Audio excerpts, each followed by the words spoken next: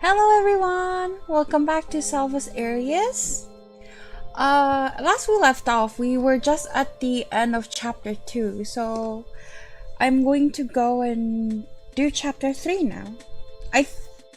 As I've mentioned, there's like, 4 chapters? 5? Wait, why isn't it? Okay. In the blink of an eye, a week had already passed. My training alternated between each of the Reapers. I would train in the morning, go to lunch with some of the guys, or Lilia when they were too busy. In the afternoon, they taught me the process of reapings, but I had yet to actually witness one. Well, except for Kame tossing that man to hell. It was like an uncomfortable, intrusive thought that forced an unpleasant itch in my throat whenever I recalled it, but one I needed to get used to. And fast, since I would be going to see my first execution today. Wait, not execution, but our accompaniment to the other side, was it called? How are you feeling? Oh, right, I forgot they don't have voices. How are you feeling? Fine! Totally fine! I feel like I had swallowed a net full of butterflies and was struggling to keep them contained in my throat. You sound anything but fine. I can't blame you. The scenery around us was so beautiful, but we had such a sad task ahead of us. I think Valafar could tell I was dragging my feet. Even though he had long strides, he slowed his pace to match for my sake. Of course, even if my stamina was now stronger than ever, it was my heart that lay heavy in my chest. Even in death, it perhaps was my greatest burden. Hi, I thought you're going to bed? I didn't expect to see you. Hi. I wanted to be more rational than emotional, but I found I had wanted to give way to the latter more often. Have you read the file for this case? I have not. Kame said that it was particularly tragic, so I was afraid to. Considering I had a tragic end myself, I should be a bit more prepared for such matters by now, but I was told our companion today would be a child. There were some things I think one could never get used to. It is a sad tale. Are you sure you don't wish to know now to prepare yourself? He stopped walking and turned fully to face me. Concern, along with pity, was reflected in his eyes, and I couldn't bear to look into them any longer. All right, tell me. He regarded me for a little longer, but began to walk ahead again while speaking. Timmy grew ill one day. His parents are people from a rural area, not well educated, but desperate for their child to grow better. Your mother woke up? Bye, I told you to go. Behave. So they handed him to a quack that fed him nothing but water, disguised as medicine. Oh no, I gasped, outraged. A rage I had long quelled rose up inside me again. I bit the inside of my cheek and focused on my steps. He was doing this to many families, to patients of all pages. How he got away with this, I have no idea. Bribery? I offered this with naught but contempt. Valafar shared a sigh of disgust with me and ran a hand through his hair. Most likely, I'm afraid. The man had lined his pockets well enough. While stealing from helpless families, naturally, most of the patients withered away. His entire operation would move from town to town. My jaw clenched tightly as my fingernails dug into the flesh of my paw. I could picture this happening all too clearly in my head. I wish that this tale was beyond belief, but I know better. And did none of the workers say anything? They did not. How despicable. I suppose they suffered from absolute poverty as well. Therefore, should anything happen to their own, what would happen to me? My family? I suppose that is why it is easy for others to watch someone suffer. I've never been in that position though, so I have no right to say anything. Still, I just can't imagine letting such an atrocity happen before my eyes. I apologize. This isn't directed towards you. I do not mind. Although, it should be directed at me. He added this so quietly, I figured I wasn't meant to respond. Valafar, how do I approach Timmy? Talk to him gently. How? Hello, you're dead now. Come with us. I feel dreadful even thinking those words. I feel Orias would do something like that. Even he has some tact. I shall be with you the entire time. Do not worry. If you have any reservations, look to me and I shall assist. Does it ever get easier, telling someone they've passed? Only when you are taking them to heaven. He sighed softly, searching for the right words to say, then looked up. I followed his gaze. The sky was as bright and blue as ever. Despite the tragedy that has occurred, nothing marked the beauty around us. Lucky for us, it is a beautiful day. That only makes it sadder. No, you'll have a beautiful departure. He nudged the small of my back gently, and I dragged my feet towards the little mousy-haired boy now in front of us. He couldn't be any older than 9. He looked hale and hearty, though I suppose the body must be restored in death. Taking a deep breath, I crouched down to his level, then tapped his shoulder. With a start, he turned around, but smiled brightly when he noticed me. Hello there, friend. Hi, who are you? My name is Fere, and you are? My name is Timothy, but I like it when people call me Timmy. Well, little Timmy, we have a trip to take together. Where are we going? Can I just say heaven outright? I can't, right? It sounds like a scam. Do you like puppies? And ponies? I like cats. Where we are going, you can play with lots of them. That also sounds like a scam. But it worked. The child brightened up and rocked back and forth on his feet. Really? Of course. I looked at Valafar for confirmation that there would actually be cats, and he nodded. But my parents... His little fist balled up at his sides, and he swallowed. I'm finally back home, but I can't talk to them. His eyes glistened and his voice shook, telltale signs that one was about to break down in tears. Although the one in question might have been me first. Are they ignoring me because they're mad at me for getting sick and causing trouble? He pointed to the distance, where a crying couple huddled together, all by themselves. The husband was holding up the wife, who clutched onto his shirt, her fingers twisted into the fabric as she agonized over the loss of her son. Mama? Papa? But, of course, they could never hear him again. They're not ignoring you. You didn't cause them trouble. You're just somewhere far away from them. I wanted nothing more than to comfort him, but what could I even say? I held out my arms to hug Timmy. While he didn't push me away, he didn't move forward. But I'm right here! He put his little arms around my shoulders, his own small ones shaking, and buried his face into my arm. Hiccups that would only be heard by the three of us broke the peaceful air around us.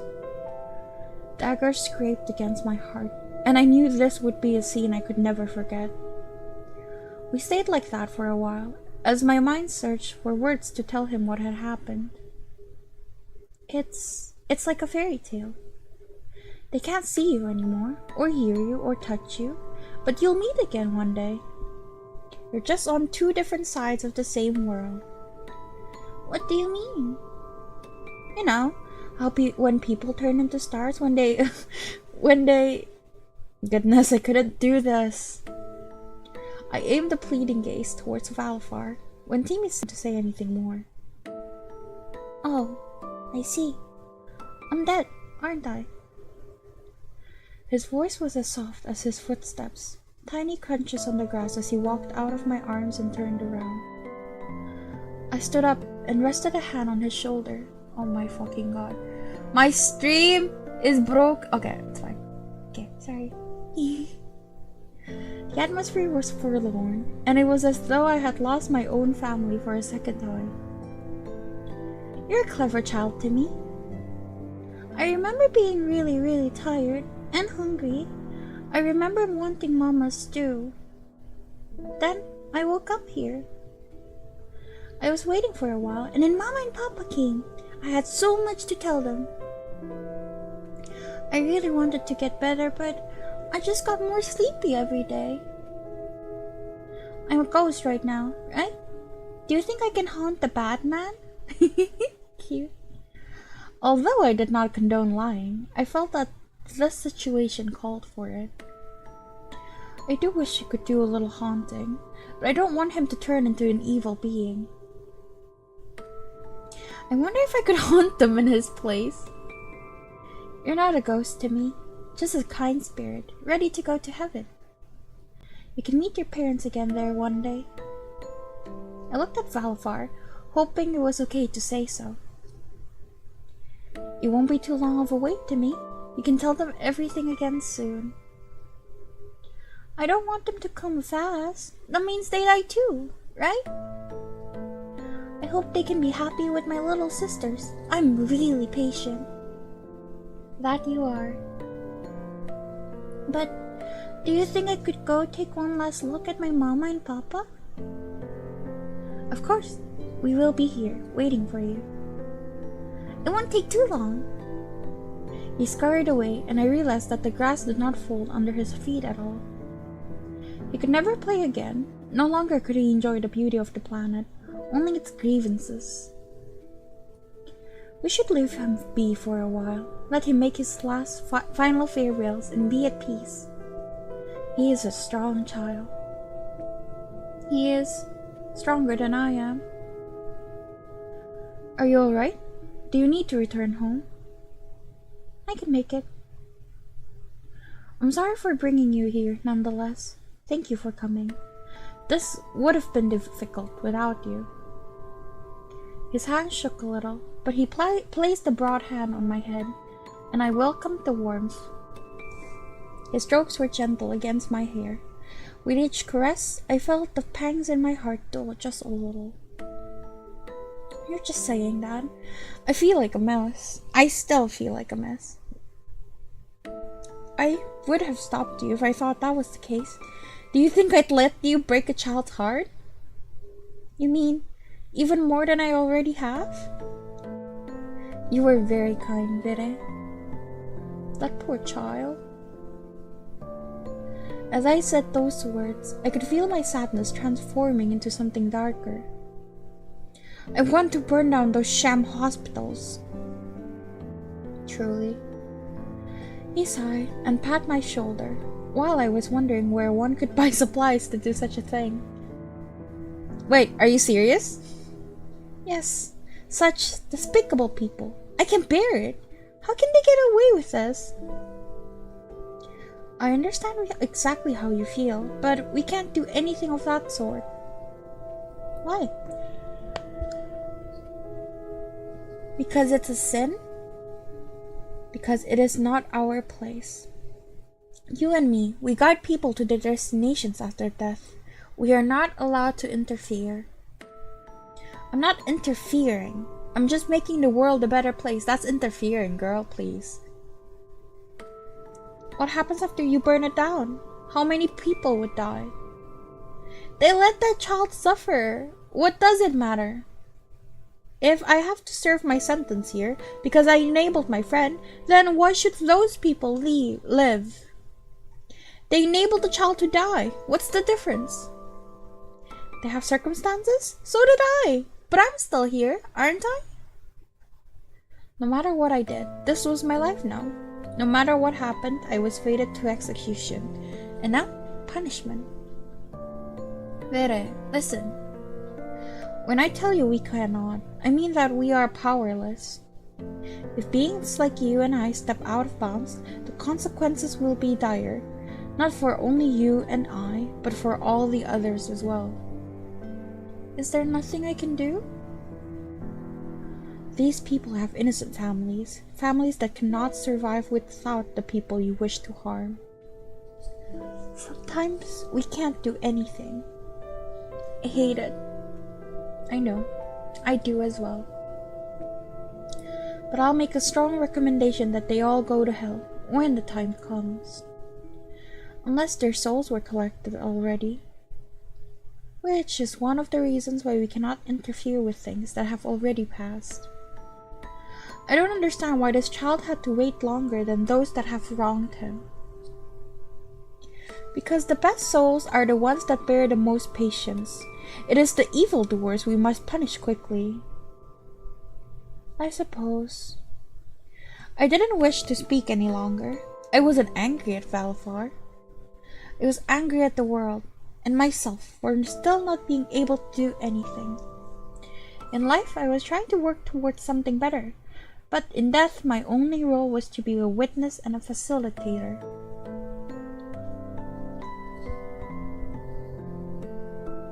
While I had been enjoying my time here, I remember now that this truly was a punishment for me. How did everyone else live like this the rest of the time? Or did Valafar volunteer for this? How can you willingly do this job? He took a sharp intake of breath, his usually smoothed face quirked in surprise. It was a bold question, and the silence that followed had me expected to be reprimanded. But instead, he answered with patience and a melancholic air that almost made me regret asking. Because I'd rather be here than live amongst the people who commit such terrible acts. Fair enough.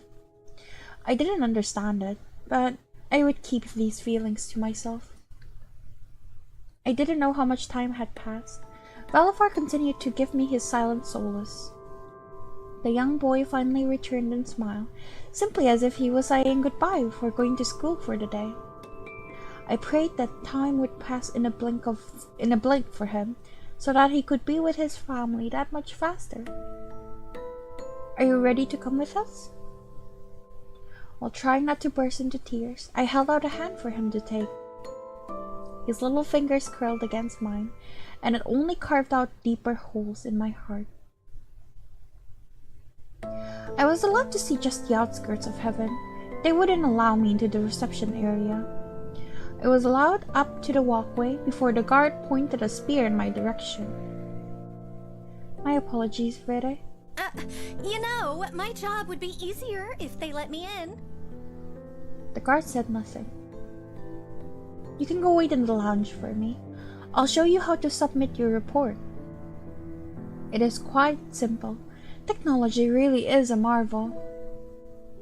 You see, well, little Timmy, I wish we had met under better circumstances. You are a kind child. May heaven grant you what our home could not. You too, nice lady. Will I see you again? Who knows? Maybe you might. Although they won't let me in here, maybe you can visit me one day. He smiled brightly and shook my hand heartily. It's been a while since I got to talk to someone like this. Thanks for bringing me here. I'll name one of the cats after you. I'm truly honored. That was all I could say before my throat clogged up. The waterworks really were coming. I bid goodbye with one last shaky wave and scurried back to the office. I hid my face until I made it here. The door slammed a bit too loudly behind me, but I didn't care, as long as no one had noticed. I sank into the couch and buried my face into the softest looking cushion laying beside me. I hate this! I realized that complaining into a pillow was not the most professional thing to do, but most professions didn't involve that much emotional damage, did they? The complaining didn't seem to help much. Maybe I'll go get some fresh air. Now that I knew how to work my devices, I could come back quickly if Valafar was looking for me. I hope no one sees me. I wanted to be by myself for a while. I was embarrassed about how strongly I felt and how poorly I probably looked. I knew they would all be kind and try to comfort me, but that just made me feel worse. I felt like I relied too much on these men. I started walking out on my own, but I don't know where I am. I figured I could retrace my steps, but I had no idea of little else. Pretty song! Instead of feeling anxious, though, I yearned to explore the place more. It was a bit quiet, not having anyone to guide me today. Nonetheless, I enjoyed the freedom I had from my little excursion. Since my phone had yet to ping, I kept wandering further than I had intended to. The streets were similar to the ones in the modern world. I had seen some of these views from the car every day, but it was the first time I walked here myself. Meow! Hi! Oh, kitty! There was a little cat in front of me. How precious! Here, let me pet you. It gave me a scornful look, and then traipsed away into the alleyway. Come back, just one pet. Me when I see cats. I followed after it quickly and crouched down. My skirt really needs a good wash after today. I felt a little stupid, but I hopped forward as the cat continued to saunter into the shadows. Come here. I wiggled my fingers in what I hoped was an inviting gesture. Inviting to get chomped at this rate. Who are you? Oh, why are you here? Pretty. Man, the contrast between the green and the white is so gorgeous. That's crazy. Oh my god, is the cat speaking?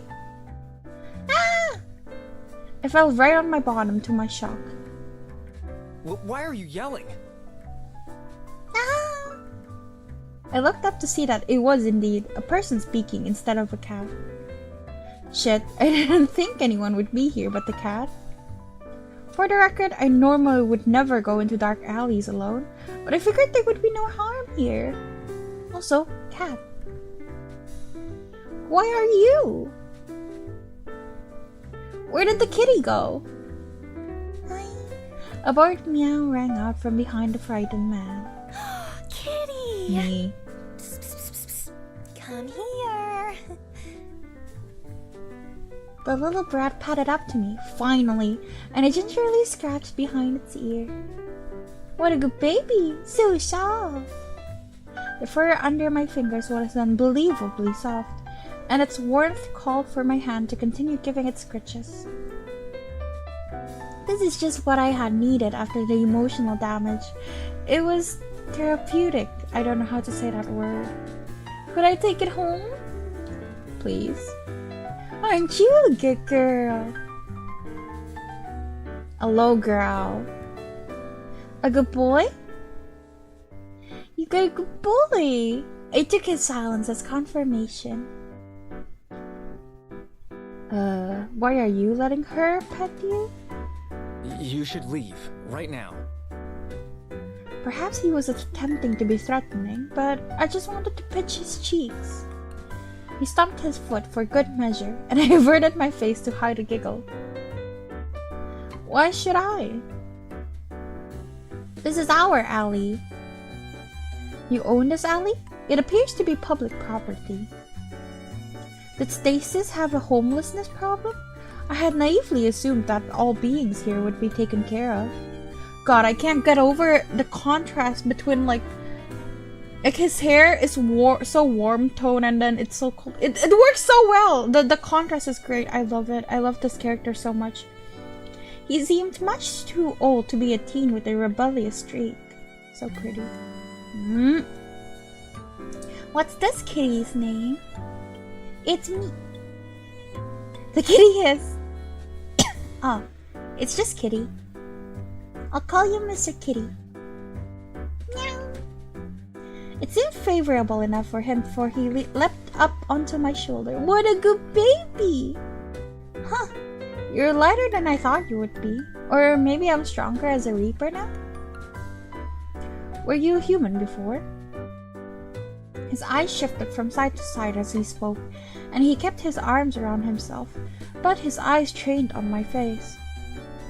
It was like a kitten himself, feral and unsure whether to trust me. I think I'm pretty trustworthy, though. Well? That's right. I recently became a Reaper. Oh. He nodded, as though something dawned on him. Initially, it felt as though he was trying to be aggressive, but now I could see curiosity in his eyes. Do you like it? Being a Reaper? The question was a punch to the gut. I thought I did, but that was before I actually had to do any Reaper work. What did I expect? That I get to train, eat good food, and hang out with the guys every day? I could understand why the people around me were so jaded. I should be too, considering everything that brought me here. It was probably just a casual question. I had the need to offload my feelings though, and this bristling stranger would have to deal with them. I hate bearing witness to tragedy. I hate being unable to do anything. I hate that my hands are tied, and am told that this is just how it is. It feels similar to my human life. He pondered this for some time and scratched his chin. To my surprise, he perched onto a dusty crate, and the cap leapt from my shoulder and onto his head. How so? Well, today I had my first reaping. I had to take a little boy to heaven. Isn't it good he went to heaven? Yes, but he shouldn't have died in the first place. I wanted to punish the horrible people who did that to him. But I can't, and I hate it. Sorry for unloading all this on you. It's best to forget about that kind of thing. His brows furrowed in earnest concern, and something dark passed over his eyes. The stranger's words were spoken in an unexpectedly sage-like manner. It won't do you any good to think about it. Go back to where you came from. With a melancholy sigh, he waved me off. I can't. I died. I huffed at the man, and he returned a frustrated sputter. Both of us had our hands on our hips, while Mr. Kitty sat in the middle and looked at both of us to and fro. If anyone were to walk in here, we would look utterly ridiculous. I mean, just go back to your Reaper friends. Live like they tell you to. Don't ask too many questions. I love his character design so much. So pretty. The urgent tone piqued my curiosity. What had happened to this guy? And like his eyes are glowing too, it's so good. Oh my god. What about you? Why are you here?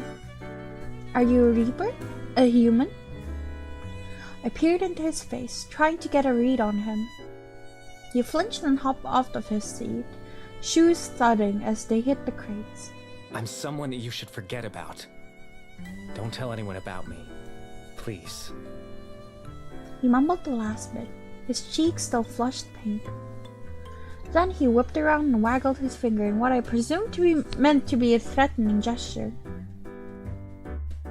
I poked his finger with mine and he glared, no, pouted.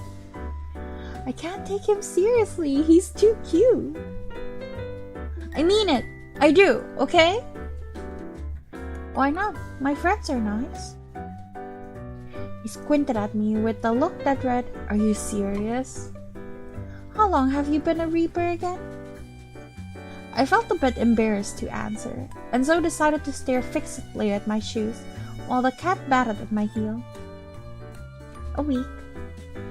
You met them only a week ago. But King and the rest are really kind. He flinched what I said once I said King. Did they have bad blood? Look, I don't get along with Reapers. I know an angel too. Damn, okay. I don't get along with anyone. So please, just let me be. You really are so nitpicky. Am I really? Oh god, was I being like Orias? I need to spend less time around him. I guess this is my cue to leave this guy and his cat to the alley. I think he should be grateful to have a visitor, though. It seems lonely here. Alright, it was nice to meet you. Lucien. Lucien? For someone so on guard, he revealed that too easily. It must be a fake name. Not that there's any point arguing with him. Hi, welcome! Thanks for coming. Lucien, I'm ready. I curtsied, and he shuffled his foot awkwardly, unsure whether to return the gesture or not. He decided against it, and settled for a friendly nod. We had come a long way from yelling at each other in just one meeting. Be careful, Vere. I'll do my best. See you, Lucien, Mr. Kitty. I bet the kitty is like a hot dude. I bent down for one last scritch and decided to meander back to work before they noticed my absence. What do you mean, see you? Hey, come back! Or don't. No, don't come back. Valafar still hadn't called, and I grew worried. Did something happen to delay him for so long? Perhaps I should have stayed with him, although I didn't think anything could go awry in such a holy place. Just as I was about to call him, he rang my phone.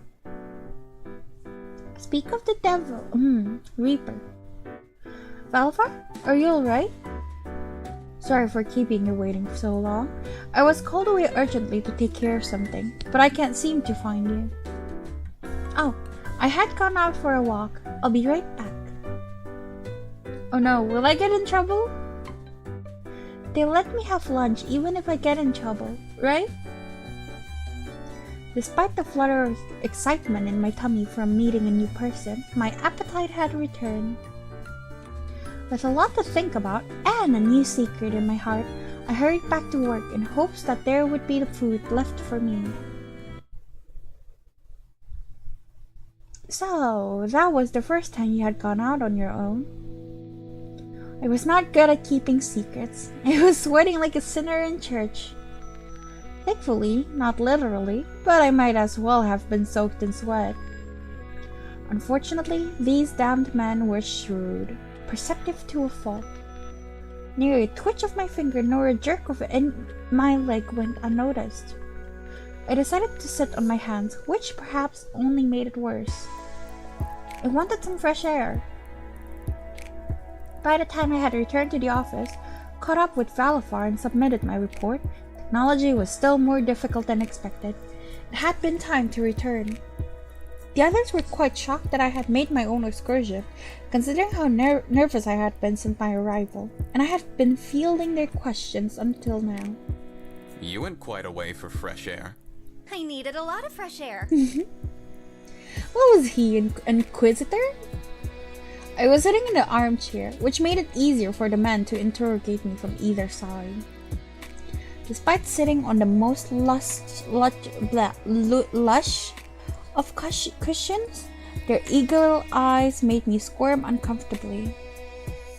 I was prey, caught in their trap. I couldn't bear to look at them, but that would only make me appear all the more guilty. Did something happen while you were gone? You should have called for one of us to go with you. I don't want to keep bothering you all. I looked around, seeking a lifeline, and Valafar came to my rescue. Though he quirked an inquisitive eyebrow, he mercifully did not question me any further.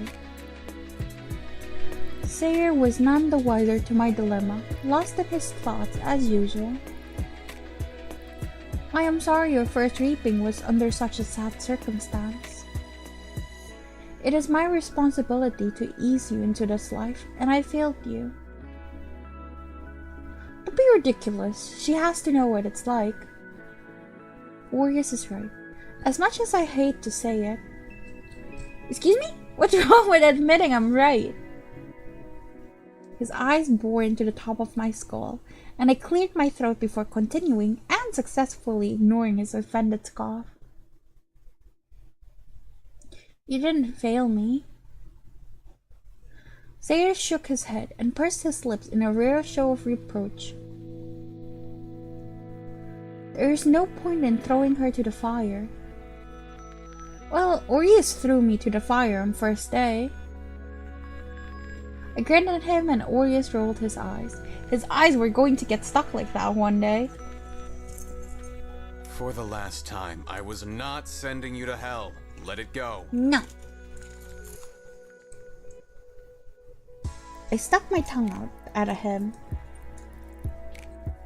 Forgive me, I had seen you run past me, but I wasn't able to come find you right away.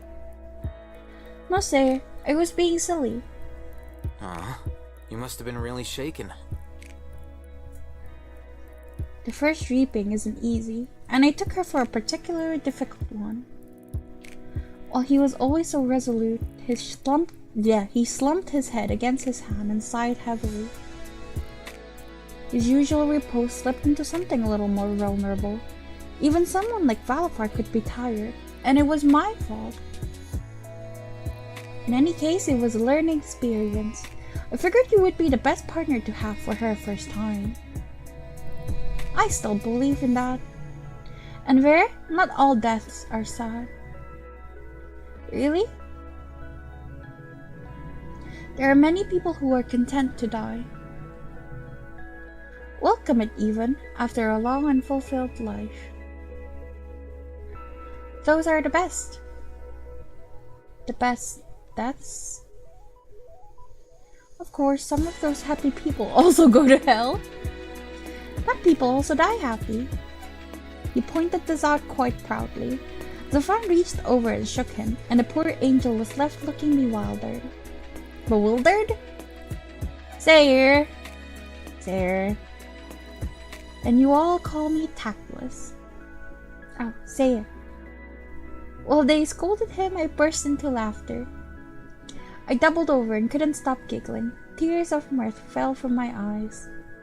I didn't have to look to see that they thought that I had gone mad. Perhaps I had. But Sayre's innocent bluntness was just what I needed to relieve the coil of stress that weighed down on my gut. What did I say? The fawn joined in my chuckles, and the room filled with laughter, even from Orias. Bad people die happy, but they go to hell right after. I do not understand. Why are you all laughing? You're cute, Sayed. Sayed beamed. He's such a good boy. He's not cute, he's just stupid. No need to be so sour. Aw, are you jealous? Shut up. Well then, if you're going to be so immature, I won't talk to you. Anyways, Balafar, what did you have to go and do? I realize I haven't been able to ask you yet. I cut off Orias before he could retort. It felt good. I had called him in for a favor. What's the favor for? My, you're quite tenacious. Oh, thank you. I put my hand to my cheek, pleased by his compliment. That means you need to mind your own business. Oh. Now, Orias, it's nothing so secretive. I just think today isn't a good time to tell you, that's all. Yes, she'll be frightened if you tell her about the malevolence. Sayre! My word, you cannot keep a secret in the world. He's a pure boy, leave him alone. Thank you, Sayre. I whispered and winked at him, and he flushed happily, obliviously blithe to the glares pointed his way. What are the malevolence? King shared a look with each of the others, took a sip from his glass. I noted it was a purple drink today, and finally looked back at me. I shall give you the short of it. Would that do? Yes, please. We nodded eagerly. Don't come crying to us should you have nightmares. You can come to me. Thank you, Zafan. Oh, but I can't. Ouch! While Orias, Zafan, and Sayre had their little tiff, I turned my full attention to Cain. They are spirits that are malcontent. Meow. I don't know. There are beings that are dangerous that need to be taken down quickly. We have been seeing them more frequently, therefore we need to eliminate them before they hurt you or anyone else.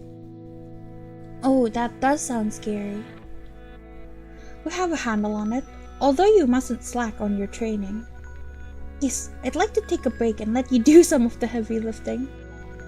I shall make no promises. May I have another refill, Kay? Anytime. May your dreams remain as sweet as this drink. While I smiled, I didn't realize that I had yet to have a single dream since I had arrived. But I had a lot on my plate.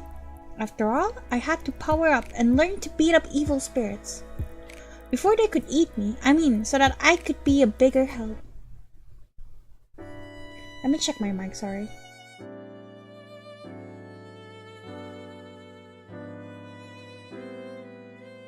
Okay, it was bothering me a bit, but now it should be fine.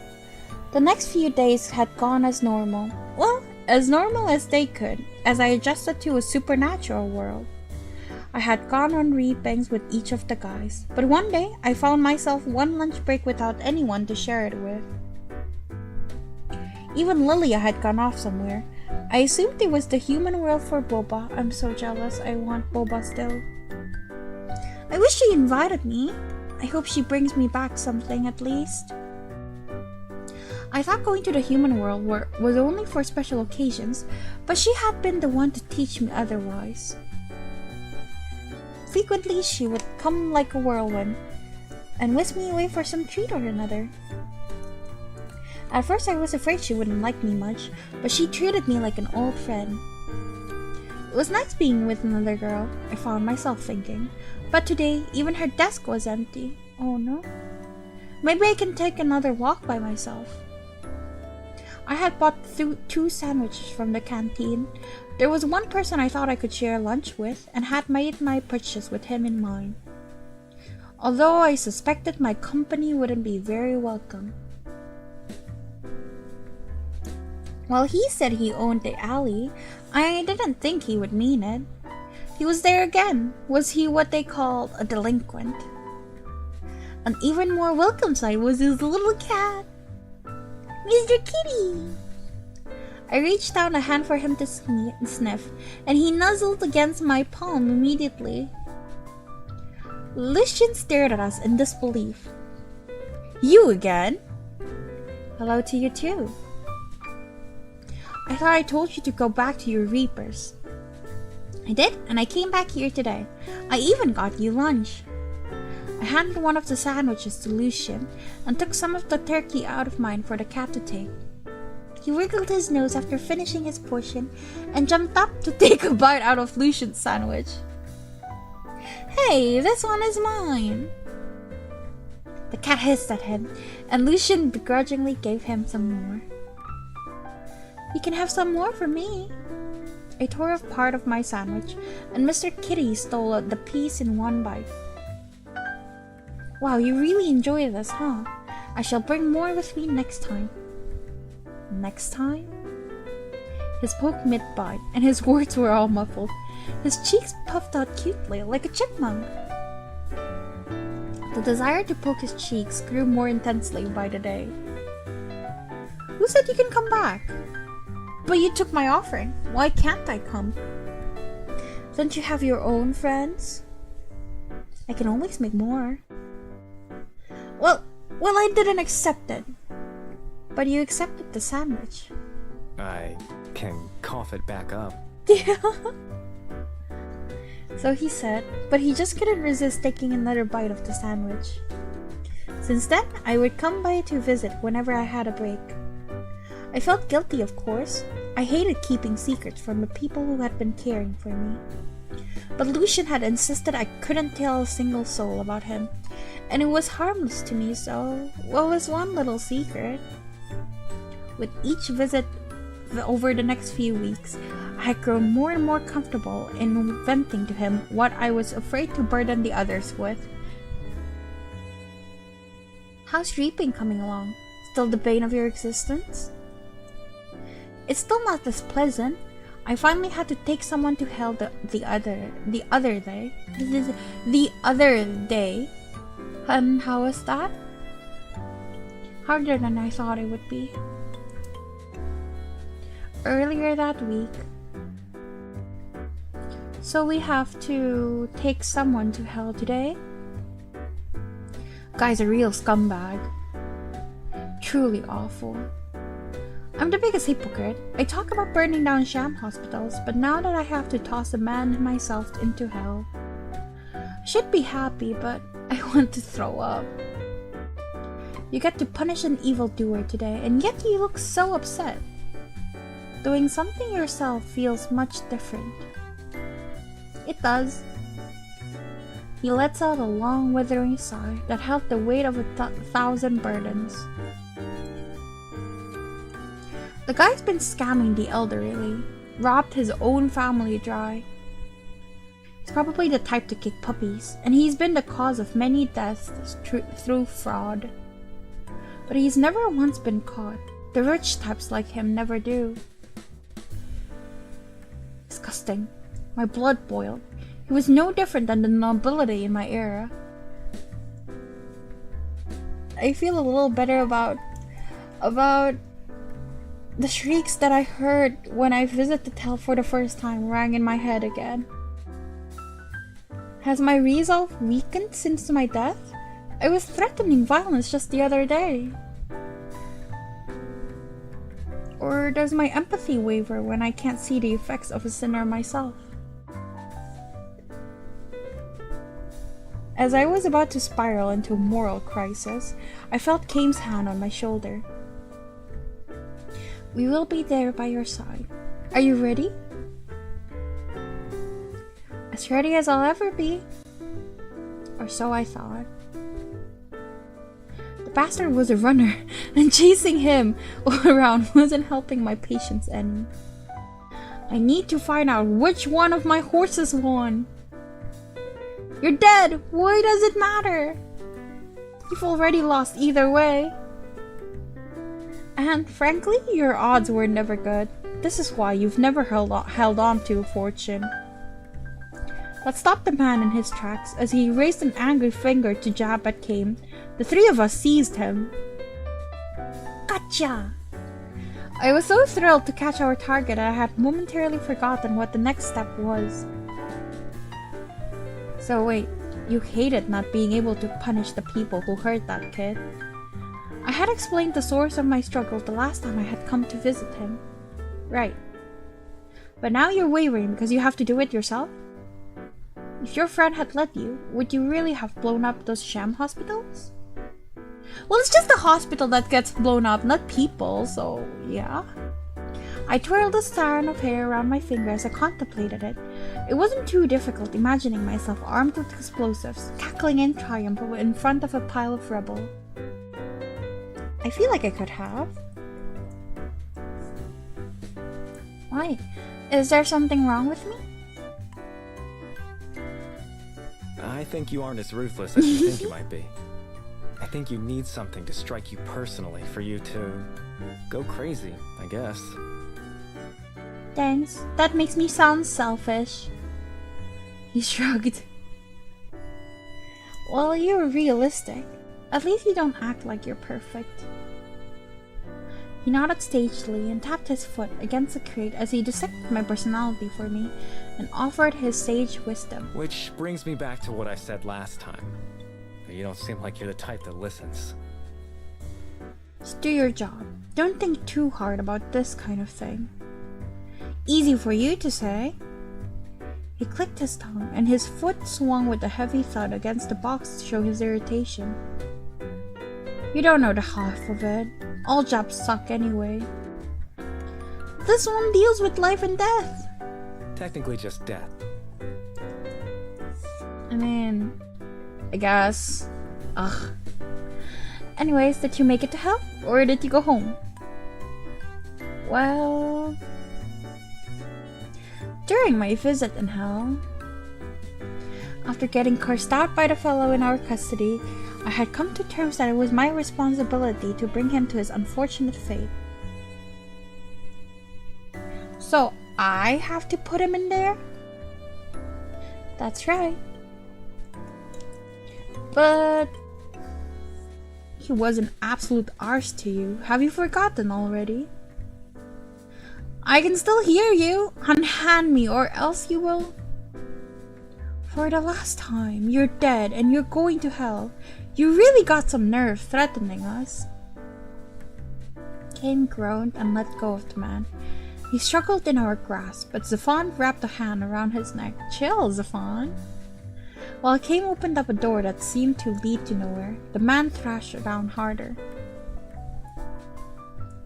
His eyes widened and his face contorted. The view that was invisible to us sent him into shivers.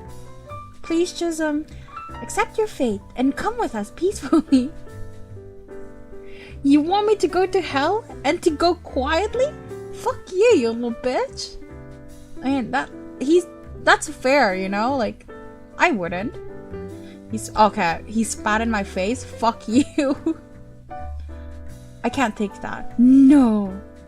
He did, and he would regret it. I was seeing red. As I reeled back my fists to punch him with all I had, Zephon and Cain beat me to. Hey, I wanted to punch him. The man was on the floor, crushed under their feet. I added my heel to his gut for good measure and stomped down. Both his cheeks had sported bruises, and my only regret was neither of them were from me. You've got a lot of fucking nerve! Zephon snarled. His anger was such a stark extreme to his usual jovial nature. A shiver ran down my spine. I'm already going to hell. Can't get any worse. No, it can't. Think again. Whatever horrors you can imagine, I will darken your nightmares until your very existence flickers out. That served as the last warning the man would receive, before Cain delivered the swift and brutal kick that sent him flying to his peril. A tense silence passed between us until I cleared my throat. I was supposed to do that, right? You can get the next one. Zephon, help her with the paperwork. I have someone to talk to. Without so much as a farewell, he marched off down a hallway that I would never want to walk down myself. He can be scary. Sorry for that. I must have scared you a little bit myself. A little, but you were standing up for me. And you just beat me to the punch. Literally, actually. Thank you, Zaf. No, thank you. I want to punch him too. I gave him a hug that was more for my sake than his. I was spoiled by all the attention Felix had given me whenever I had been down. Even whenever I didn't admit my feelings, he always managed to get a read on them.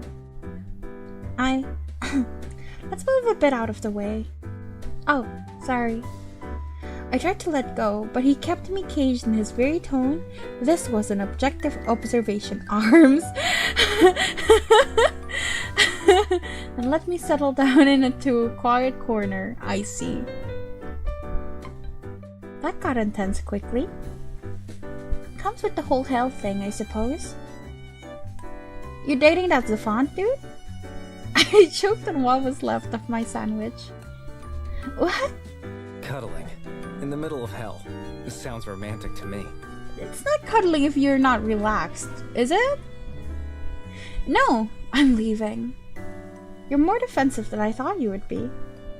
He rubbed my back as I coughed. Though he acted like I was a thorn in his side, he warmed up a lot more after I fed him. Me? Mr. Kitty was curled up against my feet, patting the strap of my boots boredly. I am not defensive. I did not appreciate the smug laugh Lucien shared with the cat. Well, find one of those guys to date and just forget about everything else. All jobs suck. This one just sucks a bit more. You don't have a choice, so instead of driving yourself mad, just let it be. Easy for you two. That was the first time I had received a genuine glare from him, and my voice refused to come out of my throat. You must have experience then. You have no idea. Well, my lunch break is almost over. I'll get going now. Don't come looking for me again. He said this every time. And don't hang out in this alley. It's my alley! Yeah? Cute. Okay, our alley. Sure. What do you want me to bring you next time? Something from the human world? Why didn't we have boba in this world? I would have to talk to Sayre about this. Although Kame seems to favor sweets the most out of the group, so he might be a more promising avenue to pursue. If you want. Although he tried to say no, his lip was quivering. How cute. Exactly. I guess you're going back to your boyfriend. Is Kame the one you're dating? I'm not dating any of them. Plus, Kame's going to be away for the next few days. I think he's fighting evil spirits again. I would offer to help, but I'd rather not if I can help it. Mr. Kitty leapt up onto my shoulder and nuzzled my face. How cute! I'll come back to see you soon, don't worry. He meowed at Lucien, and I may have been hearing things, but it was quite authoritative for a meow. Could a cat issue commands? Of course, humans have always been at the mercy of cats. Maybe I was reading too much into this. You're going with her? Okay, maybe I wasn't crazy after all. Or maybe we both were. But if we're both crazy, are we both sane by default? This is the kind of question that would keep me up at night. The shock and subsequent betrayal was evident in his voice, ringing clear. Was the cat not friendly to others? My heart surged with pride and a sense of accomplishment. The cat meowed at him and smacked his tail against Lucien's face. What a good kitty! Alright, but you better behave while you're away. He said he wants to go with you for a few days. I don't know if it's the best idea. I wanna go with Mr. Kitty! I love cats. But what happens if I say no? I think you should stay with your owner. Will he be lonely without you? Despite my words, I think it was obvious that I really wanted to take him home with me. Mr. Kitty growled and clung to me. How could I resist? Oh, baby. Little baby. I love cats. It's been a while since I petted cats. It was like, what, last week?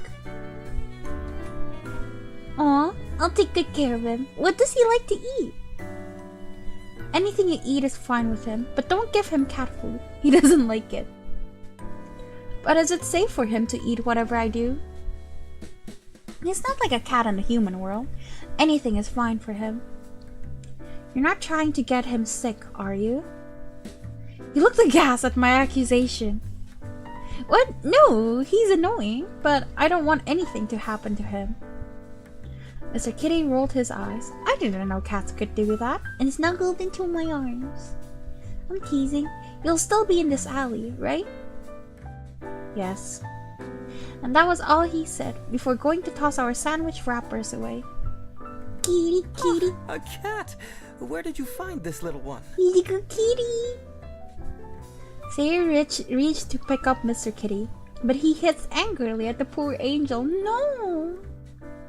Sayre's shoulders fell in a sad slump, and I patted him with a free hand while petting the cat with the other. Sorry, I think he's wary of strangers. He quirked an eyebrow at my comment. Are you not a stranger to this cat too? Well, I found him a few days ago. You've been having adventures without me. I wish we could have found it together. What I liked about Sayre was that he never grew suspicious, just a little pouty at being left out. I'm sorry, Sayre. I was worried I'd get scolded, but he's so cute. I had to bring him home. I hope he will let me pet him soon. A loud growl from Mr. Kitty indicated that would not be happening anytime soon. Should we go and buy supplies for him? Supplies? But he can eat human food. Oh, well, he is still a cat. Does he not need some things? Mr. Kitty blinked at us, and I swear he side-eyed Sayre. I shall research it. He pulled out his watch and typed it in.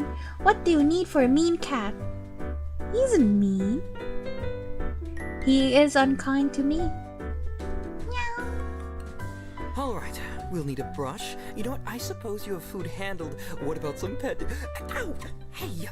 Scares me. The cat swiped at him. I suppose he requires fine china as well. Pray forgive the discourtesy. I couldn't tell if Sarah was being sarcastic or not. He only expressed displeasure when whining. And little... Ouch! You do need a litter box though. What are you going to do? Flush a toilet? I didn't think his voice could grow that loud. Mr. Kitty finally managed to land a swipe on his arm, and had sunk in his teeth for good measure too. Bad I Kitty! suppose he doesn't require that either. In any case, I shall refrain from making any further suggestions. As I extricated Mr. Kitty away from Sarah, I saw that there was a faint tear in his clothing. Oh no, I'm so sorry, Sarah. I'll replace it. Ah, do not fret so, Vere. With the flex of his fingers, I saw a glow travel up his arm. Where he was bleeding moments ago, under the torn fabric, his skin returned to its smooth self. The fabric had sewn itself back as if there was never a split in the first place. Sorcery. You can heal! It comes with the job. He smiled and this enraged Mr. Kitty again. I held back the cat before he could pounce on Sayer's face this time.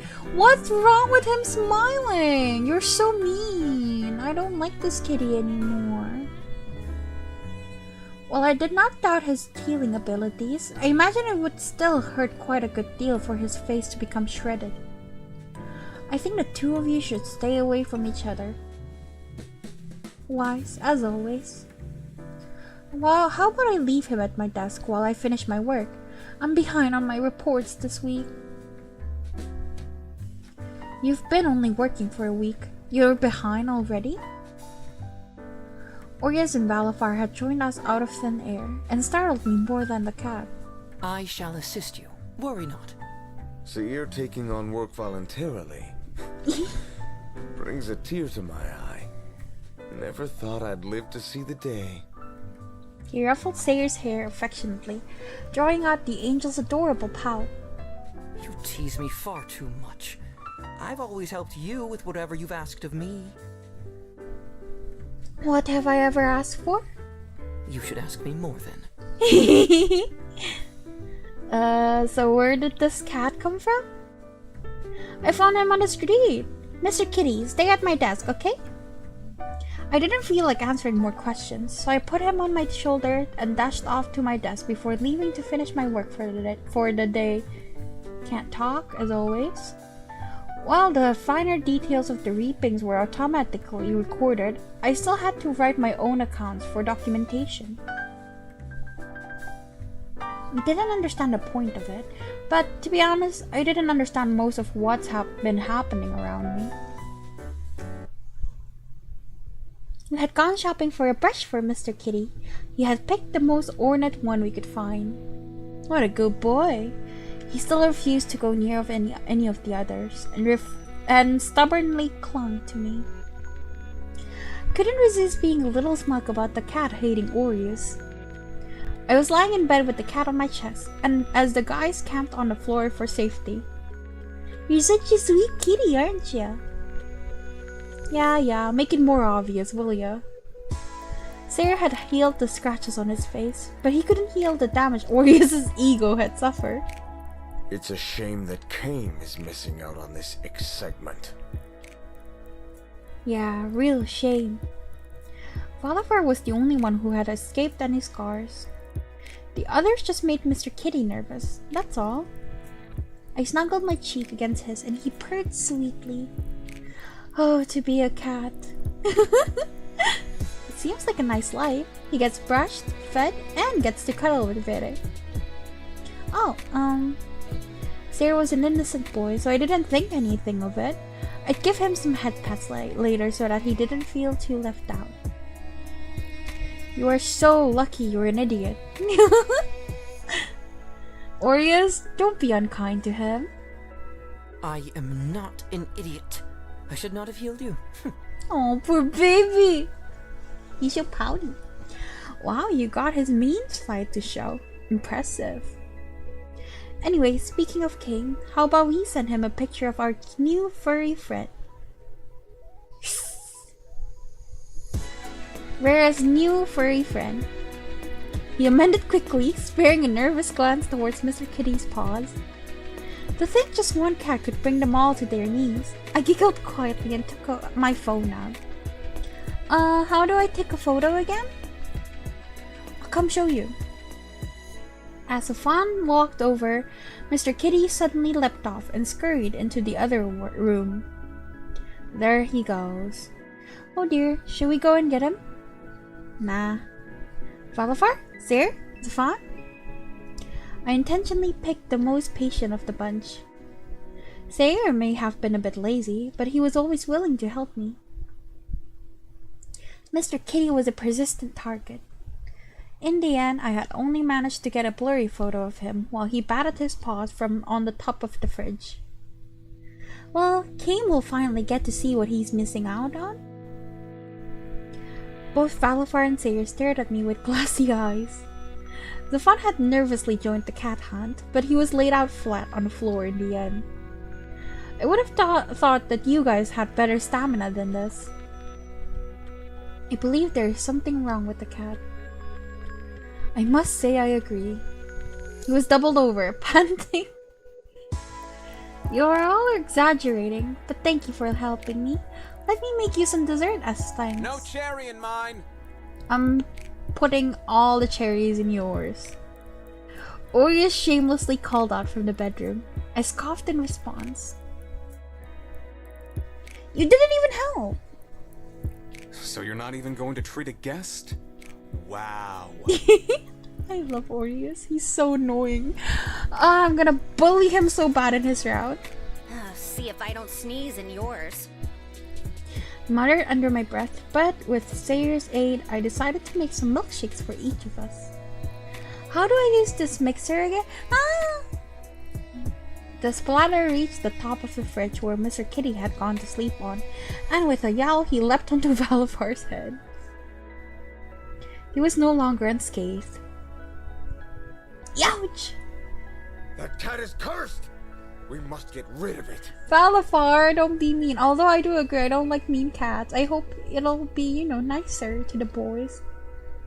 He waved a very dramatic finger at the fleeing culprit. Here, here.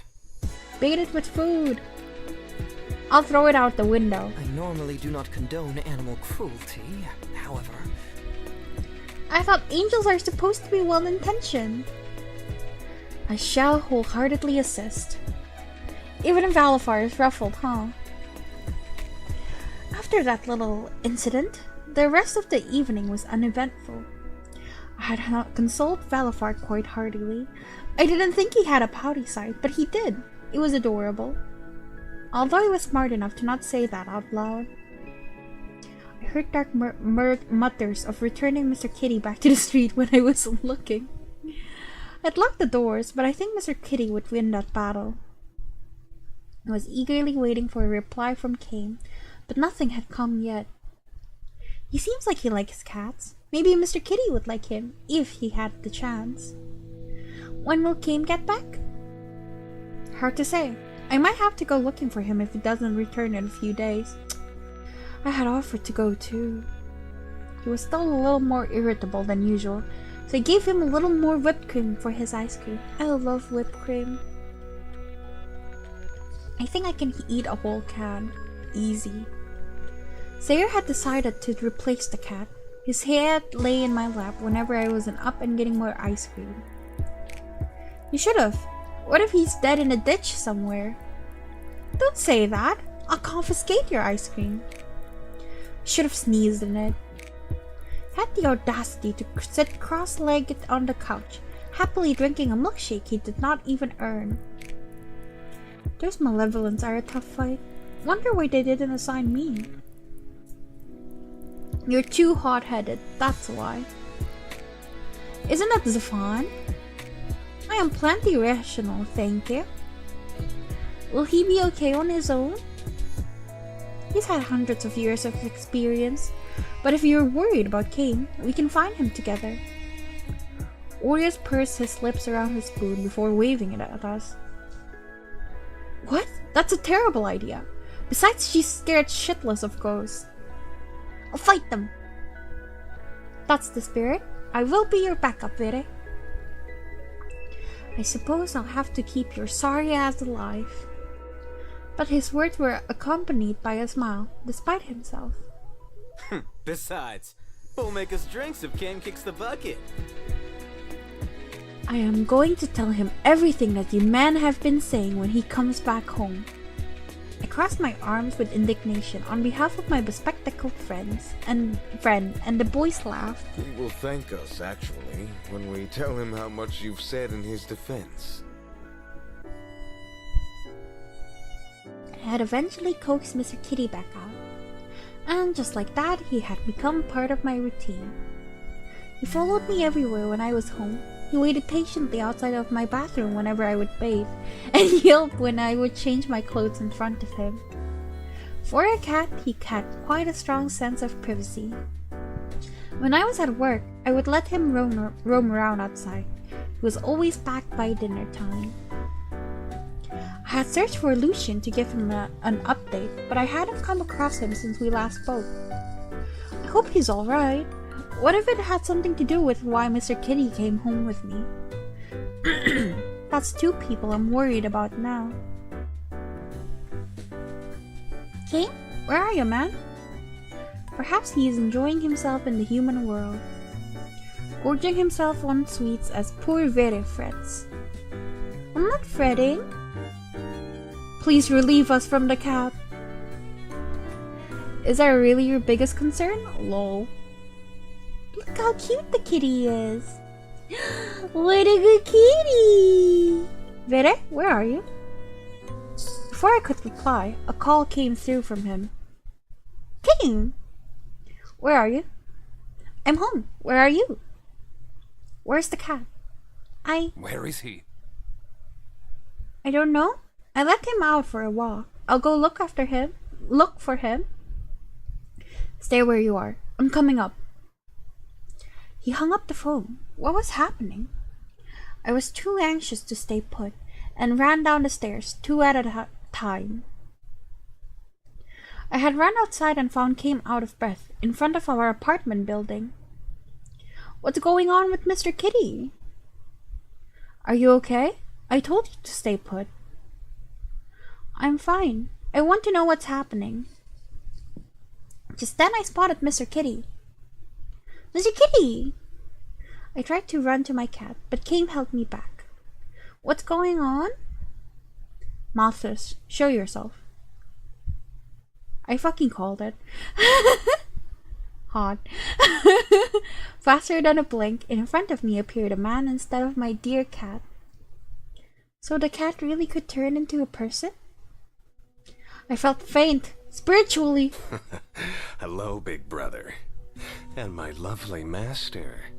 Oh, he's your master? He sauntered over to us slowly, and Kane shoved me behind his wide back. Guess the jig is up, huh? Thanks for hosting me. You're much nicer than all those other idiots. You're the only one I'd want to cuddle, anyway. He gives creeper vibes now that he's a human. I'm not sure I like the cat anymore. Big brother? My cat just turned into Kane's brother? What is wrong with my life? I mean, death? I give up. Chapter 4! Apparently there's like an option here, so I'm very excited about that. Oh, would anyone care to explain what is going on here? I'm gonna go grab a charger. Be right back.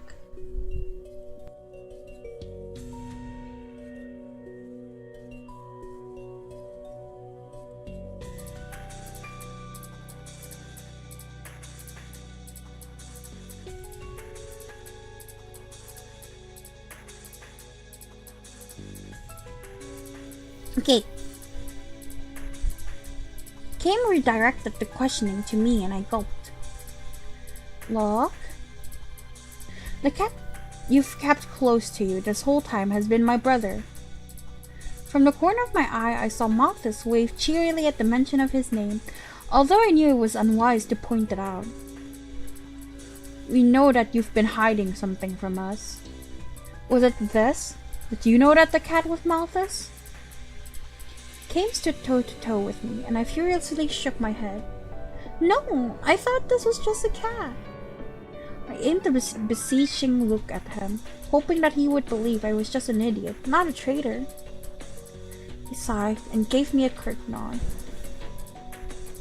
We can speak more later. He's dangerous. Vere, go back inside and call for the others.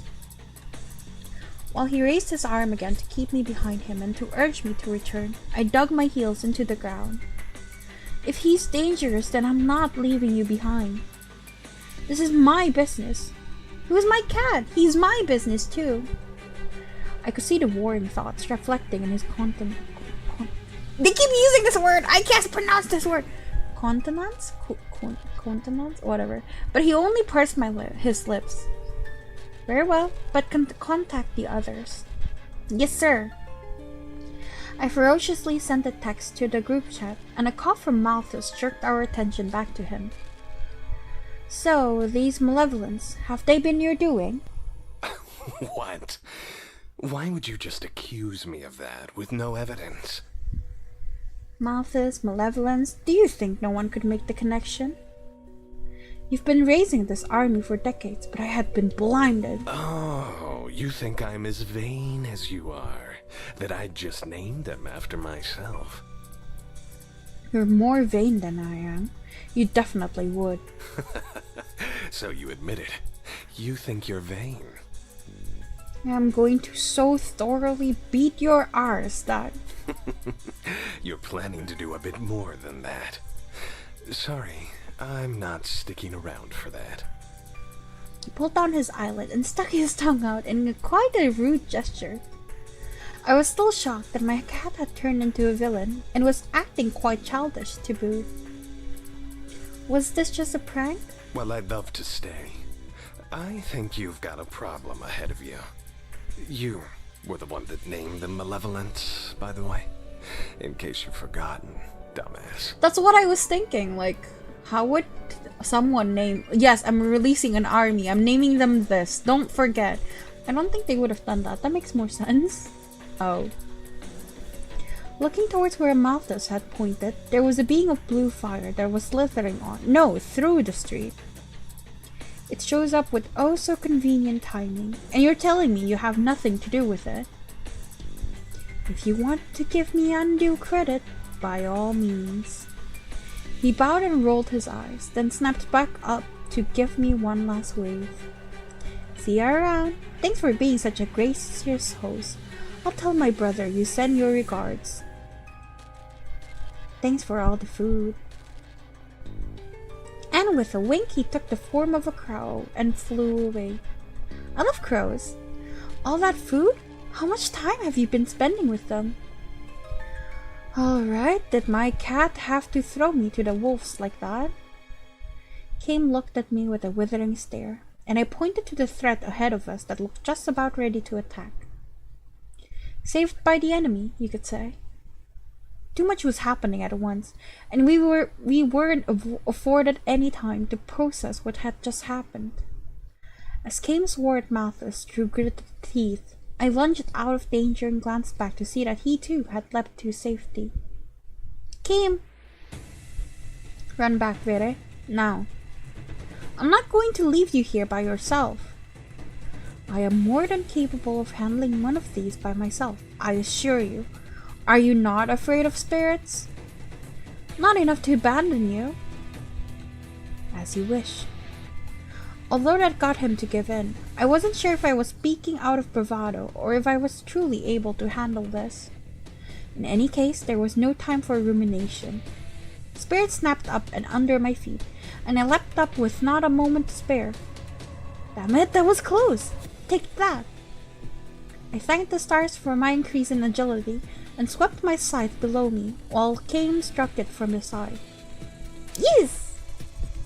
My blade made a clean swipe through the body, and then a repelling force threw me back, along with my weapon. Damn. Get it! I'm okay, don't worry. Why is this creature so strong? The power of spite is not to be underestimated, I fear. That's what this monster is composed of. The creature split itself into two now, long whips coiling out from what I assume to be its arms. This is not how I wanted to spend my day. Kim and I were standing facing opposite sides, a monster on each side looking back at us. I did offer you a retreat. Yes, like the handsome, gracious gentleman you are. Handsome? It is unwise to feed my ego. I wanted to volley back a witty quip, but alas, mortal peril silenced my tongue. A whip-like arm plunged towards me, and as I raised my weapon to shield myself, the force propelled me once more. My boots skid across the ground and pushed me against Kane's back. So close on the first date. I'd love to be more demure, but unfortunately, my hands are tied. Ugh. My blade took a barrage of assaults as I fought back. I prayed the craftsmanship would hold out. I would endeavor to be more gentlemanlike, but I'm afraid that we are in the same boat. While he held his own far better than I did, I felt the weight of his shoulder blades digging into mine. Remember to expel your energy into your weapon, Ritter. We didn't get quite that far into our relations yet. In truth, I had tried, but I couldn't quite keep the flame of my energy flickering long enough. I think the situation might be more of a boon for honing your skills. Such fancy words to tell me to just try it. Aye aye. I scrunched up my face like a child told to perform long division, and could almost hear Orias' cackles in my ears as I pressured my being to extend to my blade. I'm doing it, look! While I would love to assess your progress, I am trying to keep you from being perforated at this moment. Where in blazes are the others? Right here, you impatient old man. The cavalry hut arrived once more, signaled by Orias' clicking tongue. I was flanked by Orias and Zufan on both sides. Valafar and Sir are still at work. I trust that you two can manage this. Faster than you. Zufan started dealing blows in tandem with me, and I very much welcomed the additional strength. Hello, welcome! How are you so strong? Decades of practice. You'll be able to lift me one day. One day. Lift your damn weapon first. You're right, sorry for doing nothing this entire time. I couldn't even afford to glare at him. The creature had split itself one more time in a desperate bid for survival. Kane, I thought you said just one would be easy. None of the ones I've encountered had the ability to reproduce like this. I welcome the challenge. Well, I don't. And one day you will. Sorry, Aina. I'll back you up in just a bit. Tricky little bastard, aren't you? I need to remember that the MC is called Aina, so I can change my name in case I do get the full version. That is coming out in 2025. As our attentions and targets split, I was left to face the last remnant of the malevolent on my own. This time I had bore the entire weight of the blow, but instead of being pushed back, I was stuck in place. The whip-like substance had started to draw the essence from my weapon, and in turn, me. Oh no you don't! I strengthened myself to harden against the creature. While it did not sever our bond, I felt something different. Why do I feel stronger? I wonder. Now we're sucking the monster? Gross. Instead of repelling, this time I was trying to draw the power in for myself, and I felt vitalized. I faintly heard the sounds of the other three shadows dissipate, but mine was still there, only barely. As I stole more and more of its power, the malevolence started to fade. Vera, step back. Let go. I have a handle on this. I got it. Let go. He ricocheted towards me and sliced down his blade on the connection between the creature and me. Zafan, Orias, what the hell? Why didn't you stop her? Sorry, he muttered, earnestly sheepish, and Zafan was staring down at his feet. I thought you'd be better than this at least, Orias. Orias remained quiet. What's the big deal? It was unsettling how quickly Kame went from being menacing to displaying concern for me. Vere, how are you feeling? He tightly gripped my shoulders, and the panic racing in his eyes was unsettling. Normally Kame was like a beacon of calm. Today, though, he was shaken, and I regretted being the reason for it. I shouldn't have taken my eyes off of her. See that you do not next time. I can take care of myself. While I did appreciate their concern, I felt a small rush of irritation rise inside of me. Plus, I didn't like seeing Orias be scolded on my behalf. Vere, there's a lot of things you still don't know. I know, but...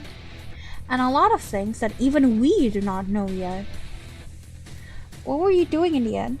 There was a tether between you two, but you seemed rather sure of yourself. I was absorbing its power. They gaped at me like I had started speaking another language. I was! Or at least, I think I was. Are you sure? Not that I'm doubting you, but... I felt stronger. I was trying to siphon its power to me, and... Why would you do that? Orias? I felt it trying to steal my energy first, so I was compelled to do the opposite. It sounded somewhat pathetic, and more than a little petty, as I said the words aloud. There are beings that are composed of harmful energies, Vere. We do not know what effects they may have on you. Oh no, am I going to turn evil? I looked down at my palms, as if they were turning blue right at that moment. You seem like the same old airhead to me. And you're still the same jerk, I see. Aina, do not ever do such a thing again. How did this happen? Kame's stern warning and Zafan's confusion was a keen reminder of the actual situation we had at hand. The banter of the battle lulled me into the false impression that all was well between us, but it was time to face the music. I have a feeling my brother has a hand in what happened. My cat. Your cat? Wait, you texted us that Kame's brother showed up, so what's your cat got to do with this? The fact that I had been keeping a secret was about to come to light, and that I had lost my cat. What is happening? Orias and Zafan looked to both Kame and I for answers, but I was afraid to speak. I grew envious of the spirit that just disappeared. I too wish to dissipate into thin air right now. We can talk about this when we're not in the middle of the street. Zafan slung an arm around me. Whether it was a gesture of consolation or comfort, I couldn't tell. With uncomfortable silence, we returned home together. While I had expected the interrogation to start immediately, Kame had decided that we were to wait for Sarah and Valfar. The anticipation only exacerbated the pit of anxiety in my stomach. I wasn't deprived of my usual drink at least. My little umbrella was even included, although it kept sinking to the bottom today, much like my spirits. This is so awkward. Just what happened? To my right was Zafan. His usual jovial countenance had been mired with concern. Orias was slumped in the armchair, his legs dangling off of the arms of the chair, and his head resting against the other. Patience, Zafan. Look, he looks like he's going to stab you. Orias smirked at Kame, who just about had steam coming from his ears. That reaction wiped the grin off of even Orias' insolent face. Kim had gotten to making drinks early. Too early. There was a line about 10 drinks on the counter already, and there was no signs that he would be stopping soon. Mercifully, Sarah and Valafar finally walked through the doors. Forgive our absence. We had the same problem you did by the office. Noting the grim atmosphere, the men had skipped their usual greetings. Sarah took his spot to my left, and Valafar took to the bar to retrieve his and Sarah's drinks. Only then did Kim finally speak. Truly? Most concerning indeed. Has your investigation not turned up the cause? I do dread getting involved in fighting. Unfortunately not. I was just about to return when I received her message. You mean my photo of my cat? The photo of my brother. The photo of your brother.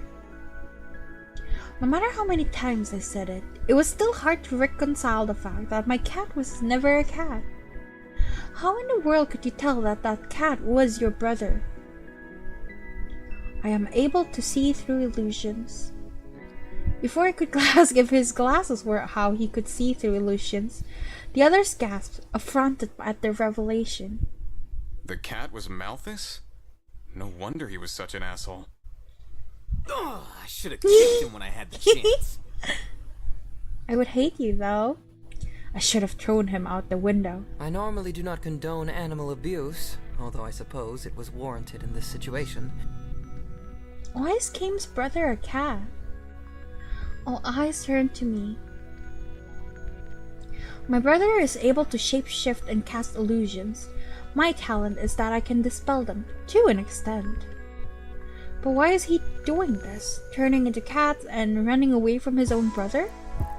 What's happened between you two? Why were you so afraid? I had loved my own sister dearly, and I could never imagine such strife between us. Never had a fucking sibling, for sure. Hate my brother. Kim looked at me, and then down at the row of glasses before him. Wordlessly, he took several long sips from one before answering. We could only hear the tinkle of ice against the glass as he took his time. I knew it had to be serious for the rare silence that the others afforded him. I shall tell you later. Later again. If you are forthright in what I am about to ask you, I will tell you tonight. My displeasure must have been clear to him. After I shooed these cretins out of my home, that is. These cretins were the first to show up as back. A glare from our bespectacled bartender silenced him.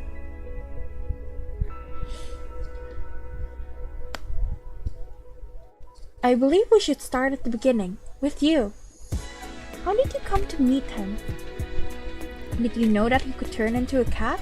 Or rather, that your cat could turn into a human? No, I had no idea. If I had known he was a man, I'd never let him do... Never mind. I had realized that I had made a mistake to even say that much aloud, with the way all the men had suddenly tensed out. Do what? Do what, Vere? What has he done? We can come back to that in a bit. Valafar was, as he often seemed to be, my saving grace. Right, when I had left that day, after my first reaping, I came across a cat which went into the alley. Don't tell me you followed a cat into the alley. I wanted to pet him. But, I then met a guy named Lucien. Knox. Pardon? He had light hair, right? Yes. His name is Knox. That's my other brother. Those two always stay together. Kim was left out? My heart ached for him. So Knox lied to me. I gather he didn't tell you about the identity of your pet. He didn't. I could tell that he communicated with the cat, but I thought it was just a quirk he had. The two of us can understand him quite well.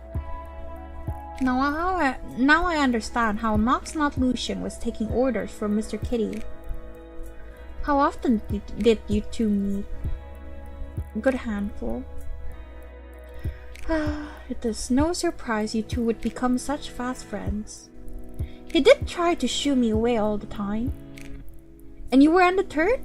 A surprise to no one. How did your friendship grow? Well, I just talked about. I was reluctant to finish. My problems? My life? I know it would hurt them to know I was confiding in someone else instead. About things. Someone to vent to, huh?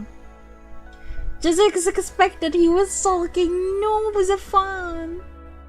You could always share what ails you with us, Vere. I didn't want to burden you anymore. I'm sorry. And look where that has gotten us. Orias? Valafar came over and held my hand, and knelt down so I would be forced to look at him.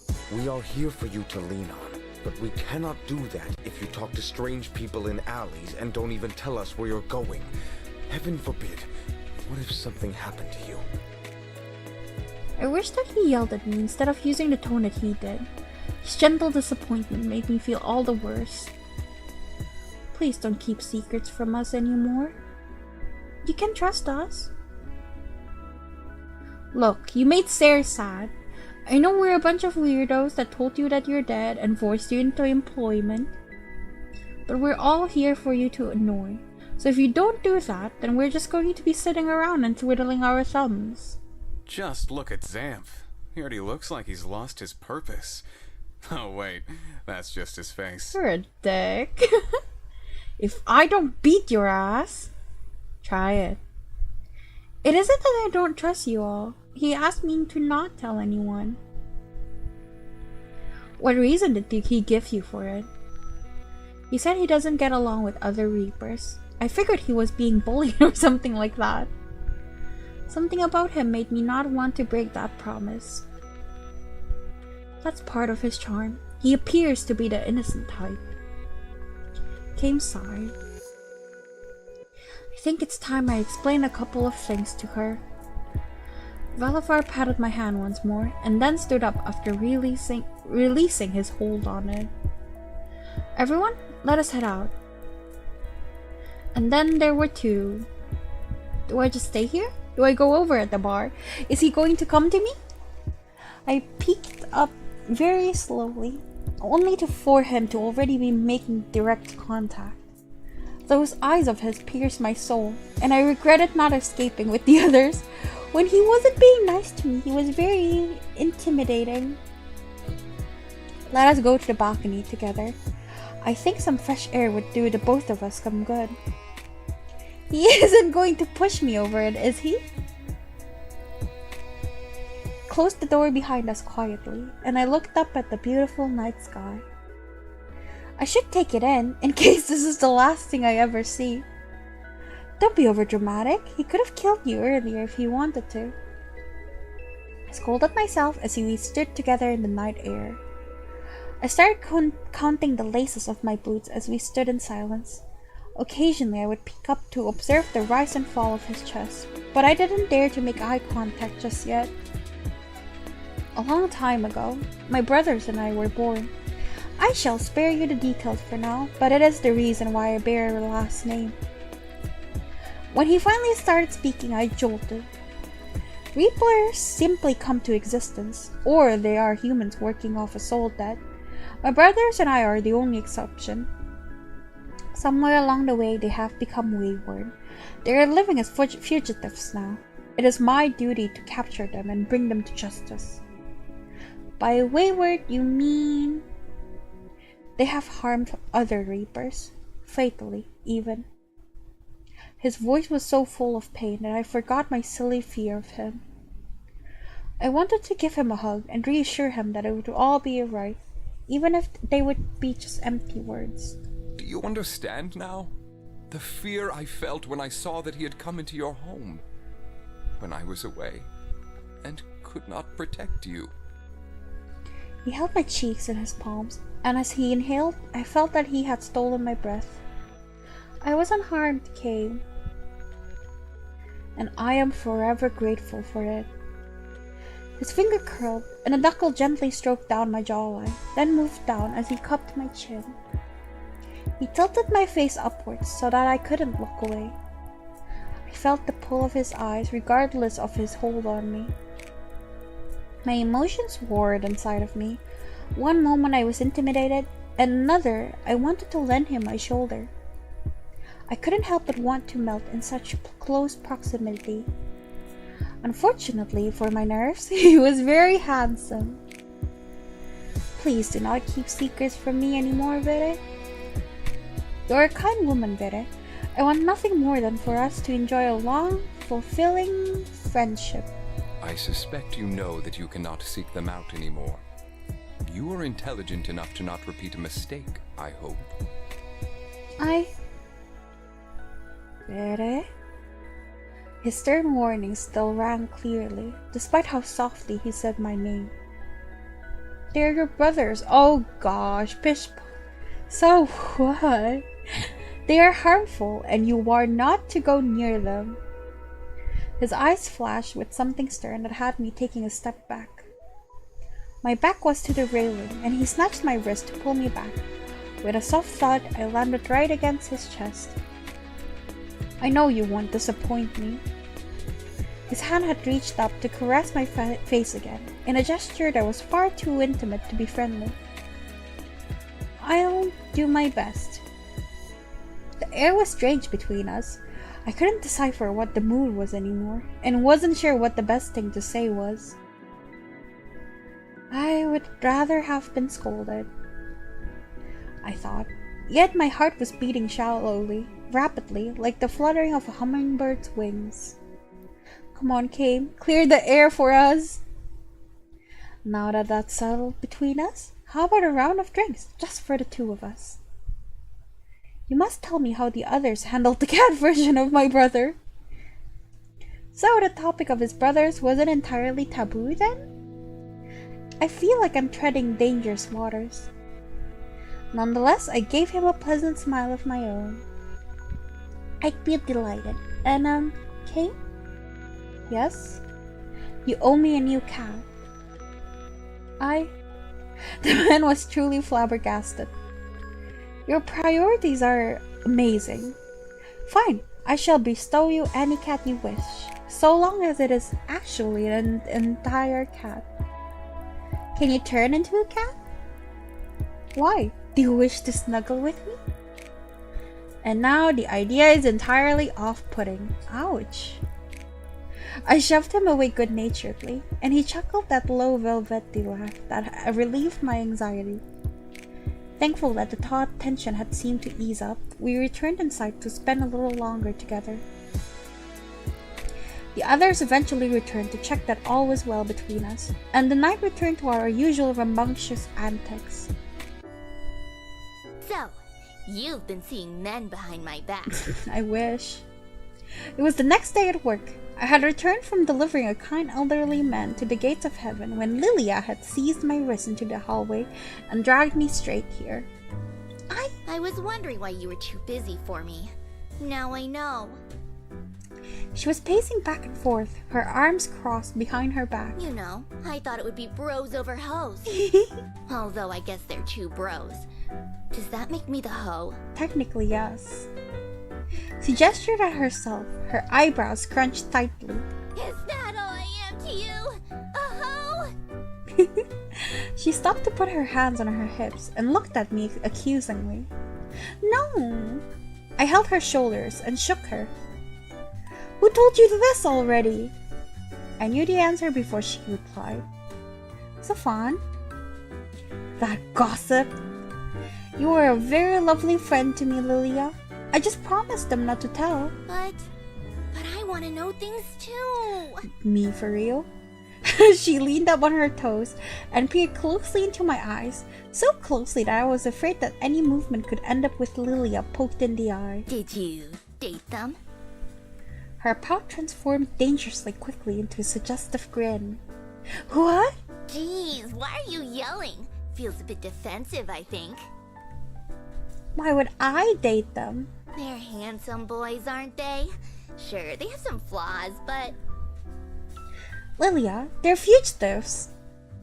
The door had swung open, and our favorite redhead poked his head inside. And what's a bit of forbidden love? Forbidden love? Whose love is forbidden? Why, Vera and her criminals, of course. Lilia? Stefan? She whispered something in his ear, and while he raised a doubtful brow, he eased up his reproach. So, that's your type, huh? Yep, she's into bad boys. I mean, yes. So is most girls. I can be a bad boy too. He flexed, not unlike how a bird struts its feathers, and the two of us giggled at his antics. Well, if I'm ever actually into bad boys, I shall add you to the list for consideration. That's all I ask. But I much prefer good boys. I reached up to ruffle his hair. If he had a tail, it would be wagging furiously. What a good boy. He sometimes was like a golden retriever. Reliable, cute, big. Well, since Stefan ruined our little chat, guess I'll go watch the stream. Stream? Yeah, from my favorite idol, Stellar Hugh. I see.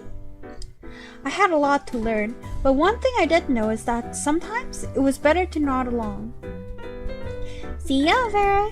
If you have any secret dates, let me know. Please do not encourage her to commit crimes. Go watch your stream. You are a terrible influence. He opened the door and nudged her through, but she was already too engrossed in her device to argue. So, what are your plans for lunch? I thought I was going to the human world with Lilia, but I guess she's busy. How about you spend time with me, my treat? I'd be delighted. He playfully put my hand on his arm and marched me down the hallway. I think I spotted Lilia curled up somewhere, with headphones in her ears, a fascinating invention, and a coffee in hand. We came across Sayer and Valafar, and the latter took in the sight of the both of us. His gaze lingered a little longer than usual. Did I see relief in his eyes? Ah, you're with Vera today. Going somewhere fun? Good job, Zafan. Valafar and Zafan's faces fell. I guess they're taking turns like babysitting me. You're trying to keep me occupied, aren't you? I muttered angrily to avoid too many raised eyebrows and removed my hand from Zafan. Can't trust me to be on my own, right? I thought we were back to normal. At least the three of them had the decency to show their chagrin in their matching grimaces. Vera, listen, this isn't the place for it. I really do want to have lunch with you, and dinner, and breakfast. We just want to ensure that you are safe. I said I wouldn't keep secrets from you. I wish you would believe me. I came close to stomping my foot, but that would be childish and go against my point. This is for your sake. With everything that has happened, what if you're a target now? I don't want you out of our sight. You're not just doing this to keep me out of trouble? You act like we've never hung out for fun before. I pouted at him. This is different. He opened his mouth and then closed it. No rebuttal, huh? Tell you what, you hang out with us now and I'll give you a treat sometime later. What am I, a dog? Now you're moving on to bribery. Bribery is acceptable in small portions. My Valafar, what a scandalous thing to say. But alright, I'll show you that I can behave. If we can get dessert, and that you'll let me be after some time has passed. I doubt I'd really be much interest to Malthus after this, or to Nox. Done. Thank you for treating us, Zaf. Hey! After work, it had been Cayman and Valafar's turn to babysit me. I still felt like a child that had been grounded. but I did deserve it, I suppose. How about I teach you to make some drinks? Was he being nice to me again? Was this the carrot and stick method? That sounds fun. Do you think I can handle it? With some practice, I believe you'd certainly outdo me. He tilted his head to me, his eyes holding playful mirth. He put out some empty glasses and beckoned me over. He was very eager to instruct me. Too eager, in fact. Wait a moment. This is just another scheme to pass your work to me. I'm on to you, Kane. You two just now, but be warned, Vere. Before you know it, you'll be the one behind the counter while he's stolen away in a corner. Huh? Am I not deserving of a break? I ask myself that every day. There. Here, Valfar. Have a drink to make you feel better. Sorry if it tastes bad. I am sure it tastes... He spluttered. I'm so sorry. Oh no, Kame. I think I've poisoned him. He'll live. Perhaps this will cease his nagging. I am fine. He was quite kind to insist when his eyes were watered. My, this is quite strong. Perhaps you could bring me another glass? And some seltzer?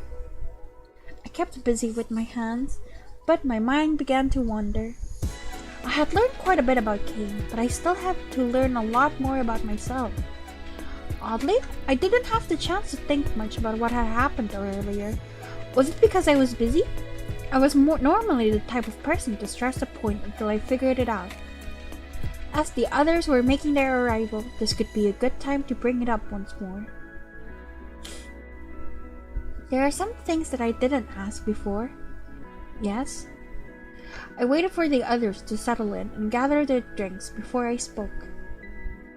I let Kane make Orias' drink, as I wasn't in the mood to hear him complaining about me messing up, and took my seat in between Zafana and Sarah on the sofa, as usual. Alright, what's the best way to ask this? What exactly happened after my death? Everyone stared at me. Well, that is certainly one way to start a conversation. Figured a direct approach would be best. Orias scrutinized me from his armchair, his fingers idly stirring the ice in his drink with a straw. You really want to know? I should know. Whether I want to or not isn't really an option. You've been here for a while. Has it been bothering you? The past must have been afflicting you as well. I'm afraid we have been neglecting your fears. Sarah gently cupped my cheeks, and I smiled back at him as I put my fingers against his. The past wasn't affecting me as much as it should have been, which perhaps had indeed become a source of fear for myself.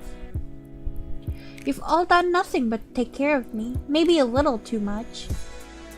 I aimed a pointed look at Kane, who had the audacity to grin back with a pleasant and an unaffected air. Truly, do you think we don't simply enjoy spending our time with you? Despite all the trouble you cause, a lot of trouble, you've livened up our lives. Sure, lay on the flattery. Despite myself, I smiled. I'm surprised you've waited until now to ask. Truly, I haven't thought of it often, not since the last time I spoke about it with all of you. In fact, my memories as a whole feel blurry when I try to think more. I haven't had dreams at all since I've been here. Still cannot remember my time in purgatory. I remember stepping forward to my execution. I set my glass on the coffee table and held my head in my hands. I remember how much I loved my family, and Felix. I remember how much the nobility destroyed us, and I remember destroying them. I remember that I did all these things, but that's all. I can't see any of it. What do you mean that you cannot see? I know everything that happened, but no matter how hard I try, the pictures have been erased from my memory. I thought I remembered my life clearly because I knew what happened, but I only remember on a surface level. I can't remember what Felix looks like at all. Isn't that a good thing? No, I still... Considering all that happened, I was ashamed to say it aloud, even if I couldn't remember what he looked like, or how the warmth of his hand felt in mine. What lingered in my heart was enough to sway me. Even now? Even now. Unbelievable. I might be a Reaper in name, but I still might be a human deep down after all. We all have our weaknesses. Is her love a weakness? I for one admire it. Oh, to be so ardently loved. He looked at me wistfully. We are getting off track here. Alright, I suppose it's part of human nature to want to know. Maybe I can remember what happened if you tell me? Is it okay to force your memories back? Not knowing will only make me suffer more. As you wish, Vere. Then let us go back to the beginning. Or perhaps more appropriately, the end. The beginning of the end? You two are terrible people. You see, Vere, Kame is revealing his true colors. I suppose jokes about my death are one way to keep you going. You died. Shocking. Afterwards, your beloved friend lost whatever sense of reason he had to hold him back. His conscience was no more. Perhaps he had lost his reason to live? Oh. It is not your duty to rein in a man from, well, a reign of terror. The problem here is what was set in motion before your demise. When he came upon your body, he lost his mind. His wails were unearthly. I did not know that you knew of this tale, Valivar. I have heard of it. Orias cocked his head at King, who only smiled. He clutched both your body and your... I held the sides of my head in understanding. That must have been a gruesome sight for him to behold. And it had changed him. He was already intent on destroying all the nobility in the nation. The two of you had already begun doing so. Yes, I was in charge of reconnaissance. Is that how you say that? Maps, guard rotations, schedules, supply notes. I knew where to aim the dagger, and Felix was the one who threw it.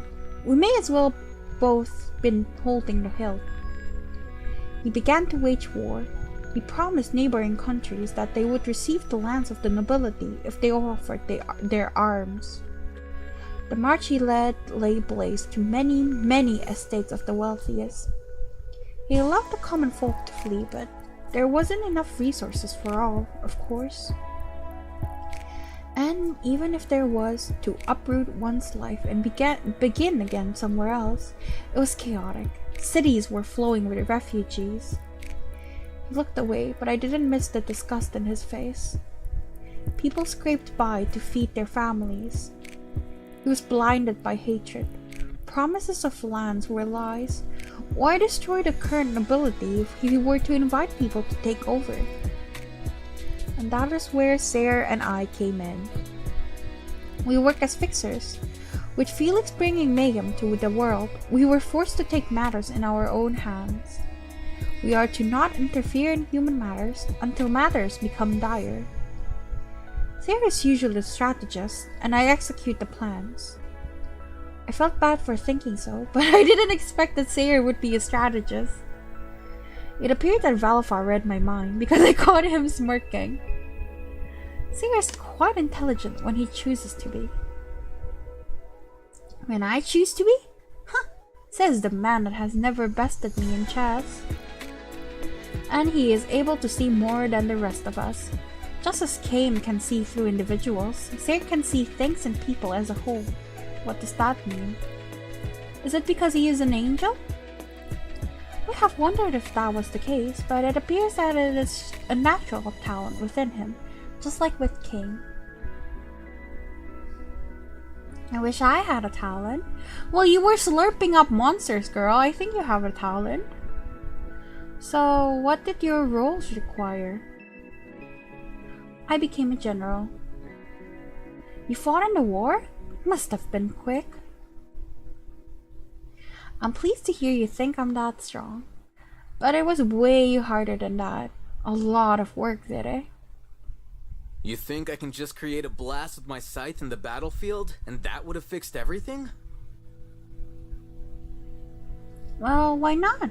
They'd probably revere you as a god. You'd get statues made of yourself and everything. Stefan froze and stared at me. Then he started to stroke his chin, his eyes lost in thought. Huh? I didn't think of it that way. Damn, I wonder if I can go back and...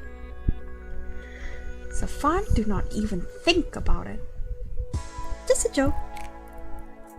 But Vera, it was a long battle. Your boyfriend wasn't easy to fight. I didn't bother to protest that he was not my boyfriend. I did not wish to aid the nobles either, so it was particularly difficult. But more importantly, I did not wish to let you die in vain. It was difficult to come up with a plan to minimize damage, while allowing those that were evil to languish. Not that there were many left. I suppose not. Felix had done an excellent job of eradicating most of the upper classes. Yet he puts himself on the throne. Suitable means to an end for him, despite the irony. Is that why you wear an eye patch, Stefan? Did you hurt yourself in the war? Stefan smiled at me sadly, and the others all fell silent. I didn't hurt myself in the war. Hey, don't worry. No human could hurt me. Sad backstory for the golden retriever? Oh no. I sought to replenish where there was destruction.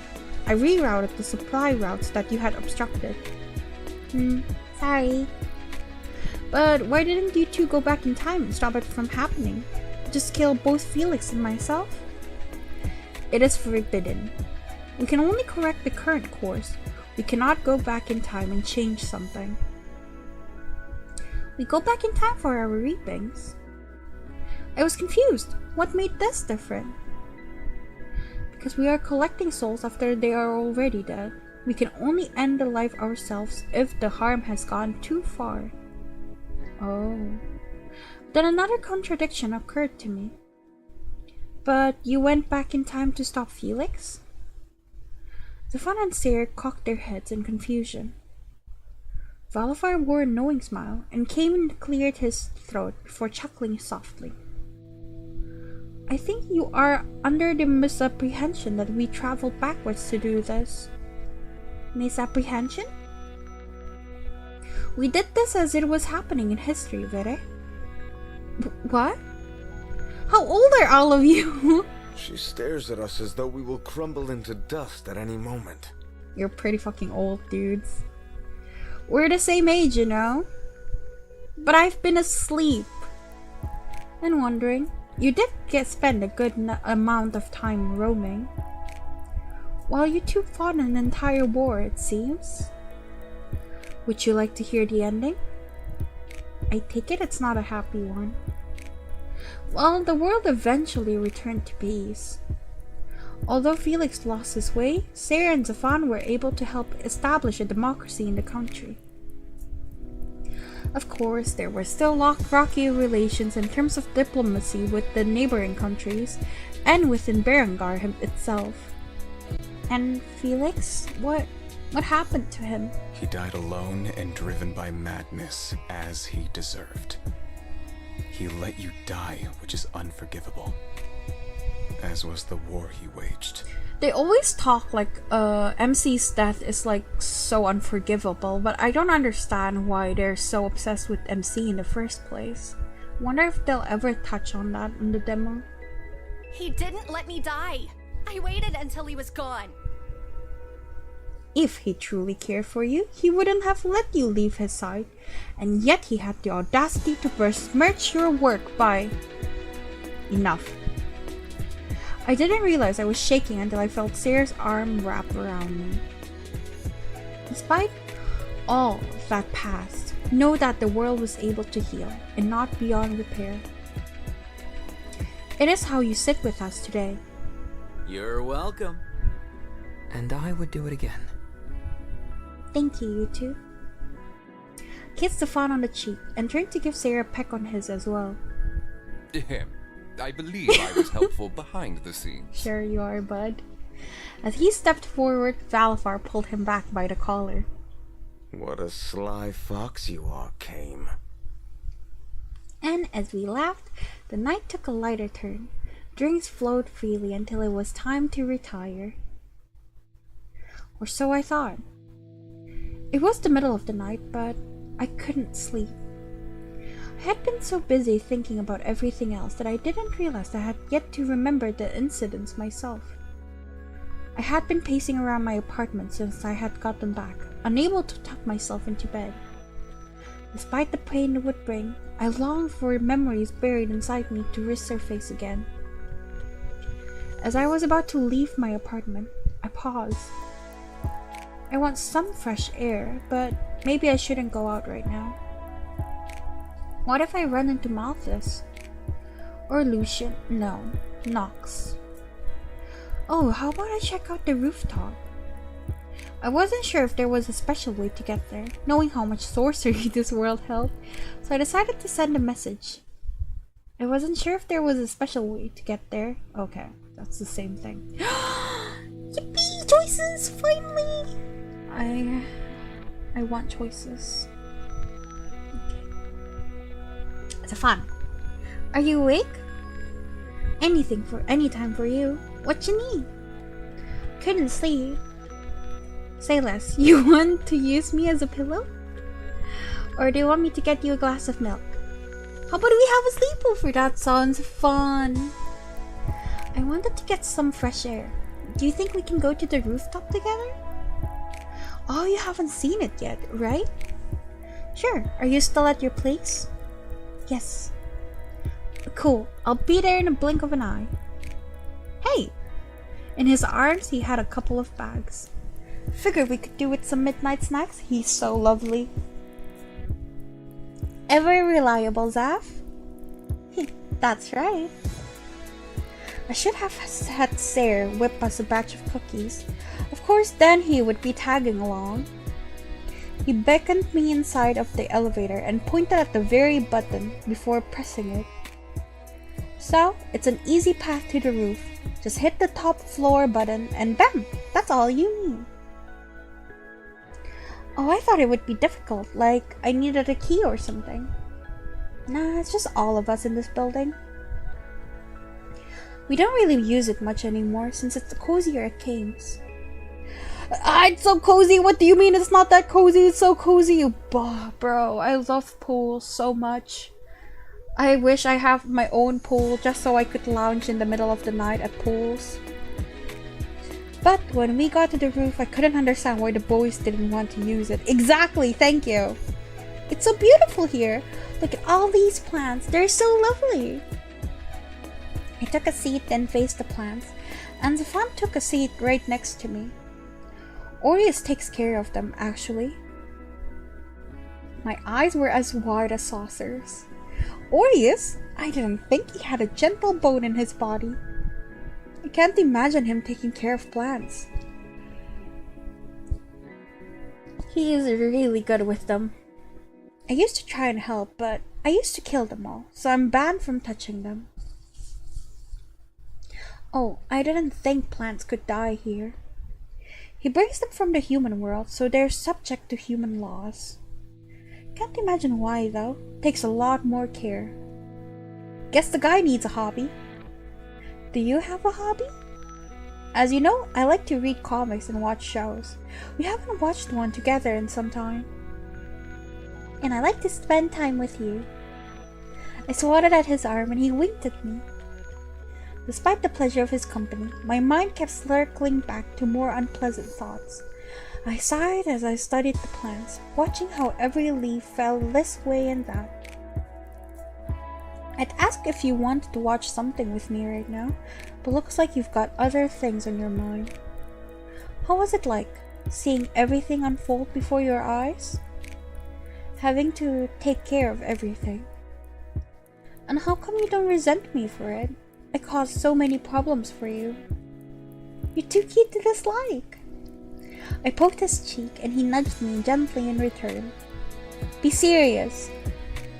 He took a long inhale and I saw a flash of pain.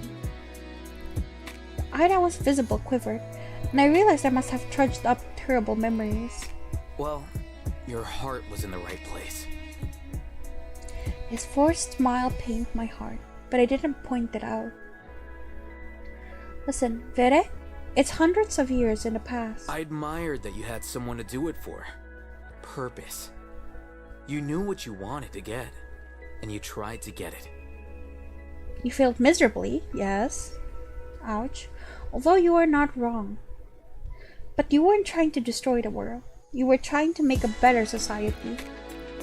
I'll be honest, on the hardest nights of fighting, I thought you were the biggest idiots in the world. Well, second, first being your boyfriend. Not my boyfriend. Right, bestie, whatever. He waved his hand carelessly, and I could tell that he still didn't believe me. You were a determined young woman. We knew what happened to you before it all went to shit. The least Sarah and I could do was to change the world to align more with your vision. Of course, it's still far from perfect. Nobility or not, the rich always rule the world, but I'd like to think there was still some less injustices in the world.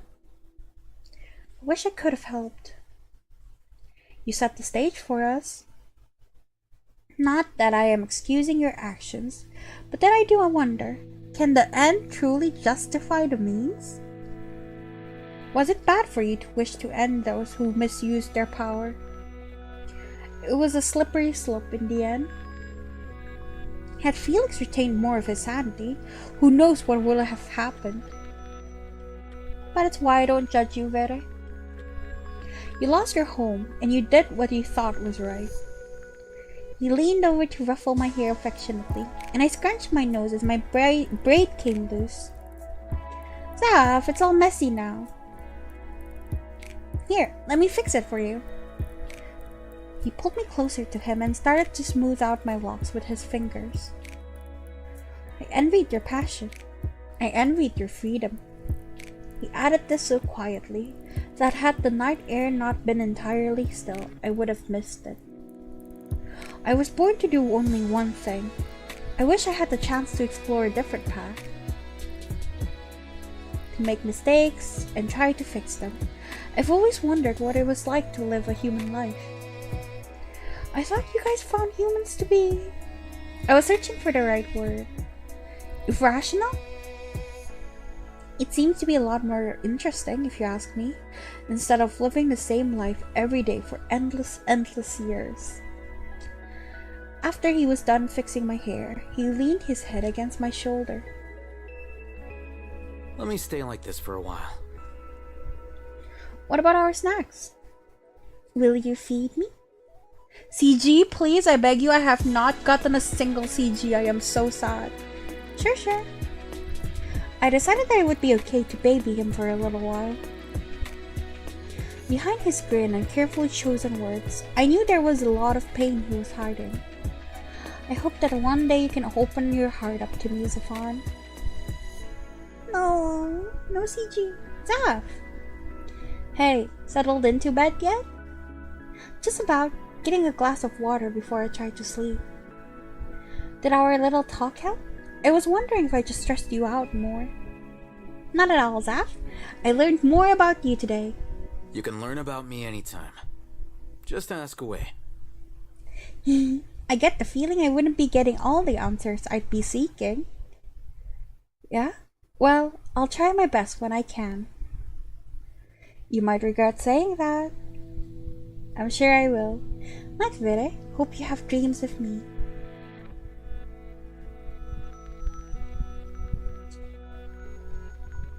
Okay. Oh, there's still more. Okay. It was another day after work. Zafan had promised something special today. that was the day that I learned that Zafan was a liar. The aforementioned treat from Zafan was nothing but deceit. It was naught but pure punishment. Nay, torture. This was cruel and unusual torture. You all are upset with me after all. I was forced into the driver's seat of Zafan's car, with the wheel under my fingers. They shook more than Sayer did after realizing he accidentally ate Orias' pudding. What? Nah, I'm just helping you out. You can zoom around without us. It means I do trust you after all. Could you trust me a little less? Like a deck swabber at the helm of a ship, I was not cut out to captain any sort of vehicle. It's really not that hard. Let me remind you, Zafan, that when I came to this land, I had thrown a phone and shattered it. My voice trembled even more than my hands as I maintained a death grip on the wheel. And look how far you've come! He ruffled my hair and grinned. If we die, I am coming back to haunt you. Sure, you're one persistent soul after all, but at first... He leaned over me to grab the seatbelt and pulled it across my body. We won't die, but don't mind you getting hurt all the same. Now keep your foot on that pedal. That's the brakes beside it. You let it go when you want to. Well, go. What if I don't want to go? You'll do great. Trust me. I squinted at him. Trust was a lot to ask for, considering the current situation. Here, let me tell you what to do. After a lot of coaxing and screaming, and an incident where I accidentally switched to drive instead of reverse, we somehow managed to end up on the road. How does the city feel now that you're behind the wheel? Enjoying the different view? I cannot enjoy much when I am focusing on not dying. Why is that car close to me? Hey, it looks like Kane's the one driving, and Orias was there too. What a speed demon. Wanna race them? Looks like they haven't noticed us. Race them? I glanced over only to see him waggling his eyebrows. Absolutely not. Ah, come on, Grandma. We'll be outpaced by everyone in this city. Do you want me to turn this car back around? No. There was some silence for a while, but I had gotten a little better at it. I even started pressing more on the gas, to Zafan's delight. The view was different, I had to admit. Having control of the wheel myself did give me a different look at the city. Not that I'd be doing this again. Hey, when you would sneak off to lunch, did you have more fun with Nox than us? Did we bore you? Oh, baby. I could sense the pout in his voice without having to look. Oh dear, is he jealous? I wonder how long he had been holding that question in. You could never bore me, Saf. In fact, I'm the very opposite of bored right now. He laughed nervously, even though that wasn't a joke. Did you feel bad for him? Well, yes. He was living in an alley like a stray kitten. But he was a good listener, when he wasn't trying to run me off, I suppose. I'm sorry you lost a friend. He was once my friend too. In that case, I'm sorry too. I'm sure he must have known him longer than me after all. I was thinking, how about all of us go do something fun one day? Maybe we can go to the human world and have a little vacation. I'm sure Kane can get us the time off. Whatever activity he was about to suggest was cut off by the body that just hit our windshield. I kept my whip width enough to hit the brakes instead of the gas, and immediately pulled the lever to parking. Or at least, I think I did. Zafan, I killed someone! The end of my frayed, weary patience signaled the waterworks to begin. Oh no, you set it to neutral. He leaned over to fix the lever, but that was the least of my problems. What do I do? They're definitely gonna send me to hell now! I was clutching at my hair and crying against the steering wheel. The damned horn started honking from under the weight of my forehead and only made everything worse. Don't panic! Don't panic! I wasn't sure if he was reassuring me or myself, or himself maybe, But frankly, that didn't matter. Let's just take a deep breath and... Suddenly a blue figure popped up and slammed against our winged shield. Ah! It's come back to life! As we held on to each other while screaming our heads off, the swipe of a scythe cut through it, and it dissipated just as quickly as it came. Well, it's dead for good now. In front of us stood Orias, who looked at us still clutching to the other. For several moments we were all frozen, staring at each other in hopes that someone would break this awkward silence. So, you were having a tryst in the middle of the road, I take it? Quite bold of you. Kicked the front of the car with each syllable, and Zafan twitched with every hit. You dirty-minded man, there is no such thing happening. I threw Zafan off of me, and he landed with a soft thud against the window. We extricated ourselves out of our seatbelts and opened the doors. Zafan popped back in to remove the keys from the ignition, while Orias stared at me. Was that a malevolent? Yes, more importantly, were you driving? He looked at me incredulously, then to Zafan, and back at myself. I was forced into this. I pointed at Zafan, the culprit behind all of this, and he rubbed his neck. The man still had the audacity to smile. Orias glared at the redhead until he finally shrugged. His sigh colored with resignation that spoke of his experience with the man in question. For me, I'm staying. Spite will only take you so far. This came around here too? He peered around Orias this way and that, but it was just us here on this empty street. I guess the fan let me down this way for less of a chance to hit people. He went about that way to the left. Valafar took the other side. Sayri is somewhere ahead. We were wondering where the two of you went, but they won't be believing that you were driving. We would expect pigs to start flying first. So we were the only ones uninvited to this party? If you bothered to check the group chat during your little date. Though I thought you came over here on your own, but no, you two are just idiots that bumbled into trouble. I do not bumble, I strut. Thank you very much. Forgive me, your grace. We heard swirling noises growing in the distance. An omen that sent a curl down my spine. Let's get going. Zafan looked over his shoulder, back at the bright red car that was now sitting out in the middle of the road. Hey, my car is going to be alright, right? If you work fast enough, maybe. Hey, at least let me park it somewhere first. Orias grabbed my wrist and propelled us forward without waiting for a response. Gave me a menacing cackle that far outweighed the fear I had for the malevolence.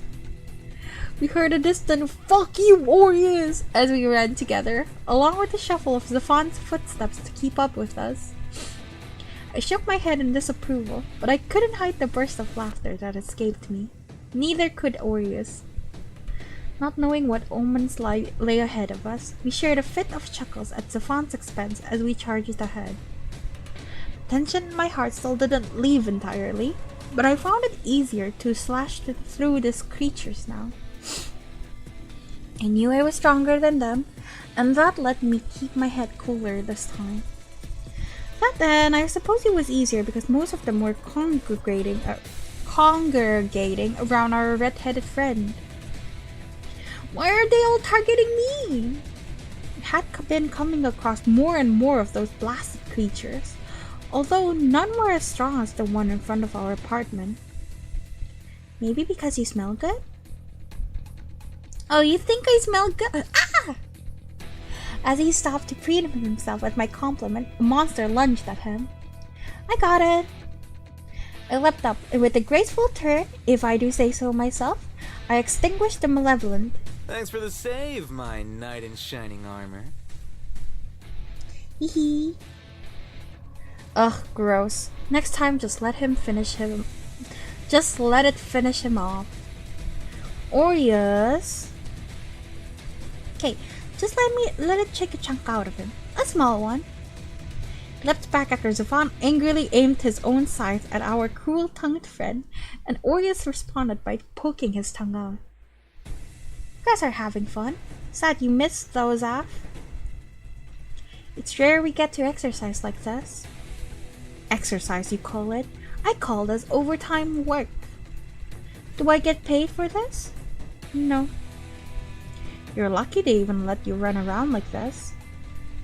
Oh, boo. It's okay.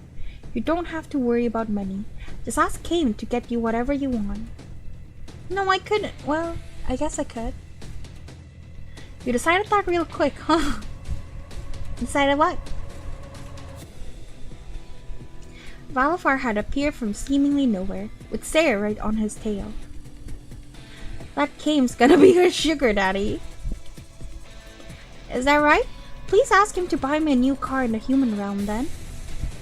Valafar and the angel quickly fell in step with us. I noticed that Sayre did not bear a blade, but rather a shield of light followed behind him. What's a sugar daddy? Stop putting weird things in her head. He's totally going to take advantage of it. I thought you were going to have her take advantage of him. Or are we getting gifts from Kane? I'd like a... Before Sayre could tell us what he wanted from Santa Kane, a dark fog quickly spread through the area. It's getting dark. Astute observation. I thought you'd piss me off the less in the dark since I can see your face, but no, just as annoying. I strive to be the bane of your existence. Alright, you two, enough. Zafan, the voice of reason? Didn't think I'd live to see it. Truly. Okay, seriously, this is bad news. He flung his arms in frustration, which I could tell because I heard a smack, and a small grunt of protest from Sayre beside him, or in front of him, or behind. It was too dark to tell. Where's Kane? You guys haven't seen him? No, I found Valafar, but haven't come across Kane as of yet. The same thing happened with Malthus before. Do you think? We have to get to him. I tried to run, but a pair of arms held me back. When you can't even put one foot in front of another? His voice held an urgent rasp in my ear, and I realized that he was the one keeping me in place. We can just leave him be? We cannot, no. But Sayre can light a path for us first, correct? Oh, I didn't know he could do that. Go for it, Sayre. It's my time to shine. Literally, you know? Get to it. Hurry on up. So ungrateful. There was a path of light before us, strong enough to pierce the road ahead, but not enough to entirely dissolve the dark. Please go ahead. Valafar, please release Vere. Right. He bowed in a rather knight-like fashion after letting me go. The second I was free, I was on my heels and raised ahead. We're coming for you, Kane. Idiot, don't just announce your presence like that. The further we went, the lighter the fog became. Or perhaps it couldn't maintain its form for very long. Either way, we found the answer as to the culprit by the time we finally found Kane. With him as was my former cat, and was friend the right word? Our approach was not unnoticed. Man, you are all so noisy. He spoke in a drawl, yet a slow smile crept on his face as he spotted us coming to join Cayman himself. Malthus's arms were raised in a stretch behind his head, and Cayman had his weapon pointed at him from several feet away. Oh, can't a man get some beauty sleep without having everyone on his ass? It's bad enough that we have to sleep on the streets. Look at poor Nox. Lucien was trembling behind Malthus, his eyes quivering in fear. It was a standoff between brothers. What would happen to my friend? No, friends. And look at who it is, my wonderful owner. It was fun being your pet. He licked his lips lasciviously.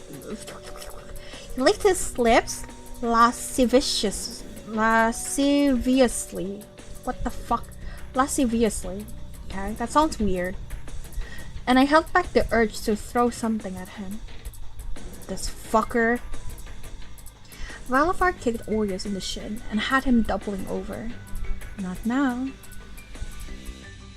Vere. He turned towards me, although his eyes couldn't meet mine. Lucien, Nox. I ran up to him, but Kame suddenly appeared before me and held me back. How did he move so quickly?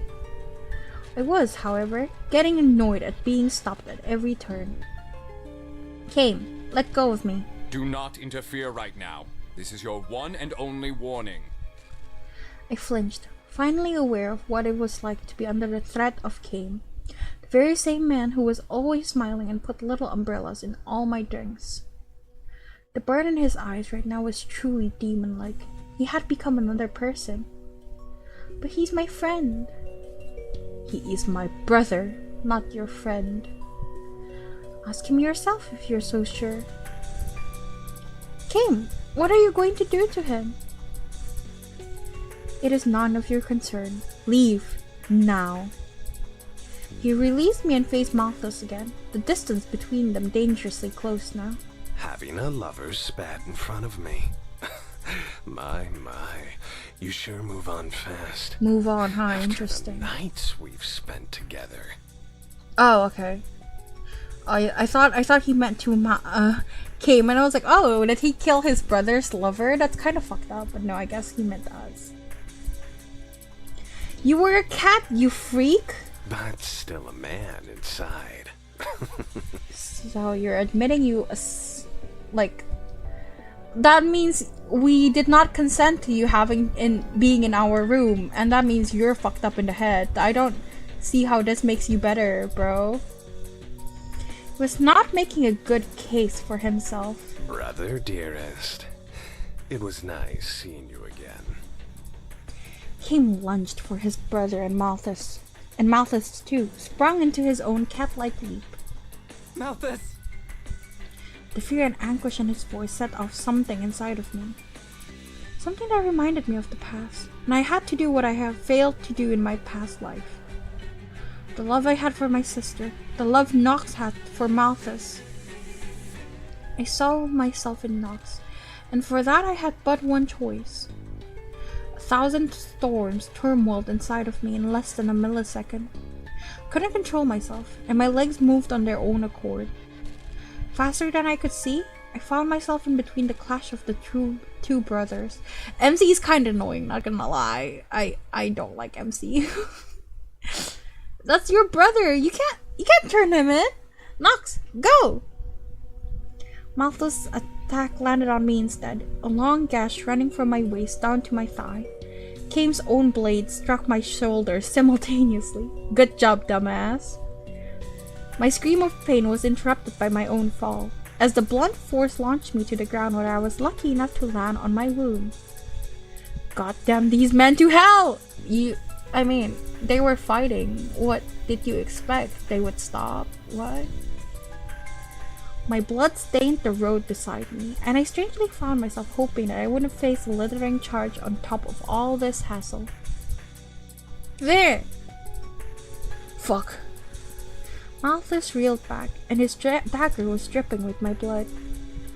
Although he had the eyes of a rabid dog, I could not mistake the regret in them too.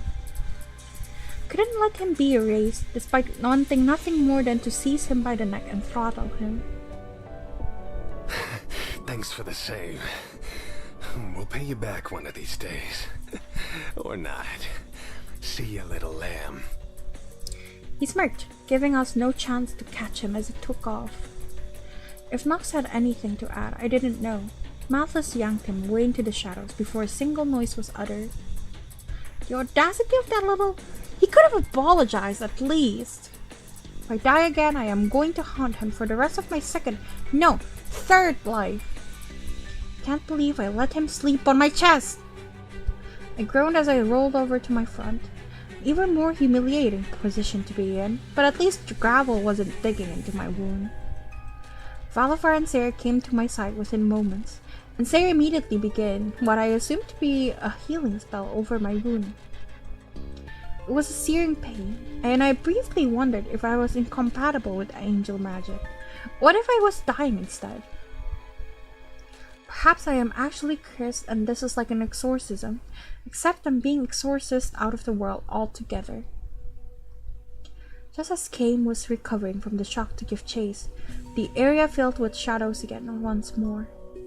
Sirius snapped light back to our surroundings after his fingers finished the path down my cut, but the brief window of darkness was enough to allow Malthus and Nox to make their getaway.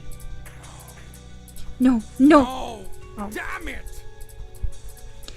His voice ripped through his throat so violently, it startled me more than the blow to my body had. What have you done? Kame rounded on me, and my eyes were trained on the face of pure, unadulterated rage before me. Demon-like? No. Kame was fully a demon right now.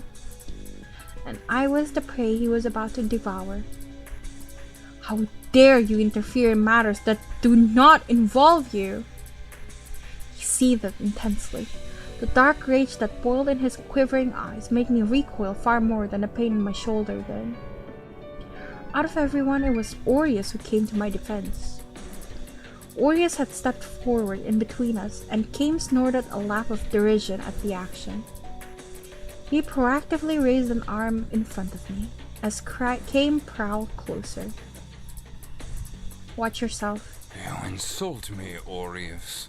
She is not in any danger from me. Then you best manage that temper of yours. Kame's laugh was terribly bitter and sent shivers down my spine. You make a fine jester, Orias. Are you the only one who is ever allowed to direct his anger at her? She has no idea what she has done. Yes, she does!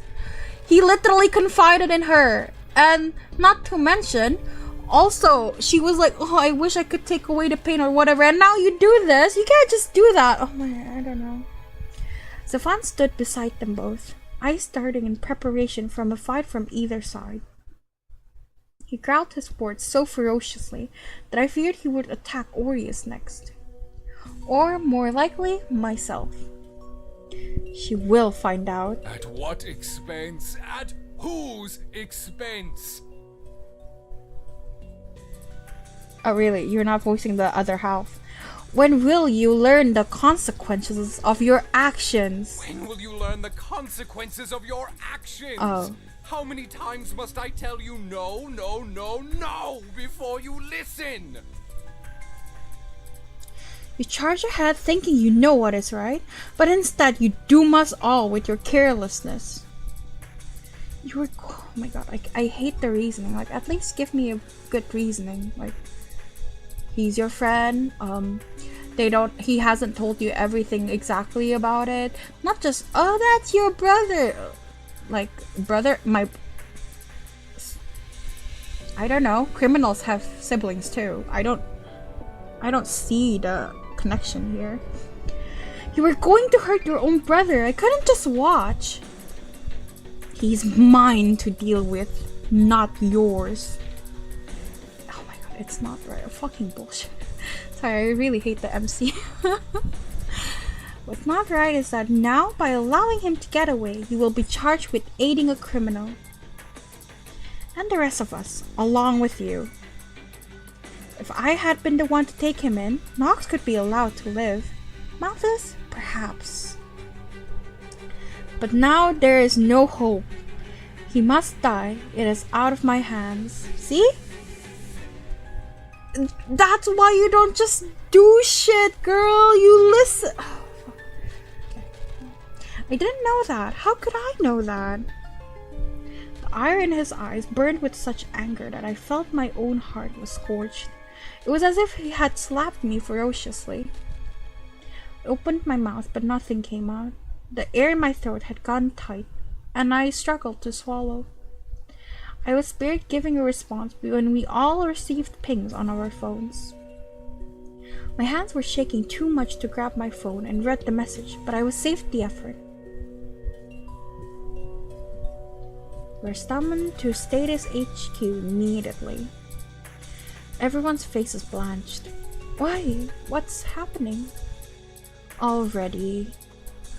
Understanding passed through the group as I heard a collective sharp intake of breath. Angels. All that they do is report it back to those in charge. I remember you telling me. Stefan exhaled and came over to kneel by my side. Just now. Sarah was involved in aiding and abetting a criminal, so all of us have been exposed too. All of us are responsible. It dawned on me what he was getting at. The realization made my stomach sink. Sarah didn't do anything, it was me. Looked up at my angel, who smiled down at me more sorrowful than I had ever seen him. The pain that came with his healing had lessened, but the melancholy in his eyes forced a few tears to mine. Sarah, as we said before, Vere, whatever you do falls on us. We didn't stop Malthus, or you. Stefan for once was not smiling. His face was stony, and his eyes grave. I felt like I was drowning. Things were getting worse and worse, and I couldn't breathe. It's my fault. Why? Yes, it is absolutely your fault. Everything is your fault. You have always. Orias swung at him and landed a solid right hook on Kane's jaw. Stop being a white knight, Orias. Like, she's at fault here. I don't know, man. It only exacerbated the rage in Kane's contorted features as he reeled his own arm back. She's bleeding. There's no point in yelling at her. Enough! Am I dealing with children or adults? I am sick of this behavior, Kane. You are far too old to act like this. I think he's okay to be mad if, because of our actions, now his brothers must be killed when there was a chance to save them before. You know, just a little. I think he's allowed to be angry. You know exactly what this means. I don't want to hear it right now. Orias, stop picking fights with Kane. Vera, blaming yourself is going to achieve nothing now. Stefan, get the car ready. She's not fit to walk yet. Sarah, heal her faster. I am doing my best. He squeezed me tightly as he slowly lifted me up, the light never ceasing between his fingertips.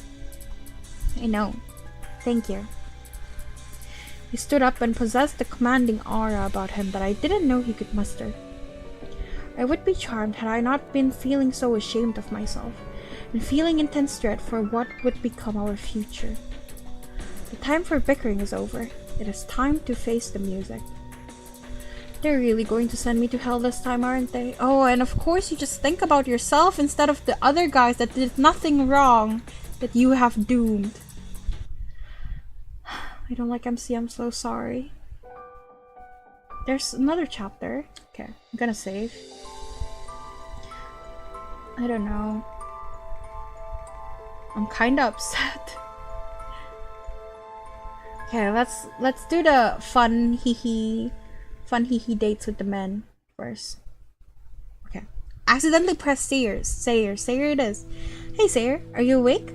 Sayre, how pleasant it is to hear from you. Goodness, I was worried you were sleeping. I'm always here for you. I appreciate it very much, Sayre. Can you come and spend some time with me? Certainly, I would be very delighted to. I wanted to go to the rooftop. Would you come along? I am already on my way. I'll see you. Sayre came to me extraordinarily fast, and I wondered if he made use of his angel powers, or perhaps he flew through the windows? How are we getting to the rooftop? By flying? Huh? Oh no, we are simply using the elevator. Oh. Would you like to fly? Maybe another time. On second thought, the idea of being so high upset my stomach doing somersaults. My arms are ready for you anytime, Bere. We went to the rooftop using rather human methods, but I quickly forgot how ordinary our passage was once we had arrived. It's so pretty up here, Sayre. I grabbed his hands and pulled him around with me. This is a wonderful little garden.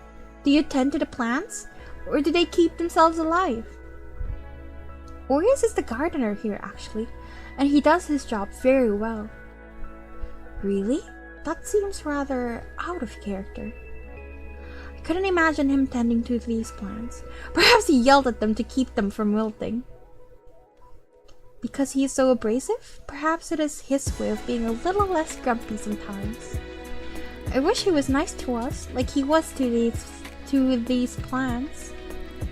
He has a soft spot for you, Vere, even if he shows it poorly. Thayer laughed gently as we toured around the perimeter. While I looked at every nook and cranny, he seemed content with just following me around and observing me discovers everything there. And there's a pool here too! How lovely! I'd love to go swimming with everyone sometime. Then it shall be arranged, although I do not think any of us have ever swam here. What a shame! Truly? What a waste. For now, the two of us sat side by side at the edge of the pool, our shoes left to the side. I let my fingers skim over the water as I quietly studied my reflection in the pool, wrinkled by the ripples. Thayer's face joined close to me in the reflection, and when I glanced up, I saw that his cheek was nuzzled against mine. Your reflection looks unhappy. What ails you? Observant as ever, Thayer. I stopped disturbing the water so that I could admire his face, shining in the water with the moon behind him. Truly, he was ethereal. He was much prettier than me. Perhaps I can be of help? My shoulder is always yours. Then, I hope you don't mind me asking you some questions. Ask as much as you wish. I will answer to the best of my ability. When you came down to my world to fix everything, what did you think of me? Didn't you think ill of me? Resent me for being foolish? Well, I believe anything you do is the right thing to do. Oh my god. They're enabling him, all of them. Her, I mean. Oh, you mustn't think that. You should tell me when you believe that I am wrong. But you are never wrong. Did I not almost destroy the entire world? You were well-intentioned. Weren't you sad when I didn't tell you where I had been going recently? Well, yes, but you had a good reason. But smiling so pleasantly was a bit concerning. Do you really think so? Of course. I think this argument is going backwards. Shouldn't I be the one defending myself here? You're going to give me a big head. And what is wrong with that? I like you no matter what, Vere. It's good when we tell each other when they mess up. He tilted his head, as if the thought never occurred to him. But you are perfect. Please. I had to admit, I couldn't resist such sweet words. Unfortunately, sweet words do not work on me. No, Vere, you must keep your ego in check. I looked away and hoped my hair was covering just how much I was flushing. He spoke so innocently that he had me flustered. Thayer never flattered me. Every word was from his heart, which was why mine beat so quickly. Oh dear, perhaps I had been coddling him too much, or maybe he's just spoiling me. Could it be that all angels acted like this? You are very kind to me, Thayer. I patted him on the head, and he closed his eyes and hummed. Either way, it was nice hearing such nice things, even if they definitely weren't true. What do you normally do as an angel? You seem to spend a lot of time working on Reaper things. Well, we take care of many things. Reapers matters in deals of death. Angels work more so on creating and distributing life. But we are also the manager of all that exists. If there is an anomaly, we employ Reapers to assist us to right things once more. I have welcomed newcomers to heaven, delivered life bounties, blessed lands in need of fertility, And how have you become a fixer? He tucked a strand of hair behind my ear and gently smoothed my hair down along my back. His fingers stayed at the small of my back and played with my tresses hanging there. That is a secret, my dear. I rolled my eyes and took his braid in my fingers, tickling his face with the other end. Sayre's smile widened as he tried to keep his laughter in. Have you always worked with Stefan? Of course. We have never been apart since we were born and raised as brothers. Must be nice to be able to stay with him for so long. Now I get why you two seem close. And we will be together from now on, Vere. Hope you find a happiness in this life, with the one that you are destined to be with. I continued to play with his hair for quite some time, and once I had realized that time was flying faster than I'd liked it to, I stood up. I think we need to return now, Sayre. Sayre deflated, poor baby, and I had to turn away from those adorable puppy eyes to keep my own resolve. But it was nice spending time with you. We can always spend time together, Sayre. It's been a while since we baked together. Perhaps I shall visit you this week? I'm looking forward to our next session. I do hope you'll enjoy it. I think you shall. I held a hand out for him to take, and he happily clasped it now that another day together was promised. Very well, Vere. Whenever you have need of me, call me. No matter the hour, I will be right by your side. I also wonder if they'll eventually explain why all the guys bend over backwards just to please MC. Like, it's borderline enablers at this point. Like, I wonder if MC did something and she just didn't remember, but that's why all the guys seem so enamored with her immediately. Like, surely there's a reason, right? We walked the way we came, and I declined his offer for a flight once again. My heart needed no more tremors for tonight. Are you asleep, dear Vere? If I were, we couldn't be speaking right now, could we, Sayre? I suppose not. How troublesome indeed. I'd like you to rest, but I'd also like talking to you. Poor baby. We can talk again during the day. Sleep well, Sayre. May you have a wonderful rest, Vere. I assume this is with Stefan? Yeah. Okay. Okay, let's load again to another guy. Oh, yes, sure. Orias. Are you awake? I am now. What? Oh, is that why you woke me up? I can't sleep. Do you want me to sing you a lullaby? Not happening. I want to go to the rooftop. Now? Yes. Where are you now? At my place? I'll come get you. Why did I even ask him anyway? He's got nothing but a grouchy attitude. But he was also the only one to be so direct with me. Maybe that was what I needed. I opened the door before he could start knocking, and he looked let down that I took away his chance to be a nuisance. He yawned dramatically and waved me over to follow him. Were you even sleeping? Like a baby. You still woke up just for me? I think my heart skipped a beat. Don't get too carried away. I just know that you wouldn't stop annoying me until I finally showed up.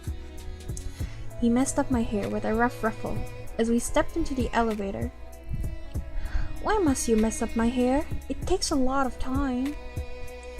Yeah, it's nice and shiny. You're going to bed after this anyway. He shrugged as he hit the top button of the panel. I guess I really did bother him for no reason. It's just me. No need to get dolled up. Guess not. I still tried to smooth down my hair. Anyways, we're here. As the doors opened, I dashed out excitedly and was met with the most gorgeous setting. This is such a beautiful place, Orias. I wish we could come here more often. Why don't we? I got used to being here and became too lazy to come up. Something like that. It's easier to drink at caves anyway. Oh. My answer was brief as I flitted about, examining the greenery. Orias took a seat in one of the chairs. Who takes care of the plants? Sarah does. Oh, he doesn't admit it! Oh, that's cute. He doesn't admit it. Oh, little baby. I saw that he didn't meet my eyes. Oh, then why do you look so guilty? You're a terrible liar. Are you the one who does it? I stood up on my tiptoes to stare him down, and he gently pushed my head away. Alright, fine, I do. Just trying to protect my image. Yes, God forbid I find something redeeming about you. That would be troublesome indeed. But he still had the faintest of smiles despite himself. He sighed and leaned against his armrest. What's got you sighing now? You? How can you be surrounded by such beauty and still be so grouchy? Very easily. Anyways, I know you didn't ask me here to smell the flowers. Spill, so I can go back to sleep. Straight to the point. It is the middle of the night. I don't think the time of day is what's pressing you, but alright, stop glaring at me that way. Want to know why you get so upset when we talk about Felix? He flinched at the mention of my friend's name. Isn't it obvious? You're always saying the worst about him. Orias hit the armrest with his fist, and a few leaves rustled from the force. 'Cause he deserves it. He's nothing but a piece of shit, and it pisses me off that you still love him. He groaned and dragged his hand down his face. Were you in love with him? I don't know. I fiddled with some leaves beside me and stole a glance to find that he was leaning forward. He seemed so expectant that I found myself compelled to explain myself, even though I struggled to find the right thoughts myself. I meandered back towards him, although I still couldn't make my eye contact with him. You don't?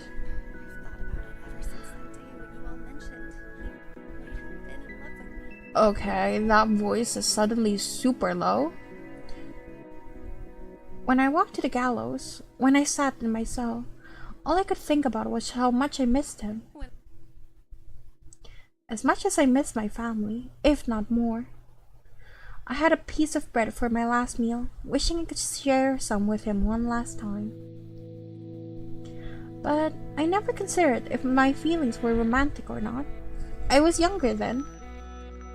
If I think about it carefully, I might find my answer, although the flames in my heart have given way into ashes, so it might be difficult. But the truth is that I don't want to think about it. I sighed and sank into the chair across from Orias. No? Why search for an answer to a question too late to ask? He looked at me doubtfully. That doesn't sound like you. I wanted to sound wise. In truth, I can't remember as much as I'd like. I can remember that he would always stroke my hair, or that after nights of drinking, he'd carry me to bed. We'd wake up confused with his head on the mattress, and my hand smacked against his face. I know that he would come through my window because he read about someone doing it in a book, and he thought it would be dashing. I can't remember all that, but I want to remember how it feels. But I can't. so I tell myself I shouldn't even think about it. What's even worse is that I want to, so badly. I want him to ruffle my hair and tell me it's okay. I want him to let me complain about everything while he braids my hair and holds me tight. I want him to climb through my window with a bottle of alcohol and then laugh until we cry and then fall asleep together. When I try to remember, all I see is a blur. I feel nothing. And I know it's horrible for me to feel this way when he did nothing but hurt people. I'm just as bad as him. I should never have woken up. There was a clatter as he leapt up, and he was towering over me in an instant. His hand gripped the side of my chair, and he was close, so close, too close. Don't say that. Don't say that, especially not for someone like him. Just this once. He whispered under his breath, more to himself than to me, before sweeping me back into his arms. Don't look at me. He had such a tight hold on me that I couldn't sneak a glance, rendering his warning needless. I thought I would get teased for blushing, but here Orias was, being the biggest softie I had ever seen. It was horrible, yet I can't let him go. If he can't have any redemption, I don't deserve it either. You had good intentions. You deserve better than him. With time, you'll forget him. How? Hundreds of years have passed, and yet you can. I can make you. I mean, someone here. Someone else can make you happy. My heart skipped a beat. What was he saying? I never imagined that he could see me in that light. I didn't ask him to elaborate what he intended. Instead, something strange came out of my mouth. Why not you? Because there's some things about me you won't like. Like how you're a jerk all the time? Precisely. He chuckled sadly and pulled away from me. Was he teary? It was hard to tell in this dim light, and I knew asking would lead to receiving an earful I wasn't in the mood for. I think that's enough of a heart up for too hard for today. Cried yourself out? What a mess. You are too. He took his handkerchief out and dabbed at my eyes, shaking his head. You're so mean. And you're a mess. He wore a ghost of a smile as he wiped my face, a little too roughly, might I add. He was pinching my cheeks. Don't think dumb things anymore. You're an idiot, but you're not that stupid. Your friend should be honored. You're still so fond of him, even now. No one else is. I know. Love isn't a bad thing, as long as you don't let it consume you, like it did him. Do you think he loved me? Orias rubbed my face a little too hard after I asked. Peeking up, I saw that his ears were red. I mean, probably. Come on, are you going to flood the rooftop with your tears, or can we finally get back? Can you carry me? What? You said just this once earlier. Well, carry me just this once too. Absolutely not. Please? He stared at me in disbelief as I raised my arms towards him. I used to do this with Felix whenever I wanted to be particularly spoiled. I suppose talking about him had made the urge rise up within me again. I knew I looked absolutely stupid, but I couldn't resist. Damn, you heard that, huh? Incorrigible girl. Learn some decency sometime. His muttering made no attempts to hide his irritation, but he scooped me up anyways. Don't you dare tell anyone about this, and don't ruin my shirt. As he stepped into the elevator, I blew my nose into his tie. Gross! You He dumped me on the floor of my apartment when we finally made it back. Orias? Feeling better? Yeah. You better be. You owe me a new shirt.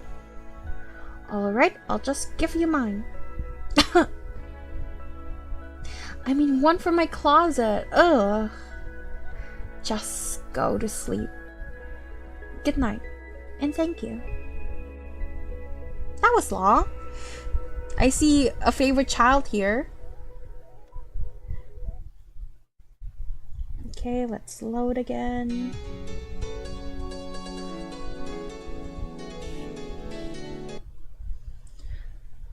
Okay. Okay? Is anything the matter? I'm on the way. Wait, I'm fine. Just feeling a little restless. A lot on your mind? Yes. You'd like someone to keep you company? I'd be happy to be by your side for some time, and perhaps relieve some of your burdens.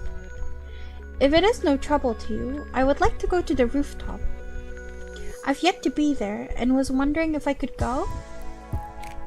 I'd be delighted to be the first to take you. I'll come to your apartment in a moment. He didn't keep me waiting long. Sorry to wake you. No matter, I was already awake. You are not the only one in need of a company.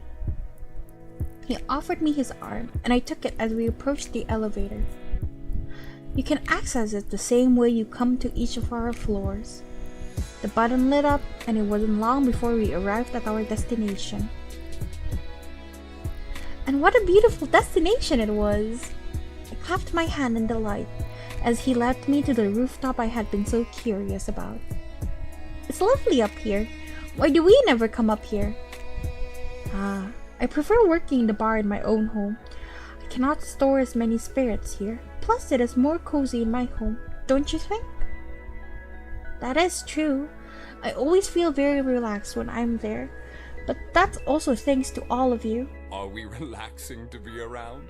I had thought that we may be too chaotic for you. Although you do have a penchant for chaos yourself, do you not? He tapped the side of my head, and I let out a soft giggle. When will you let that go?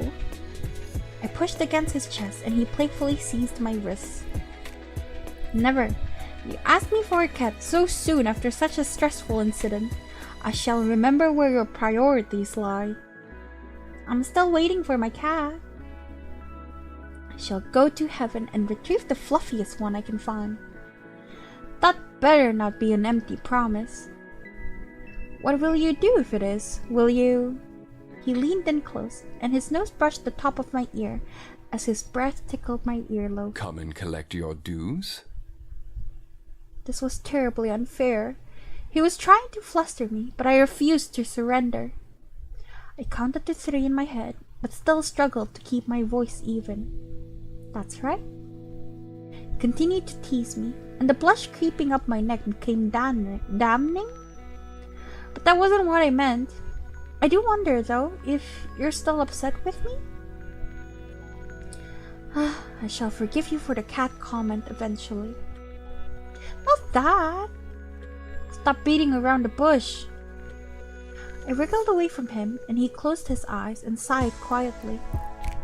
I was referring to the whole lying to him and secretly being friends with his fugitive brothers ordeal, and I knew he was aware of it. He beckoned me to take a seat on the couch, choosing to sit right up against me, shoulder to shoulder. That... Yes, I was disheartened that you felt like you couldn't tell us. But you were torn between keeping a promise and confiding in us. Little did you know that we were all tied together in such a tragic way. I felt horrible. I really did feel that he was harmless.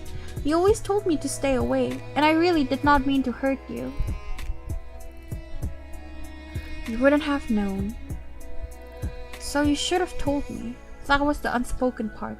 The thing is, like, he can't just trauma dump suddenly from, like, the moment of his birth to where he is now. Like, he doesn't know what will come up. I think it's a little unfair to ask for that. I must have resurfaced some bad memories for you.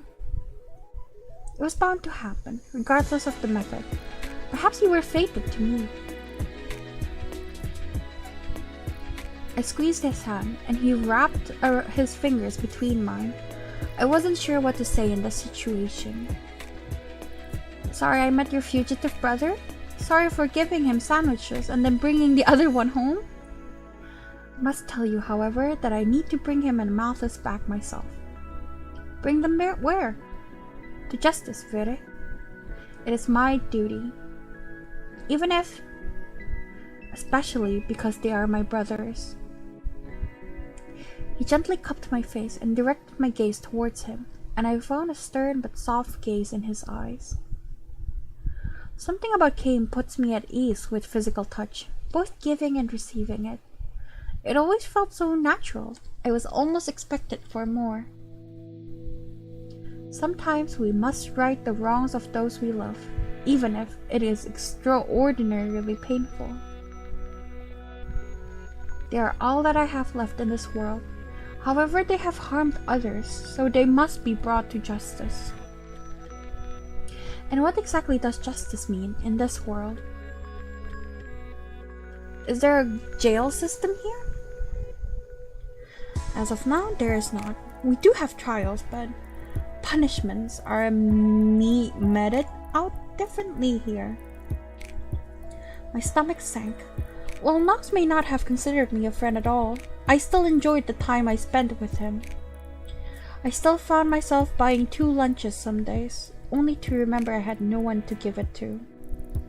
Well, other than Sarah or Zafan, at least they're really happy about it. But then the other one gets left out, so I have to buy 3 instead. Don't worry your pretty head over it. 'Tis my burden to bear. Like, I agree, it is. So, oh my god, okay. I'm not gonna talk about that part. He tucked a hair behind my ear and looked over at me with a melancholic smile. I see. Is that what was on your mind? Or were you still wondering about your past? Can I say a combination of both? I thought I would remember more, but I didn't. I would think it would be more painful to dwell on it. All I have left are hazy memories. My home is gone, my family is gone, my other half died alone. I still regret leaving him to do that. I should never have done that. I should have been with him. Kane's eyelashes fluttered shut as he inhaled deeply. Did I say something to set him off? I reached up to touch his cheek, and he leaned into my hand. Vere, you should have lived, yes, but for yourself. You should martyr yourself for no one. I did it for the world. Truly? Only for the world? The way he stared at me made it hard to deny the other feelings that were threatening to rise within me. Alright, perhaps not entirely for the world, but it mostly was. If shifting the blame to myself could allow him to cure the ills of our society, then I would have made the same choice every time. But turning him into a killer? What a waste! King nodded, his eyes intent, as if he was taking every word I said to heart. Eventually, the nation turned to democratic rule, just as you dreamed. Knowing that, I wonder if what you did was worth it in the end? Of course it took thousands of lives. Which is why I'm here sitting next to you. Indeed it is. Tell me, Vere, was it worth it to you? Do you hold remorse for the loss of their life, or for the loss of your friend's virtue more? Would you hate me for the answer? That was all I needed to say for him to understand. No, it is what makes you human yet. I suppose that is a bad thing, isn't it? It is difficult for me to comprehend, but that makes you all the more fascinating. Am I a subject of study now? Yes, I'd like to put you under a microscope and study you. I rolled my eyes at his joke, but I answered seriously myself. Do you think that eventually I'll lose that part of me? The part that makes me human? As much trouble as it causes. I hope not. Now let us get to bed. We have work in the morning. And just like that, I took his arm once more as he returned me home like a perfect gentleman. Hi, Kay. Are you finally ready to sleep now? I'm not entirely sure that I am sleepy yet. Shall I count sheep for you? What if I say yes? 1, 2, 3. Wait, I'm not under the covers yet! I can hear frantic rustling sounds. Oof. Careful now, or else I shall come tuck you into bed myself. You're tolerably flustered. Were you considering it? Good night, King. Good night, Fede.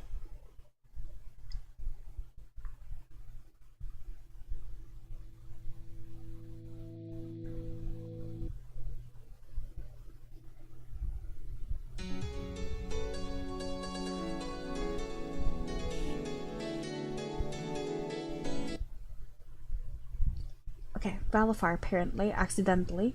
Valafar, are you awake?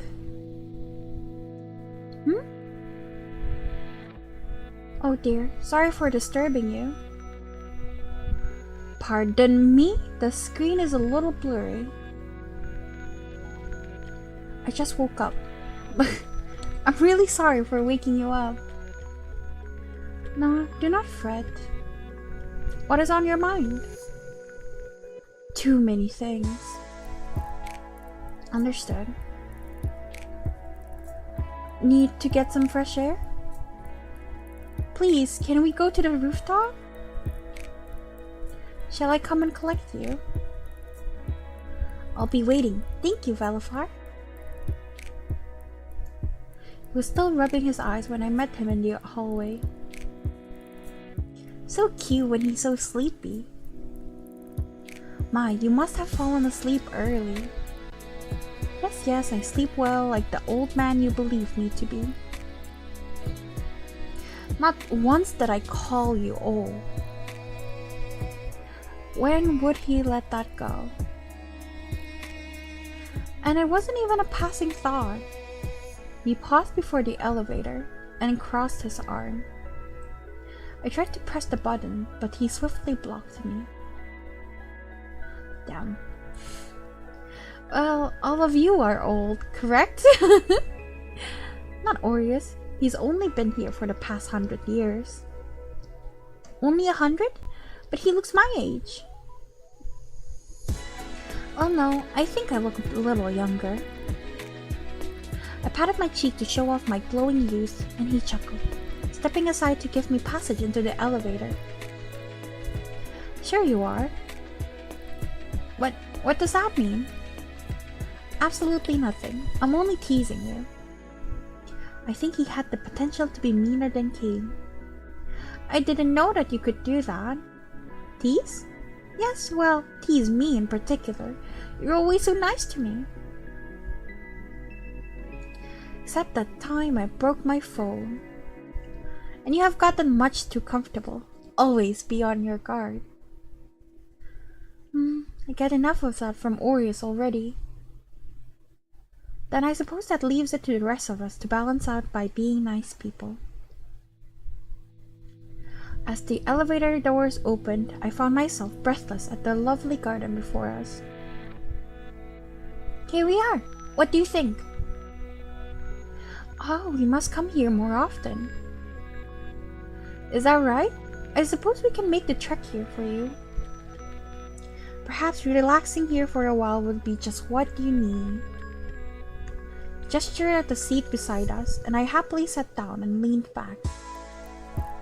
The view of the city was beautiful, even more so with all the lovely plants that graced us. Valafar stood awkwardly, and I could tell he was trying to decide where to take a seat. Pulled him down next to me, and he gave a small cough of surprise. Why are you thinking so much? Just sit next to me. I thought you would fret over aging faster by being next to me, which won't happen, for the record. Very funny. Aren't we immortal, though? Yes and no. We can still be harmed, you know? And do we ever age? I held my cheeks worriedly this time. I knew that I would age gracefully, but still, I hope that being a Reaper perpetually will allow me to enjoy my youth for a long time. Not unless you choose to. He looked a little older than the rest of us, and I was surprised to realize this by choice. Why would he choose to look less youthful? Perhaps it came down to personal taste. I thought he looked handsome. Penny for your thoughts. I blushed. My thoughts did favor him, but... I was thinking that you look handsome. Ah, so you were thinking about how old I am again. He turned away and held a fist to his mouth. Is he smiling? Blushing? Now I felt shy too. It was contagious. I didn't think he could get shy. I should try to fluster him more often. I suppose that's not the reason you brought me here. Although I am quite flattered, I imagine you're still thinking about our talks from earlier. I am. No matter how many years you've roamed or slumbered, you still feel the same. I can't say I sympathize with your feelings for that man. His fingers clenched against the cushion, and I felt ashamed. There was nothing to argue about. He was very much right. I know. But I am not here to judge you. Even though you are a Reaper in name, you are still very much a human. That made me wonder, would I become more Reaper-like in time? What would become of who I was? What had happened to Valafar? Are you more human or a Reaper now, Valafar? I do not know. I'd like to say that I have killed off the part of me that is human. I see. Then how much do you remember of your human life? Most of it. I believe my memories are clearer than yours. I feel guilty for forgetting. It's like I know the names of the chapters, but not much of their contents. It isn't your fault. Passing from one world to another is taxing on the mind. It is surprising you recall much at all. Why do you remember your human life? You said it wasn't common for people to retain it. I asked to be able to remember, so that I would never choose to reincarnate into such a world. They honored my request. You have much disdain for the human world. I do. I was surprised that I was even allowed such choice. Then he shrugged and leaned back against the seat. His head rested against the wall and he closed his eyes. But it is what it is. I am a troublesome human. Do you find me just as distasteful? You are nothing but a friend to me. Really? I usually feel like I'm more of a bother. He tensed up, and I wondered if what I say was correct. Now, why would you think that? You are under a great misapprehension. Not once have you ever been a burden, and never will I think of you as such. I feel like you're mostly taking care of me, asking me how I'm doing, how work is going, helping me with things. I appreciate all that you do, but we never talk. Are we not speaking right now? He was smiling, and I nudged his shoulders with mine. You know what I mean. Hey, are you blushing? He had gasped softly when I made contact, but he adamantly shook his head. No, I apologize if I made you feel lonesome. Not at all, Valafar. I just wanted to get to know you better, grow a little closer. I think we are close enough already. He muttered this under his breath, but I allowed it to pass without additional comment. May I ask you more about yourself? Ask carefully. I start charging at a certain point. There was a twinkle in his eye. Despite his previous apprehension, I nudged him again, feeling more at ease. I suppose I always felt a little intimidated by him, though he was nothing but kind to me. Oddly enough, him teasing me made me comfortable enough to pry. Then please have mercy on my savings. What was your human life like? I was a soldier. I had some siblings, 2 younger brothers, 1 older one. Goodness, all boys? It was a rowdy household. Toughened me up, but I wouldn't trade my family for the world. I imagine you felt the same way about yours, with how you've spoken about them. Of course, I was lucky to have a warm home. In the end, I let them down. I wish I could tell them I'm sorry. I looked down at my fingernails, noticing that I had started to pick at my skin. Regret weighed me down, and time and time again, and perhaps a part of me subconsciously avoided thinking about my past for this reason. Maybe my heart is protecting itself. As do I, with my own family. There are some things we cannot change. Perhaps neither of us were at any fault. Perhaps circumstances were beyond our control. You will go mad if you dwell on it. I swallowed a lump down my throat. I had perhaps already gone mad as a human, if I had to be honest. It is difficult to think about, yes, but it is just as difficult to forgive myself. I felt the exact same way. It is why I cannot reside with humans. I cannot forgive humanity. I cannot forgive myself. I do not want to suffer again. We cannot wallow in guilt forever, though, so I choose to live a life where I can cause the least harm possible. I wake up, I do as divined by the universe, and I return home. Is that what makes you happy?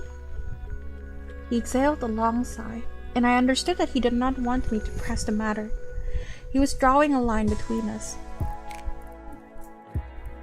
He felt sad, but I was old enough to know not to push it right now. It would only push him away further from me. I am content. I see. I wonder if I could become content like him one day. You shall settle on your path one day, Vere. The night grew quiet after that. After standing together for some time longer, he gently suggested that we go to sleep. Vere? Falafar, I just wanted to see if you had settled into bed yet. Did you think I'd wander off into trouble already? Of course, the moment I turn my back, you're a liability. I jest. I can hear you pouting. Why, I do not pout. If you say so, madame. I'm just getting into bed now, safe and sound. Not climbing out of your window to sneak off somewhere? This isn't Rapunzel, you know? Although you do have long enough hair for it. Or maybe your hair is simply that short. A matter of perspective then. Sleep well, Vere. Okay. I might have to save chapter 5 for another stream. Then again, I don't really want to. I kind of want to finish everything by today. We'll see how tired I am. I need a drink though, soon. None? I can do none? On second thought, I shouldn't wake anyone up right now. I'm sure I can figure it out. Tonight would be lonely without the cat that lay beside me, purring all night. Thoughts of Malthus still plagued my mind as I went to the elevator and pressed the button that would hopefully lead me to the top. Despite the discovery of his true identity, I couldn't suppress the fondness that bloomed in my heart for that little creature. It is still so unbelievable, which was a rather conflicting emotion, considering that little furry creature was a fully grown man. Well, it was the uppermost button. Naturally, it should lead me to the uppermost level. Although, considering how strange this world is, the levels may as well be topsy-turvy. Is up anymore? Is down, well, down? Fresh air will do me good after all. I am losing my mind. To my relief, at least in this instance, up was indeed up. All was well and right with the world again. Such a lovely area. We should really come up here more often. I sat in one of the chairs and pictured Mr. Kitty curled up here to take afternoon naps. He often slept by the window in my apartment, basking in the warmth of the sun. For someone who was really human, or rather, Reaper, he really was cat-like. Had he been forced to take cat form often? What had he even done to have turned into an outlaw? Not just him, both him and Lucien. Though I couldn't imagine Lucien as a criminal, really. Malthus? Yes, I could. How could my sweet cat turn out to be that? Turn out to be what? My princess? God. A voice, alluring as velvet, pierced through the peaceful night. Who goes there? Meow. That make you feel better. Oh my God, you sound like a villain. You even sound like one. It is terrifying to hear you speak like that. Oh, sweetheart. Haven't you realized this ain't the human world anymore? There's scarier things than me out there, you know. Without even a whisper, he had transformed into his true form and disappeared from my sight. Or so I thought. I felt his breath ghost against the back of my neck, forcing an embarrassing yelp out of me. Shh. I didn't have to see him to know that he was smirking. You shouldn't be here. What are you going to do about it, I'll tell the others. Oh, you're going to tattle on me? Going to run and tell Daddy? About what a big, bad boy I am. Bothering a sweet girl like you. I don't like that at all. Arrest me yourself? For an outlaw, he was surprisingly smug. Oh, I could kick him. I needed to improve my training so that I could tie him up one day and humble the attitude out of him. Why are you even here? What if Kame catches you? You worried about me? That's sweet. No, I'm worried for Mr. Kitty. Malthus snorted. Understandable, given how ridiculous my reason was. Mr. Kitty, yeah? Well, I'm him. Wanna give me belly scratches? Don't need me to have fur for that. I'm going to be sick if you start purring. Sure. Why are you up here, anyhow? Couldn't stop thinking about me?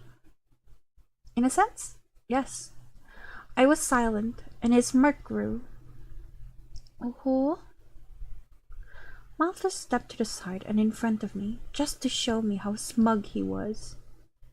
Don't get all smug now. I just miss my cat, that's all. You're talking about him like he's not me. I mean, you're talking about me. Damn it, you're confusing me now. He drew in a deep breath, as if something was distressing him. But I guess Mr. Kitty was curious about you too. My heart thumped, and I willed it to behave. It was the one normal part of my crazy life. Ever since I woke up, I've been trying to survive in this world that doesn't make any sense. My feet moved of their own accord as I began pacing and wringing my hands together. Just like I had done with Lucien, Nox, my words just came out of me without a stop inside. Guess what, Aina? Oh, I like how they put her real name here, but not in the default when we were trying to input her name. You were in charge of destroying the world once, but you're lucky. You didn't go to hell. Well, you are lucky. He was right, but I ignored him. But if you screw up, we all go to hell. Isn't that great? Learn this, do that, but don't do it this way, and don't think about it too much. I'd kill to be in your position, you know. Not always on the run, your own brother trying to take away what little you have. Making sure your other brother is doing okay. That humbled me quickly. Despite all that Malthus was, I felt sorry for him. I didn't even know what terrible, horrible, and unspeakable thing he had done in the first place. How could I hate him? What's his name? Didn't Kame already confide in what they did? You could ask, you know. Guess you didn't come here to hear me whine. Oh yeah, I know you're whiny. You complained a lot to Mr. Kitty. A lot. Well, I guess I could see how. God. I covered my face and groaned, thinking about how I had spilled my heart out to the poor cat every day. I didn't think you could understand me. Every word, darling. I had to learn to tune you out. Being able to sleep on command has its uses. Are you sure you're not really a cat? I pulled on his ears, half expecting him to sprout whiskers. His nose wriggled in reflex, and the urge to kiss it possessed me. What do I do with you? I really shouldn't be talking to you. It occurred to me that Malthus was the type to instantly spot my weakness, as he crept behind me once again. His breath was hot in my ears, taking advantage of the brief doubt in my heart. Why not? You could let me have you. Let me touch you. What the fuck? Taste you. Ooh. Do you know how hard it was for me to be so close to you every day and not do a damn thing? You were the one who wanted to be close to her. What the fuck? Ew. I don't like him anymore. He's not hot to me anymore. You think I'm like these other idiots? I've never been a man to keep my hands to myself.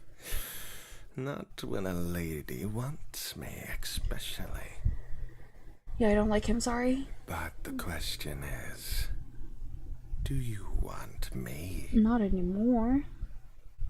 While this may have worked on someone else, I was very much in a mood that had no such desire. Are you out of your mind? I don't even know you. After the long nights we spent together. Kick him in the balls. I elbowed him in the stomach, which sent him reeling. Malthus coughed as he doubled over. What is wrong with you? What is wrong with you? He groaned, eyes watering with the sting of my betrayal, like a wife who found her husband with his hand down a maid's blouse. Of course I was in the right. Who did he think he was, trying to seduce me? I had standards after all. You are so boring. And you should properly ask a lady about these things first. He replied with a reluctant grumble under his breath, which sounded somewhat like an agreement. Well, the ladies I see usually aren't so prissy, but fine. Not in the mood to ask anything right now. I'll be seeing you never. Just remember, good girls keep their mouths shut. He glowered and, in the blink of an eye, vanished. A single crow feather landed at my feet. I picked it up and took it back with me to my room. When I went back to my room, I found another crow feather when I went to close the curtains. As I picked it up, it turned into a note in my hands. A scrap piece of paper with a messy scrawl and a single word. Thanks.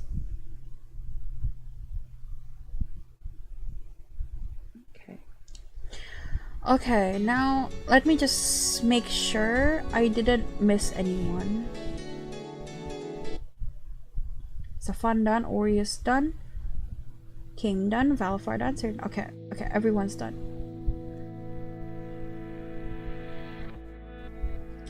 Load.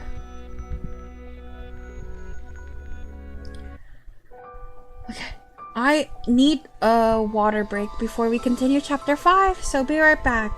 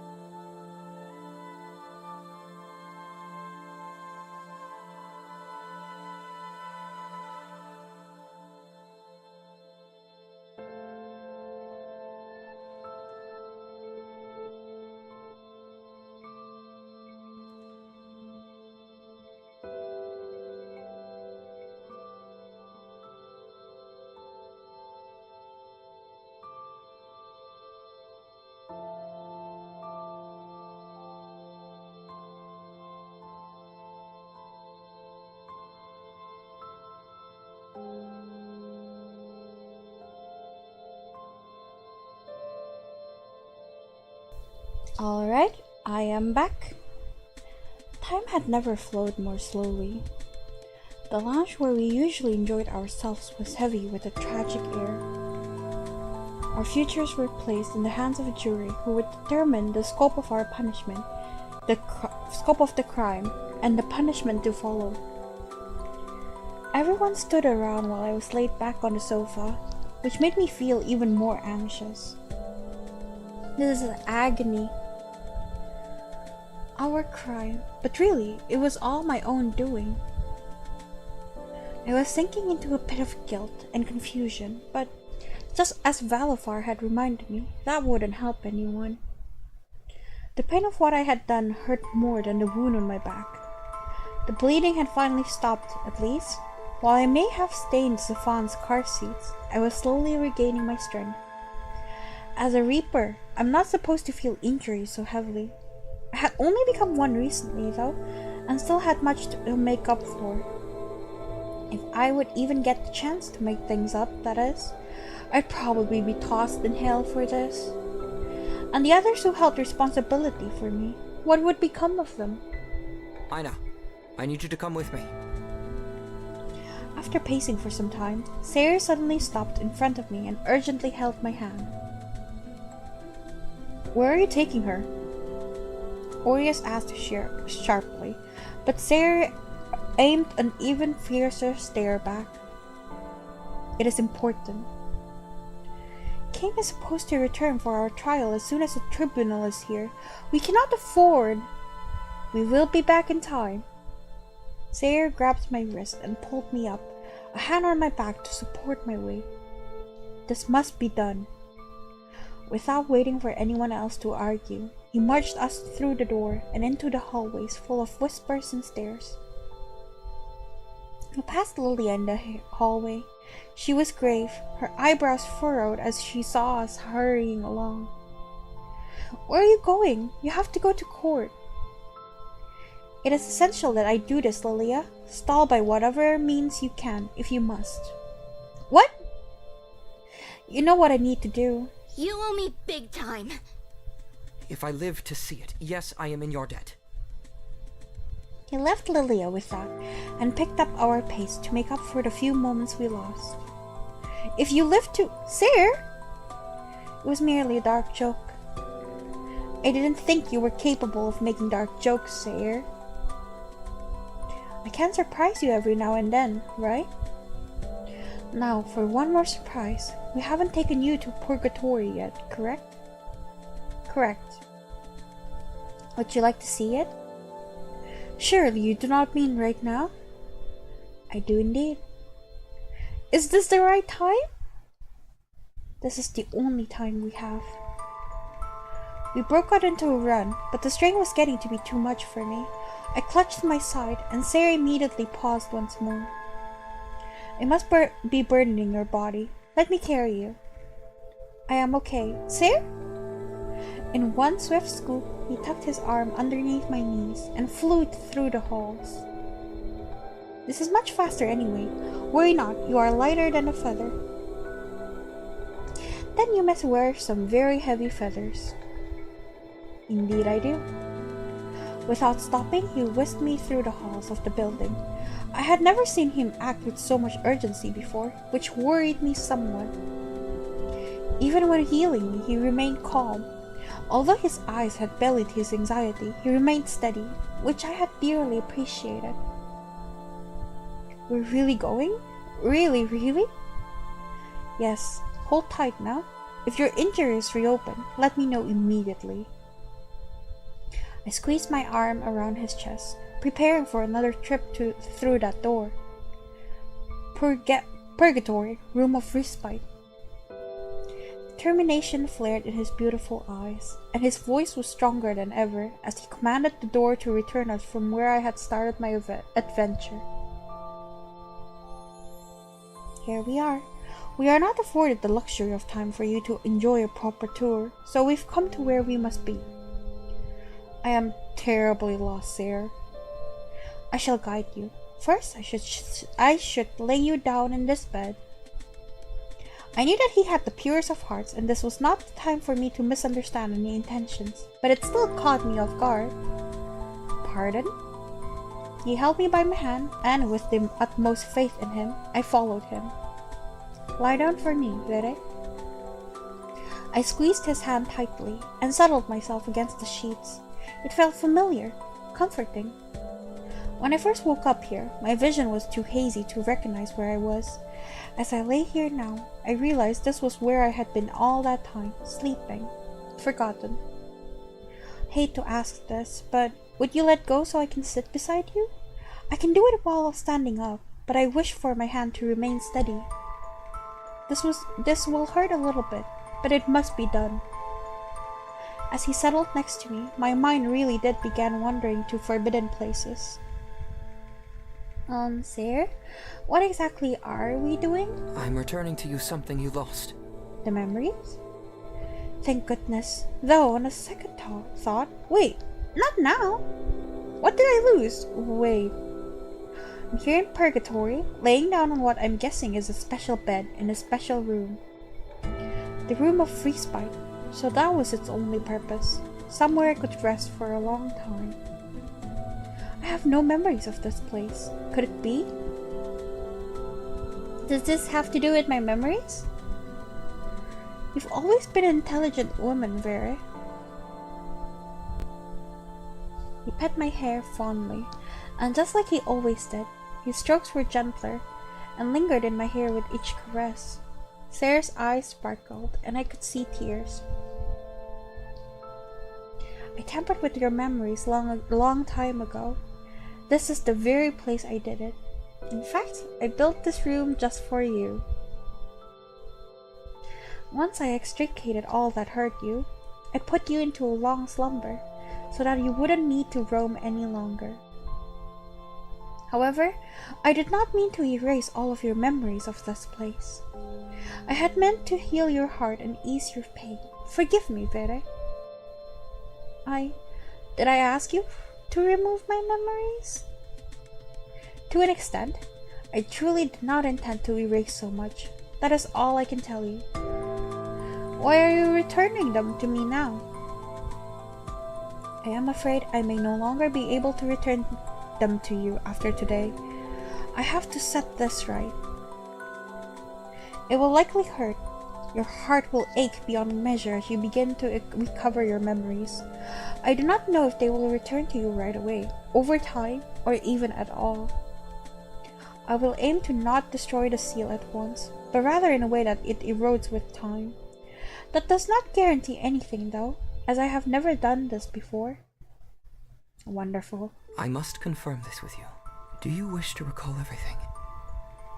That is something you should have asked before bringing me here, you know. Forgive me, I was not thinking clearly.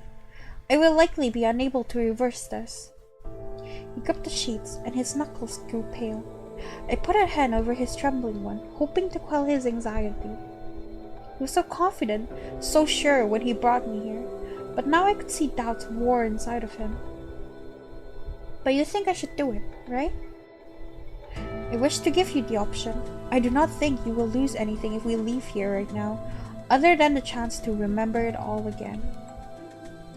Had I not been so terrified of everything else that was occurring, I'd likely be halfway out of this room. But if Sarah decided that this was something I needed then, I chose to trust him. Even more than that, truthfully, it would drive me to insanity if I could never recover my lost memories. It explained why everything was so fuzzy to me, why, no matter what, I would encounter block after block. No, Sarah was right in bringing me here. Is it better to not remember everything all at once? It will pain you too greatly. I considered a little longer, although I knew we were pressed for time. We had to do it now, or why only today? Sarah, you said that you wouldn't be able to do this after today. Why? What's going to happen to you? The sheets rustled as I jerked up and seized his soft hands in mine. Sair, please tell me. Are you going to die? Why is it Sair? When he introduced himself, he said Sair, right? Am I insane? Is it Sair? Crying wouldn't do anyone any favors, so I blinked back tears as best as I could. There had to be something I could do. Anything. I couldn't let him die for me. Maybe if I knocked him out, I could run. I do not think that I will die. Really? Do you promise? Yes. He pulled back my hands and gently kissed my fingers. However, I may be unable to use some of my powers from today onwards. In case that is true, I'd like to do this now, so please, do not fret. Lay down for me and close your eyes. I will be as gentle as I can. I don't want you to lose your powers either. It is all right. Power comes with its own burdens. If I do lose them, I think I shall feel much lighter. Now we must hurry. There will be trouble afoot if we do not return soon. When I finally closed my eyes, I felt the softest flutter of his lips against my forehead. Forgive me if this pains you. He pressed a palm to my forehead, and by the time I exhaled, I finally had my first dream in this world. No, it was a nightmare. Thayer held Vera in his arms, careful to not jostle her a single whit. His slender fingers adorned her frame with tenderness, even as he flew through the halls of a building that became suffocating. Our trial is to begin shortly, and you decided to go on a field trip. What on earth was occurring in that daft brain of yours? And... Oh, should have, cut the voice lines. And why is she like that? Has she done something to... I have decided to return to her what I had borrowed, her memories. Thayer? He barked at the angel, but Thayer did not flinch once. For all his usual cowardice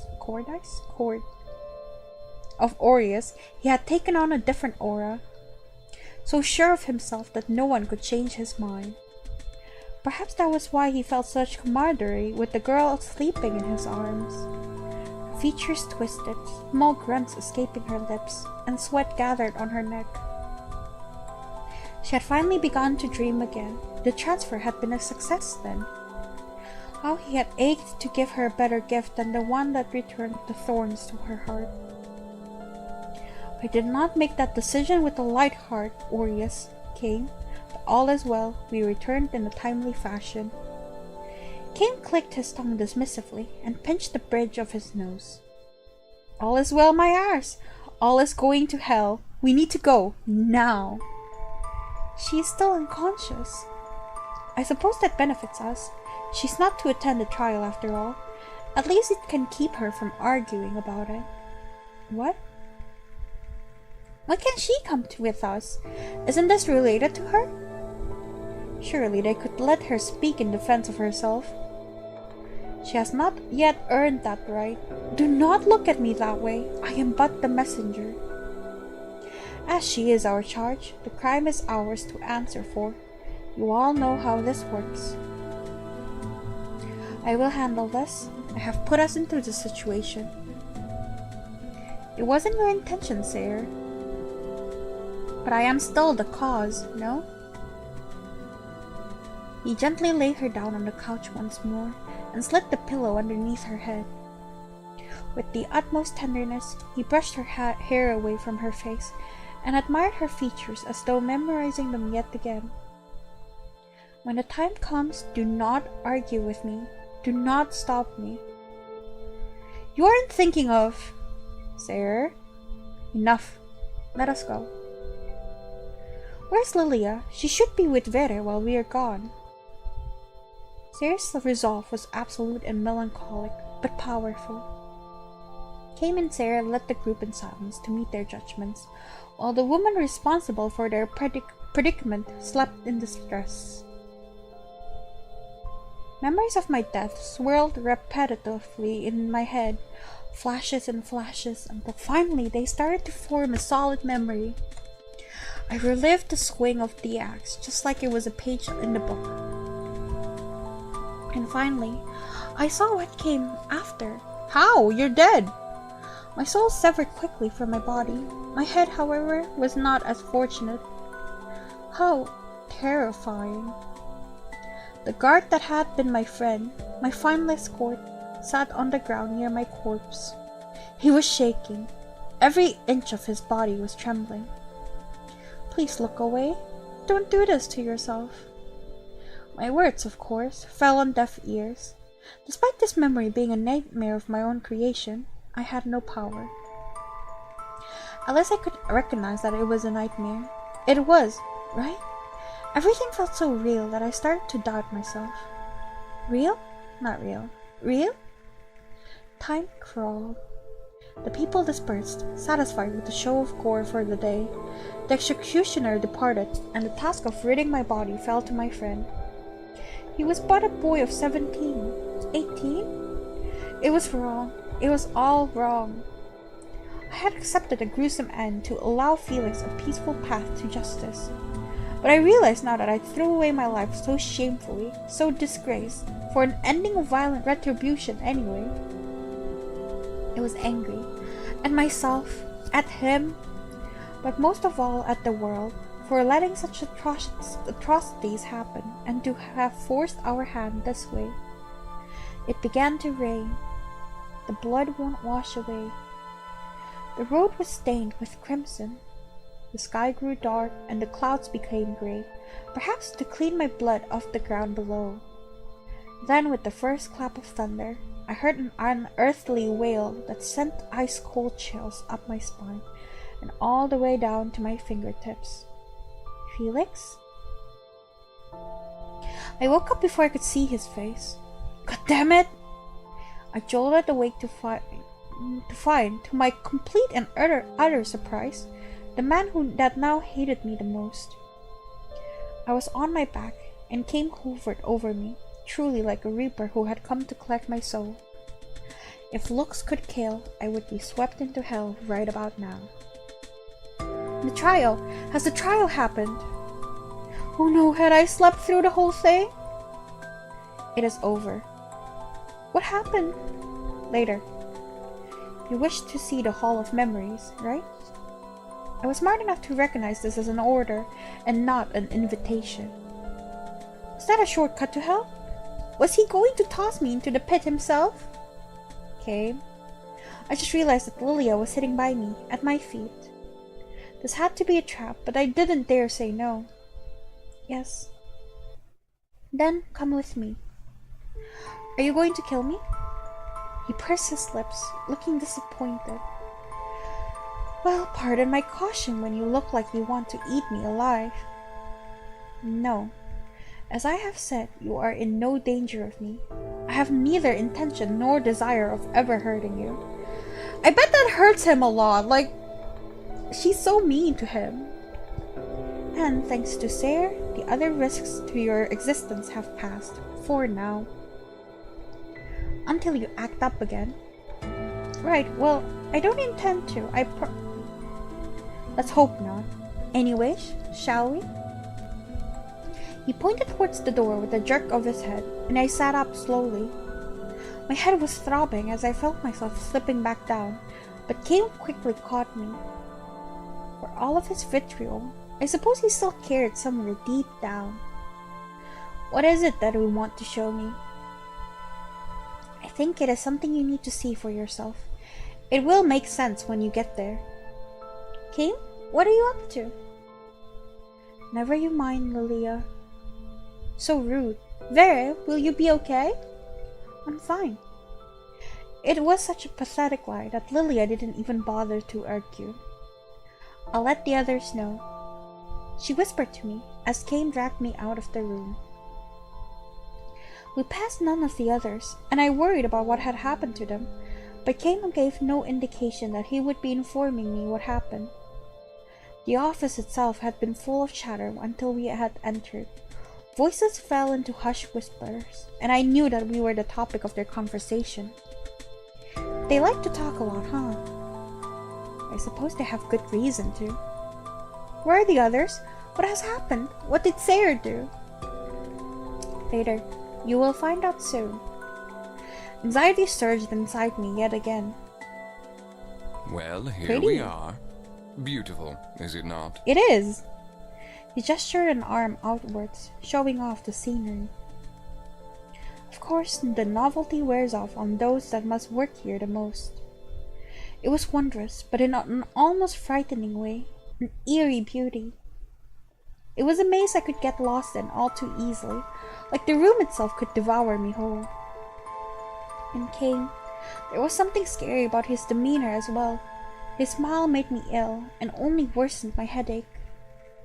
Does he intend to abandon me here? Good morning, welcome! The computers in the office are synced to be here, so physical visits are usually for the purposes of cleanup and organization only. Let me see which ones we are looking for. I'm still not sure why we are here. Now usually, one would use the record up over there. It projects a screen for us to watch, and it's quite efficient. But I believe our purpose will be better served using a function of the room to truly replicate every last part of the scene. It is not typically used, as the space is needed for work, but no one shall be coming here today. He explained all this, much like a patient school teacher, yet I found that I barely understood anything. The mechanics of the room, yes, but the why was still to be found. I am completely lost. You won't be for long. He pulled up something on his watch then, using it as a guide, walked over to the shelves. As he searched, I looked around and took in the atmosphere of the room. I felt like it was going to swallow me up at any moment. Here it is, the one I've been looking for. The Reaping of the Tyrant of Berengar, otherwise known as Felix. My voice came out in a horrified whisper, although Cain paid no mind to it. He walked to the large device above, while holding an orb in his hand along with his watch. Why? I think you need to see this to understand. Sometimes it is easier to show than to tell, and this is one of them. Cain, I don't want to see this. Before I had any chance to either argue or agree, the room took on an entirely different form, just like how it happened in the training center. I think it would be neat if Aina was the one who had to reap him. And then she asked for a memory reset because of it. As if we had come into an entirely different world. You were unable to remember your past. You wished to learn, didn't you? What happened afterwards? Here's the answer to the end of your path, and beyond your end. I've already started to remember the moments after my death. You have you? You did not witness the consequences that came after that, I presume. The air was stifling. Where are we? In a crumbling castle. I can see that much. Why this castle, though? It belonged to your paramour. This was his final target. He stormed this castle and, like a beast, felled even the crown. But there was no one left to serve him in the end. This place faced siege after siege, and he alone survived. You can see that even the walls here have started to decay. Marred by blood and destruction, what is left? Our footsteps echoed through the empty halls, with not even the ghost of a servant or knight to be seen. The air itself was dead. This might have been a recreation, but it was far too immersive for me to feel any sort of detachment to it. Where the royal palace once stood tall, now lay a dilapidated crypt. How was Felix even surviving in such lifeless halls? He waits for his death while the country burns. I fear the same will happen with you, that you will cut and destroy whatever crosses your path, as long as you believe that you are in the right. I mean, look at what you did to his brothers, girl. What? How could you even think to compare us? That I could ever be that way? One thing leads to another. Do you deny that you two were cut from the same cloth? Also, she keeps saying that they both did this together, whatnot, like they're equal. Like when she said she aimed the knife and he threw it, might as well that they both threw it together, like kind of things like that. Like, yeah, girl, you can get overcome with things if you think you are right. Or do you want me to tell you that you were determined to do whatever it took to fulfill your revenge, all in the name of peace? His words burned me. Did he doubt my intentions all along? Was he right to? All I did was save your brothers from death. Oh my fucking... Wow, I'm sorry, but I really hate her. She's so self-righteous. I don't like her at all. No? All you've ensured is that it will come to them. Had I been the one to capture them, they would be allowed to exist. They could have repented. But now they're marked for extinction due to the harm caused to you. What? It counts as a further transgression to their crimes. Then I forgive them! Unfortunately, the world we live does not allow for that. Here, actions have consequences. Someone must be held accountable. Orias begged on his knees to spare you any punishment. He was willing to dive into hell just to protect you. Enablers. We all were reprimanded. Our jobs are still on the line. But more than that, more than anything that happened to us, Sayer lost his wings. He gave them up for you. What do you mean by say? He sacrificed his angelhood to spare you of punishment and to let the rest of us leave with but a slap on the wrist. And you didn't stop him? The nerve of her to say that when this is her fault. That's crazy. The alternative was to let you cease existing. Of course, none of them would allow for that to happen. So you tell me, which was the best solution? To let you disappear, or... I'm sure you would have been glad for that, wouldn't you? Oh my fucking god. She pisses me off. I don't get angry at main characters a lot. I clutched my head as he threw words as sharp as knives at me. My head was about to split from the pain. Too much was happening, and I could barely remain on my feet. I did not bring you here to argue. Come. He seized my hand himself and led us down more hallways, more paths that I could not keep track of. Until at last we reached a throne room. There I saw Felix, slumped in the great seat. He's hot. His face was gaunt, and his regal attire was covered in bloodstains all over. I reached out for him, but Kame told me to spare the effort. Felix, he's... I wanted to hold him. I didn't care about anything else. I just didn't want him to die like this. But since this is nothing but a memory, he had already passed away, hadn't he? This is just a memory. You can't do anything for him. Kame's next words confirmed my suspicions, but his following ones set a new wave of fear washing over me. And you shouldn't want to. I was thankful he reminded me of that fact, because when a second Kame appeared, I just about lost myself. I was already dealing with one, and that seemed to be more than plenty. Was there another you? Because I was the one in charge of this case. Are you here to kill me? Never seen you before. I jolted as he spoke. I didn't think I'd be hearing his voice again. Felix lazily pointed a sword at the other Kame, who snorted in response. My, put some life into it. Whatever you have left of it anyway. Is this how you finally wish to go? How pathetic. Felix waved his sword once more, pointing it closer to the young Reaper's throat. Be gone. I fancy a duel. You waste my time. If you desire death, then spare us both some time and allow me to take your head quickly. Beheading people so easily. I held my neck again, feeling a phantom twinge of pain at the thought. Felix slashed out his sword, but Kame sidestepped it all too easily. In return, he brought out his own scythe, his smile never leaving his place. But I knew Kame better now, and I could tell that behind that smile were eyes full of disdain and anger.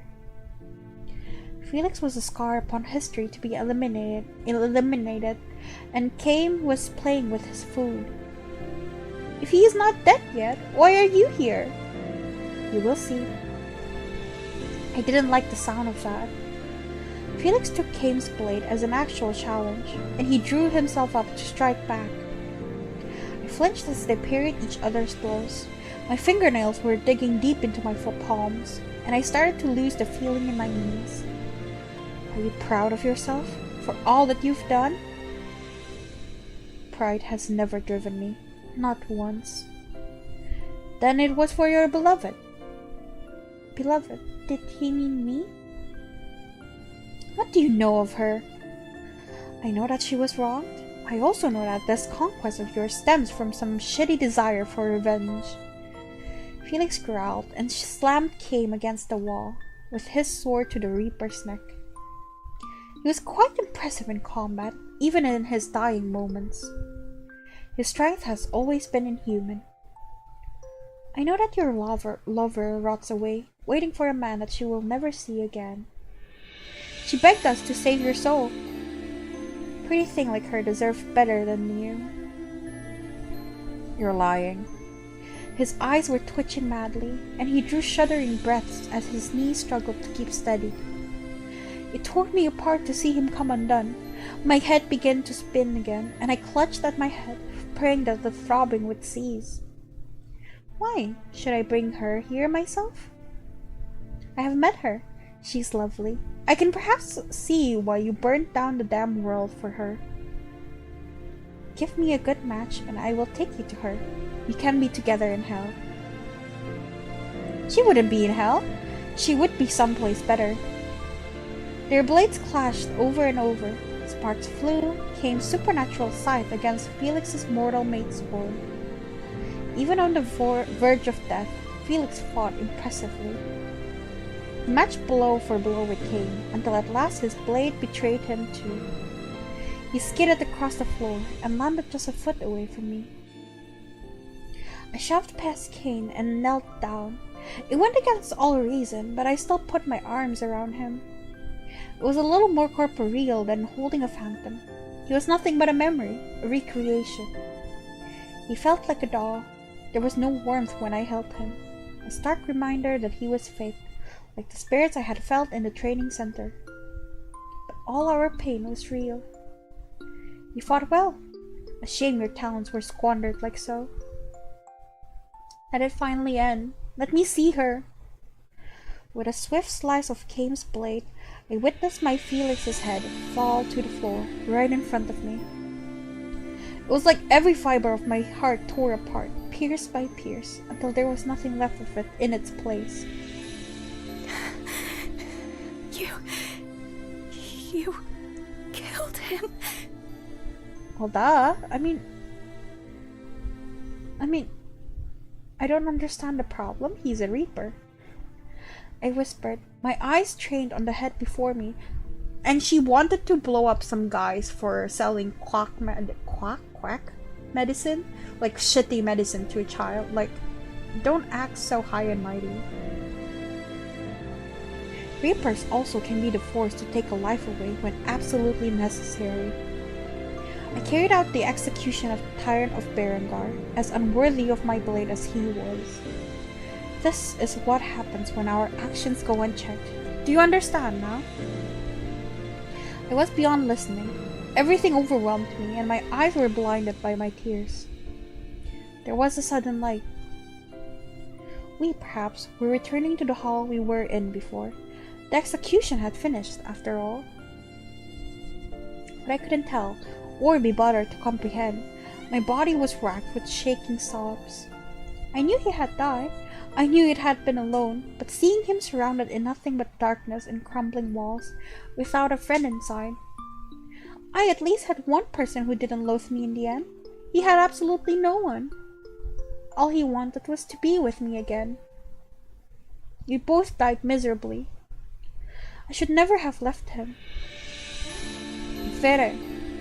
I felt a pair of arms wrap around me from behind, and I flailed in panic. It was too much. Everything was too much. I couldn't take it anymore. I was squirming. I didn't want Kame anywhere near me. I wanted nothing to do with him. I do agree with this though. Kame, like, you can't just hug a girl after you kill her, like, most important person. Like, come on. Vere, are you okay? Are you safe? What happened to you? He ran over and immediately cupped my head in his hands, panic in his eyes as he examined me from head to toe. While I was uninjured, his eyes quivered once they read mine. I suppose he could understand all the heartbreak I could no longer contain. Orias, I heard from Lilia that Kame's probably... Yes, he did. Oh no, oh no, oh no. Vere, come here. The Fawn reached out his arms toward me, and I surrendered myself over to him. I wanted to be a little weaker now, to just close my eyes and forget everything. The guilt was eating me alive, and I wish I could return to sleep. We'll beat up Game together later. I don't know. I agree with his actions. She did say he should tell her everything. This is part of telling everything. You can't just pick and choose. Everyone is an enabler! I hate it! He clutched my head to his chest. His large hand cupped the back of my head as his fingers stroked through my hair. Like a lifesaver, his touch kept me grounded, and I found myself breathing just a little easier. As if he was shielding me, he kept me locked against him, while I felt his head whip up to aim his sights at Kay. Throwing back one of the worst things to happen to her right in her face. I knew you were a cool man, but you've gone too far. She's your friend. She didn't deserve revenge. This wasn't an act of revenge. He sighed heavily, as if burdened by this whole ordeal. Or was it because he found no one supporting his misdeed? Oh, boo-hoo. And do not act as if you two were not upset. You especially, Safan. What happened to Sayre is... I know, you don't need to tell me. He leveled his voice to be equally harsh and cold, leaving Kane without a response. Yeah, I'm upset. And I'm mad too. Oh. I fidgeted against him, but he kept me secure, and his thumb stroked between my shoulder blades. I'm not an asshole, though. Everything was out of our control. I think we're all a bit in the wrong here, by being enablers. But I would never retaliate like this, no matter how upset I was. Now, I like him the most, because he's the only one who tells her shit. Like, you did bad. Here, let me show you what happens if you do bad. Instead of, oh, poor little baby, you're so pretty, you can't do any wrong. Like, I don't know, like, can they tell us the reason why they protect her so much so I can hate it less? I just don't understand. I hate this. I will stop complaining. I am so sorry. I am so sorry. I keep complaining. I will stop. Maybe you don't understand what it's like having to relive your worst memories. From now on, stay away from her. I heard a shuddering breath, disguised as a sigh, escape from Kane. What did it matter if he could see me or not?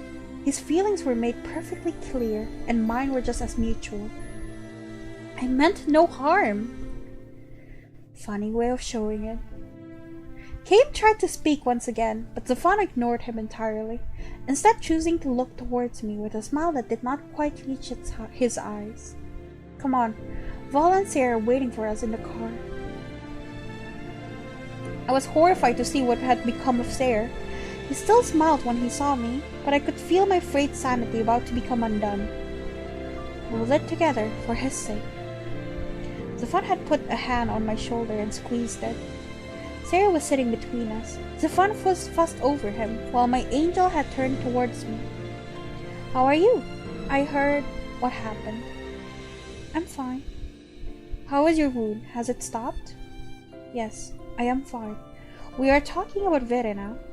You're both hurt, but Sayre, you... I will be okay. Injuries of the heart can be just as severe. Don't tell me you're fine with this. Why not? It is freedom, in a way. Zafan looked away, his face in pain. How could you say that? Because I meant it. Sayre. I'm sorry, Zafan, but 'tis true. You mourn for something that is not yours. You... Hey. I put my hand on Zafan's arm. He didn't shake it off. Instead, he closed his eyes and took a long inhale. It was quiet until we had returned home. Zafan promised to come back quickly after making sure Sayre was safe at home. Orias stayed behind with me, even though I insisted that I didn't need him, and that the more people attended to Sayre, the better it would be. I fell asleep waiting for him. As much as I was afraid to slumber, my eyelids slammed shut eventually, and I was trapped in another nightmare. I faced my execution again and again. Each time, it felt like my throat was set on fire, and I wanted to scream, but I couldn't because there was nothing to scream out of. again and again. I was paralyzed within the confines of my own mind. Real or not real, it was impossible to know. It was always followed by the most dreaded scene, the walk into the Hall of Memories. The desire to run away was strong, but my feet were bolted to the ground. Then he was in my arms again. He was cold. King's blade swung again. His head fell again. Still, I couldn't do anything. I woke up screaming, finally free of the cycle, and found myself nestled in warmth. It wasn't cold anymore. Hey, it's me, Zafan. It's Zafan. While my eyes had yet to settle, I registered that Zafan was beside me and holding me tightly once more. A blur that had to be Orias stood in the doorway before returning to my living room. Zaf, you back? I said I'd come back, didn't I?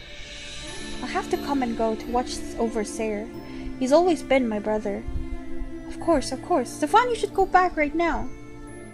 But I can't leave you alone right now. Even if you're mad at me? Even so, are you comfortable with me holding you? Do you want me to let go? I just realized how close we were, tangled together, as he probably frantically tried to comfort me. We were in a compromising position. But I didn't care for a proprietary right now. I don't want you to let go, at least for a little bit. You need rest, right? Sleep with me until you have to go back to Sayer. Alright, yes. He suddenly felt warmer, and his embrace around me tightened. I tucked my head under his chin, as his other hand slid down my back to secure me. Sleep well. I can't make your pain go away, but I'll be here when you need for it to be eased. Even if it's just a little bit, I want to make you feel better. Thank you, Zafan. Truly. Even if you are mad at me.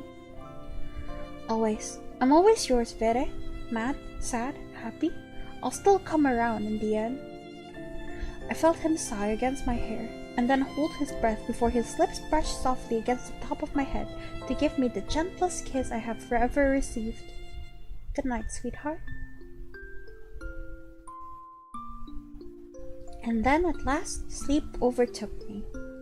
I wasn't sure if there was anyone out there who could hear my pleas, but I dearly wished that this would be my final slumber.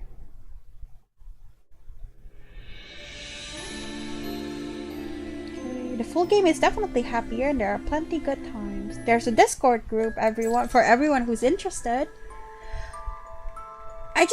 Isn't it a bit mean for her to want it to be her final slumber, considering literally everyone lost something because of her? But I already said I'll stop complaining. Now I just want to see if there's like extra stuff, like in the end.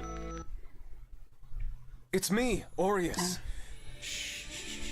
I knew it. I got you. Just hold on to me and this will all be over soon. I have you. He turned me around his arms and squeezed me tightly while rubbing my back. Breathe, Vere. You are going to be all right. Feelings. I was gasping incoherently, and Orias nestled me tightly against him. I know. Are you all right? Don't you dare ask Yeah. that. You have no right to. How could you do this to her? She had to learn about the consequences of her actions. We have coddled her, and it has been a disservice to both herself and us all. You say it, Game! Go, Game! Sayer bleeds and will suffer for many, many nights. She never wanted this. She could have learned that without all this. Why twist a knife into her heart when she's already cut open? You are no different than a demon. And what has being human ever done for anyone? Makes them a lot better than you, that's for sure. I see you are still a fool for her. I do wonder why they like her so much though. What? I always will be. I'd rather be a fool than whatever brand of heartless idiot you are. How could you show this to her? How could you do this? To show her? Yeah, the consequences of her actions. What fucking bullshit. She's living as a Reaper. I think she understood what happened. She was told what happened, but she experienced none of it herself. And showing her that, you know how much she loved him. You let her watch, you let her hold him while you killed him the same way she died. I didn't tell her to. Being human would serve you better, Kane. Everything he shouted at Kane were words that I wanted to say to him myself.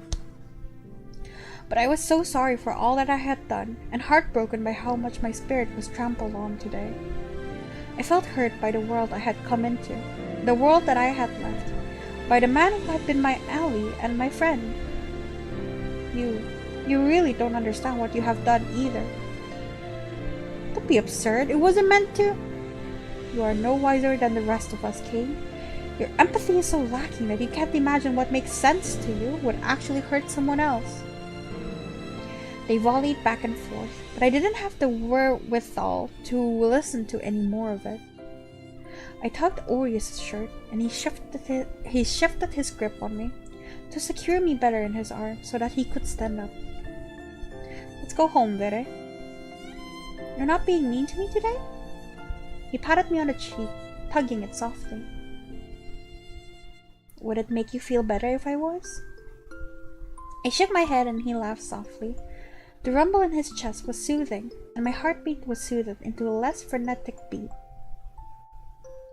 Closed my eyes all the way home. Orias didn't let go of me, not once. I think someone else drove us back. Maybe it was Valfar? It didn't matter. All I could think about was helplessly holding into the recreation of Felix, while Kane beheaded him. It was the last chance I ever had to see him. I was almost grateful for it. Finally opened my eyes when we came back into my home. Sorry. Talking too much. Orias laid me gently down on my bed and tucked me under the covers, although I kept my arms around his neck. It was immature, but it felt like that was the only way I could stay sane. His warmth was oddly comforting. Despite always getting teased and taunted by this man, he was the one that came running to find me. There was a long silence, and I wondered if he would pry me off. Instead, he revealed what must have been bothering him. You helped him, even though... Oh my fucking god, really? She just had a mental breakdown, like... No? Even though it wasn't real, even though it didn't matter, even though the only thing it did was make me feel like this. You saw? I did. The door reflects everything that happens inside. I couldn't come in until it was over. I tried to break it, but failed. I'm sorry. It feels weird hearing you apologize. You're not even in the wrong this time.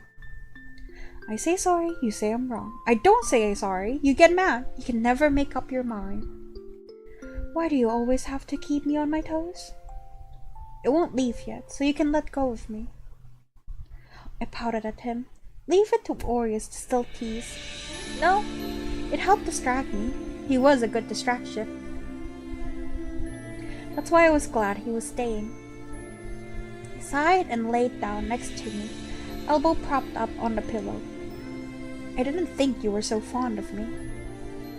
Something about you feels familiar. Familiar, Interesting! Yeah, so there is a reason, thank God. It's not just blind love. He reached over to start stroking my hair, and I found myself craving his touch. It felt like the sun in a frozen tundra. Things might start getting harder from now on. Your work is going to stay the same, but with the things that happened today, a couple of the others might treat you differently. You can say his name, you know? There's a lot to figure out between all of us. But you'll be there for me, right? He didn't reply, and anxiety built up inside of me again. This was burdensome, wasn't it? Or was he trying to build up walls between us again? Of course I will, even if you are dumb and get us all into trouble. I won't anymore! You better not. Do you want me to stay with you for the rest of the night? He nodded, and without hesitation he slid under the covers, wrapping his arms tightly around me.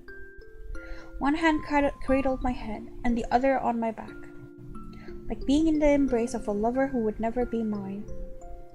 What is this? Who was he? Was he a human? No, he came into existence 100 years before, so 200 years after we died. Roundabout. So who the fuck is he? That makes it 3 times he's helped me. Go to sleep. I'll have nightmares. Then I'll scare them away. And although I felt a comfort in his arms, a comfort I had long missed, I knew it wouldn't be enough. The wounds were too fresh. I counted his heartbeats, one by one, a steady lullaby that softened the ache in my head, but not in my heart. And then at last sleep overtook me. I wasn't sure if there was anyone out there who could hear my pleas, but I dearly wished that this would be my final slumber. Okay, let's load.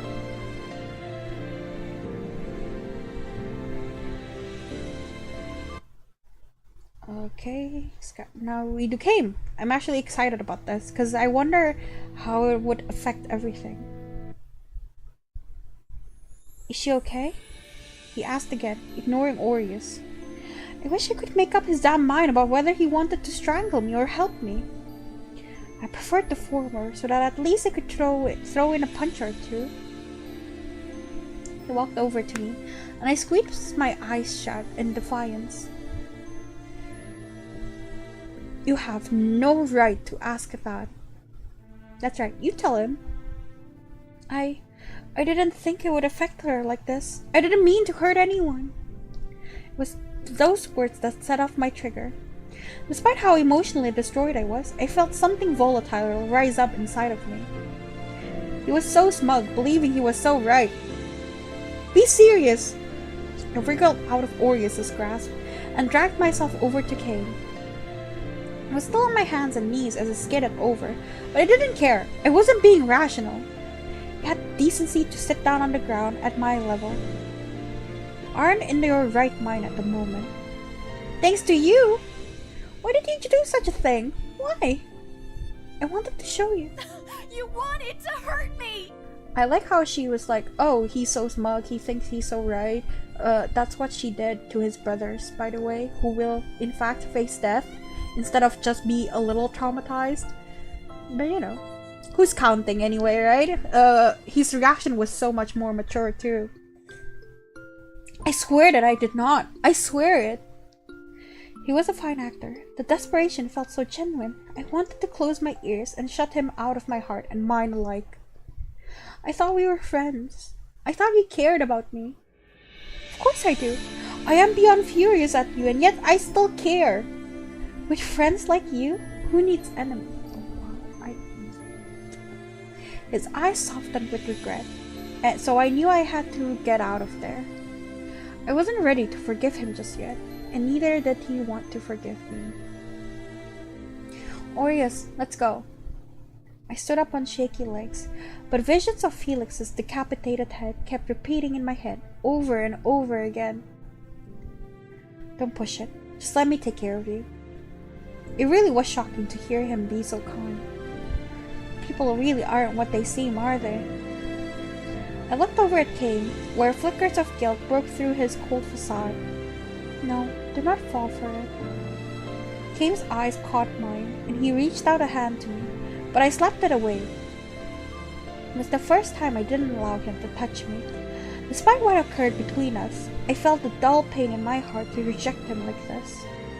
Don't pretend to be nice now. I clung to Orias extra tightly, hoping that it would sting Kane. If he even cared about me. If he didn't, then it wouldn't matter anyway. Being awfully clingy. I'll spoil you today. I looked over at Kane, who looked crestfallen at us. Well, how do you think I feel? And without a farewell to Kane, we left the hall together. We had made sleeping arrangements to have Orias stay in the living room, while I stayed in the bedroom. Though I had pleaded to see Sayre, it was decided that I wouldn't be so much support right now. In the middle of the night, I hear voices outside my room. It sounded like Kame had come over. Poor baby. When things went tough for him, because his brothers are now marked for death, no one was there to support him. They were all so busy with the trial and such. And now that a pretty girl is hurt because she saw her friend die, suddenly everyone hates him. Everyone supports her and hates him. And I just feel so bad for him.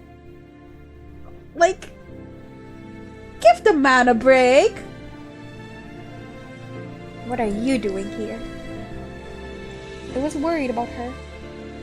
I peeked out from the covers, and through the doorway, Orias was blocking Kame's entry into my home. Let him in, Orias. Orias stayed still for a few moments, but then stepped aside to allow Kame entry. If he says anything stupid, then I'll throw a pillow at him. My promise was weak, but Orias relented with such a small smile that Kame eyed us both wearily. It appears the two of you are rather close. Yes, Orias is quite kind to me. Well, that is good. His displeasure was ill-disguised. What do you want, Kame? I need you to know that I did not mean to hurt you. Surely you cannot mean that. You were so angry with me. You wanted me to pay for what happened. I was angry, yes. I was desperate, yes. I wanted to do no more mistakes. But I could not fathom that you cared so much for him. Really? Are you serious? Let me remind you how I got here in the first place. Allow me to amend my words. I meant that I knew you still cared for him. But not that much. Not after everything. If I were you, I would resent him. Before I had the chance to give him a sharp reply, he continued with a shaky breath. I wish you resented him. Why? So that I won't turn out like him? I think you got the message across, loud and clear.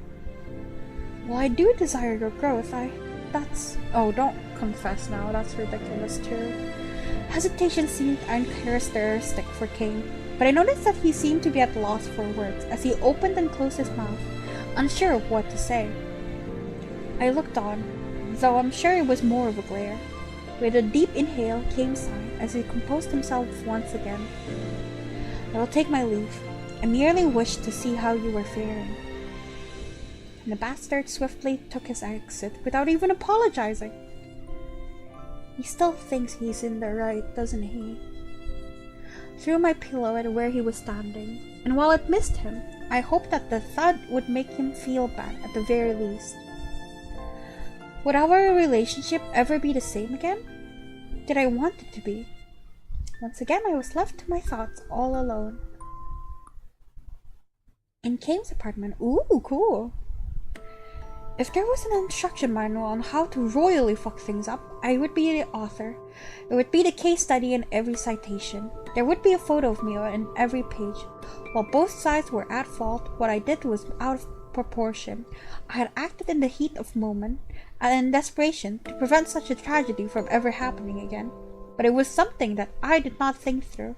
I did not anticipate the ramifications of my actions. I did not think it would affect her so much, but she is still very much a human, despite all the years she spent in our world. And I was not human enough to understand heartbreak. I survived my own, but I didn't think she would shatter like so. Perhaps my heart could never grow to be as large as hers. Such was the soul I was born with. Did I have a heart at all? I deserved the solitude I now lived in. I had achieved a level of loneliness I haven't thought was possible. I had lost my parents, my brothers, expecting that would be the peak of desolation for me. I have now lost my friends, but even with all their presence combined... Oh, you like a girl more than your friends? What truly hurt the most was that I lost her. She was the proverbial thorn in my side, but all the same, the rose that bloomed more beautifully than any other flower in the garden. Fragrance I couldn't resist, one that intoxicated me, one that threatened to consume me entirely. I was addicted before I knew it, but I could never have a taste. Oh my god. She was idiotic enough to let her heart rule her mind. She had her convictions, albeit sometimes wavering. She never listened. The things I didn't like about her were the same things that drew me to her. My behavior was irrational. Was this what it was like to be human after all? My heart ached. Existence was a burden. What's with the flashbang? Okay. The letters were piling up. 6 weeks has passed since that terrible day. Not a day had passed that my phone didn't ping with a message from him. I didn't answer, but he could see that I had read every last one. But it was because of the little red symbol had bothered me. That was all. The messages inquired about my health and asked what I had eaten for the day. I wasn't sure if it was a last resort, or perhaps he had doubted my technological skills again, but he had taken to writing actual letters as well. He slid them under the door each night.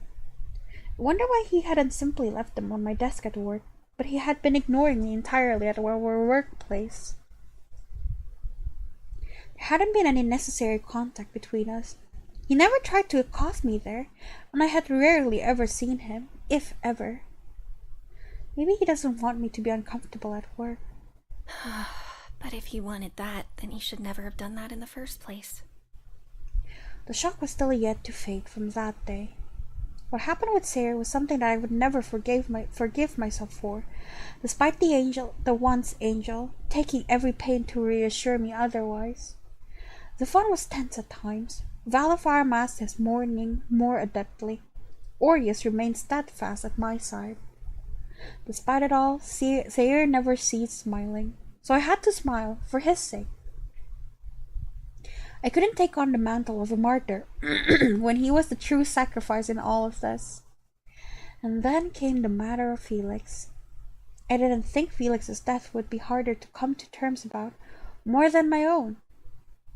While I had already known of his passing, experiencing it for myself had made it more real than I could ignore. Maybe I'll forget about it in a few 100 years more. I grimaced. Would I be here for that long? Actually, I should just be grateful I'm not in hell.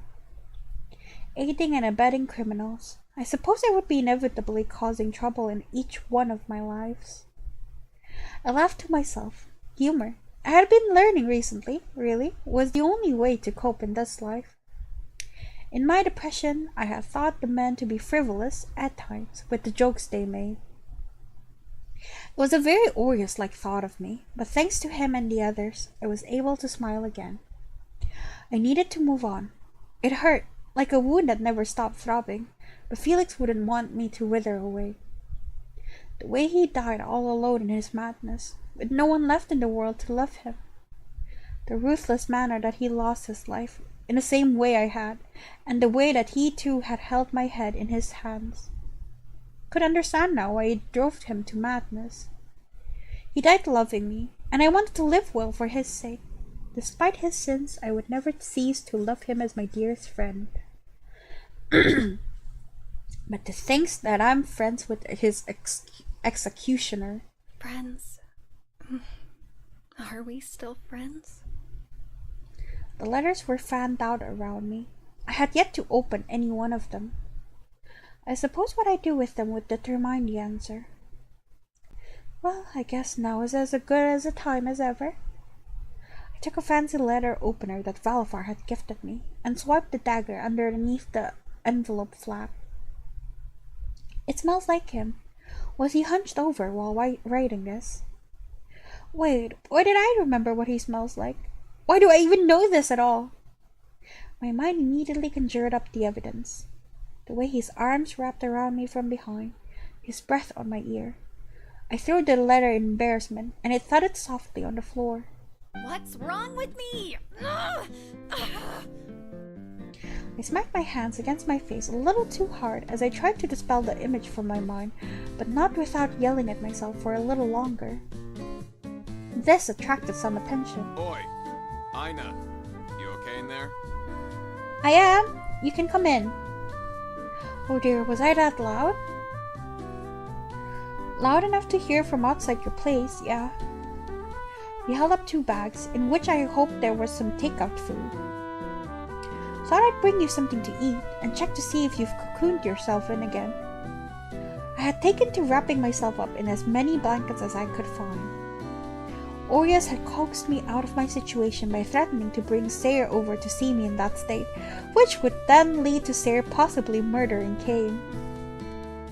Speaking of how the others dealt with Cain, I can still hear their voices, even all the way up here. I lived 2 floors below Cain, and somehow their voices carried here. I was eating a tub of ice cream Zafan had delivered to me right before Cain received the berating of his life. It was almost cathartic, while I had been wrapped in my depression cocoon. 4 versus 1. It was very satisfying, although a part of me still felt a little sorry for him. And after that, we never went back to his place. Evenings were spent at my home or at Sayre's. Oh, he's left out and everything. He was still recovering from the loss of his wings, and we knew he must have been terribly lonely. Zafan took some time off work to nurse him, but Sayre insisted that he need not go to such lengths. For someone who enjoyed being babied, he was obstinate when it came to things like this. You should know I haven't done any cocooning in weeks. I'm a beautiful butterfly now. Sure, you're a pretty little thing. Anyways, what do you have there? Orias' voice brought me back to the present, and the scent of food seized my attention. As he set out the containers of kung pao chicken and fried rice on the table, he pointed at the envelopes that littered my living room floor. Oh, they're just, Bills? Yeah, sure. You don't have to pay bills in this world. Oh. Damn, how dare he use my naivety against me. Terrible man. What are they? As his eyes narrowed in suspicion, I realized that perhaps he suspected I was up to no good again. Fine. They're from Cain. What? He stopped what he was doing and immediately came to my side. How can you tell? There's no name on it. Well, he has been texting me every day and leaving voicemails. Then why would he give you these letters as well? Has he been handing them to you? They've been slid under my door. Then how do you know it's from him? Well, who else could it be? It could be a trap. I should burn now. It's from him, I know it. How are you so sure? They smell like him, alright? Oh my fucking god. I would never admit that, ever. Never had I ever seen him so flabbergasted before. Why do you know what he smells like? Sometimes he got close to me. What? Is it not normal to know his scent? No. Everyone has a distinct scent. Their houses smell like differently. I don't understand the problem. I could recognize Felix's scent. Somehow that made him react even worse. What in the world have you done with Kay? I wanted to sink into the floor. Can I eat my chicken? Not until you answer me. Why must you starve me? It's not like that. I couldn't look him in the eyes. Bullshit. Talk. Yeah. Nothing like that ever happened. Just a little banter. What kind of banter had you sniffing him? People... It's not like the smell is really hard to identify. It wasn't me. He was the one... Oh my god, girl. Whispering into my ear and then... And I missed it. Are you going to open them? I was hoping to eat first. Fine, I'll start opening them. You can't open other people's mail. Who said? Okay, don't do that, actually. Privacy. I heard it before in the human world. And guess where we are? Oh my god, Orias, if you open something private like that, I'm gonna hate you. You're terrible. And so, as my stomach growled, I picked up the letter I had tossed earlier. Fine, this one is already open. Hurry before the food gets cold. Dearest Vere. Dearest? Orias scoffed and I gave him a look. Do you want me to read it or not? I am afraid to hear the rest of this. I cleared my throat loudly in a bid to shut him up. How have you been faring? I have worried about your mental state since the day we parted. I wish to respect your boundaries, but please allow me to apologize to you in person. It is a selfish request, but I dearly miss our time together. I would be forever grateful if you allowed me this indulgence. This will be the last time I contact you. Forgive my intrusions. Orias recoiled in disgust, and then I turned away to hide my rapidly reddening cheeks. Why? What's disgusting? Why embarrassed? I'm so confused. Like, he wants to apologize, and he wants to hang out again. What's so embarrassing about that? I'm legitimately confused. Ugh, I lost my appetite. You know what? Leave the rest unopened. In fact, let me burn them all. I did not allow him to burn them all, but he did allow me to begin my dinner. We were eating in silence, and I worried that he was upset with me. He kept circling the same piece of chicken in his chopsticks over and over. Guess I'll be the one to say something first. Does it bother you that Cain got so close to me? Of all the men here, you went for that heartless bastard. Didn't go for him or anything. We're just friends. Then why are your cheeks so red? Because you're asking embarrassing questions. Just trying to figure out a few things. Hadn't realized I had been so blind. Oh, do be quiet, Orias. I snapped at him, and for once he didn't rebuke. We cleaned up quietly, and I returned to reading the rest of the letters by myself. Once I had started, I couldn't stop. I thought Orias would leave, but he stayed by my side. His penmanship is gorgeous. I didn't realize that I was smiling as I admired the flourish of his letters. But in some places there were ink blots, parts where he pressed them too hard. Some letters were more sloppy and much less legible. Is he alright? My inner state was in turmoil. But he killed Felix. Orias flinched next to me, which in turn sent my heart plummeting into my stomach because I had forgotten he was still here. Could you explain where that came from? I am torn, Orias. Maybe I don't want to hate Cain forever. But how could I be friends with him when he killed Felix? I looked at him beseechingly, hoping he would have the answer to my moral dilemma. Orias looked down and took a long, long sigh. Look, listen, I'm not going to tell you whether or not you should forgive him for what he did. But he was doing his job. Someone had to take out the tyrant.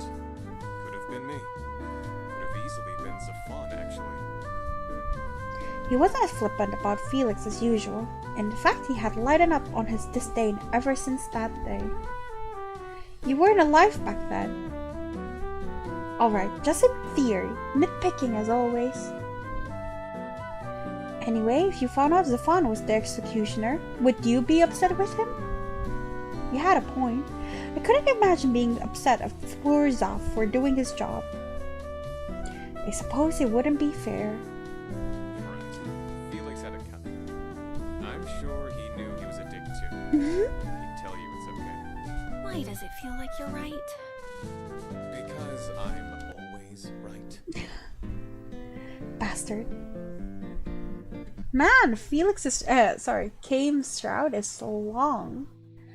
After dinner was done, Orias made sure that I was still mentally stable and left me for the night. I was rolling around in bed, contemplating on what to do. He made a mistake in assuming that I was entirely sane, though, because I was going out of my mind. Orias, come back. Tell me what to do again? I did not like having to think about this by myself. Against my wishes, I did miss that bespectacled gentleman. Idiot glasses man. Alright, tomorrow I'll go find him. Didn't have a plan, but I didn't need one, right? The next day came, and I was suddenly regretting my lack of foresight. Cain was like dog feces. What? I was doing my best to avoid him before, but now that I needed him, I couldn't find him. I wasn't even sure why I was looking for him. I didn't know what I would say to him. I looked in the cafeteria. I looked in our office. I looked in his office, the parking garage. Even checked again in the cafeteria, although that wasn't because I wanted the cookie or anything. Certainly not. At last I surrendered, going to the lounge to lie down after my snack break, when I found him silently sipping coffee in the corner. The click of the door alerted him of my presence, and our eyes met for the first time in a very, very long time. I'll leave. He swiftly rose. Stay. It's all right. You were here first, and it's fine. I didn't ask for his permission before sitting down a little ways from him.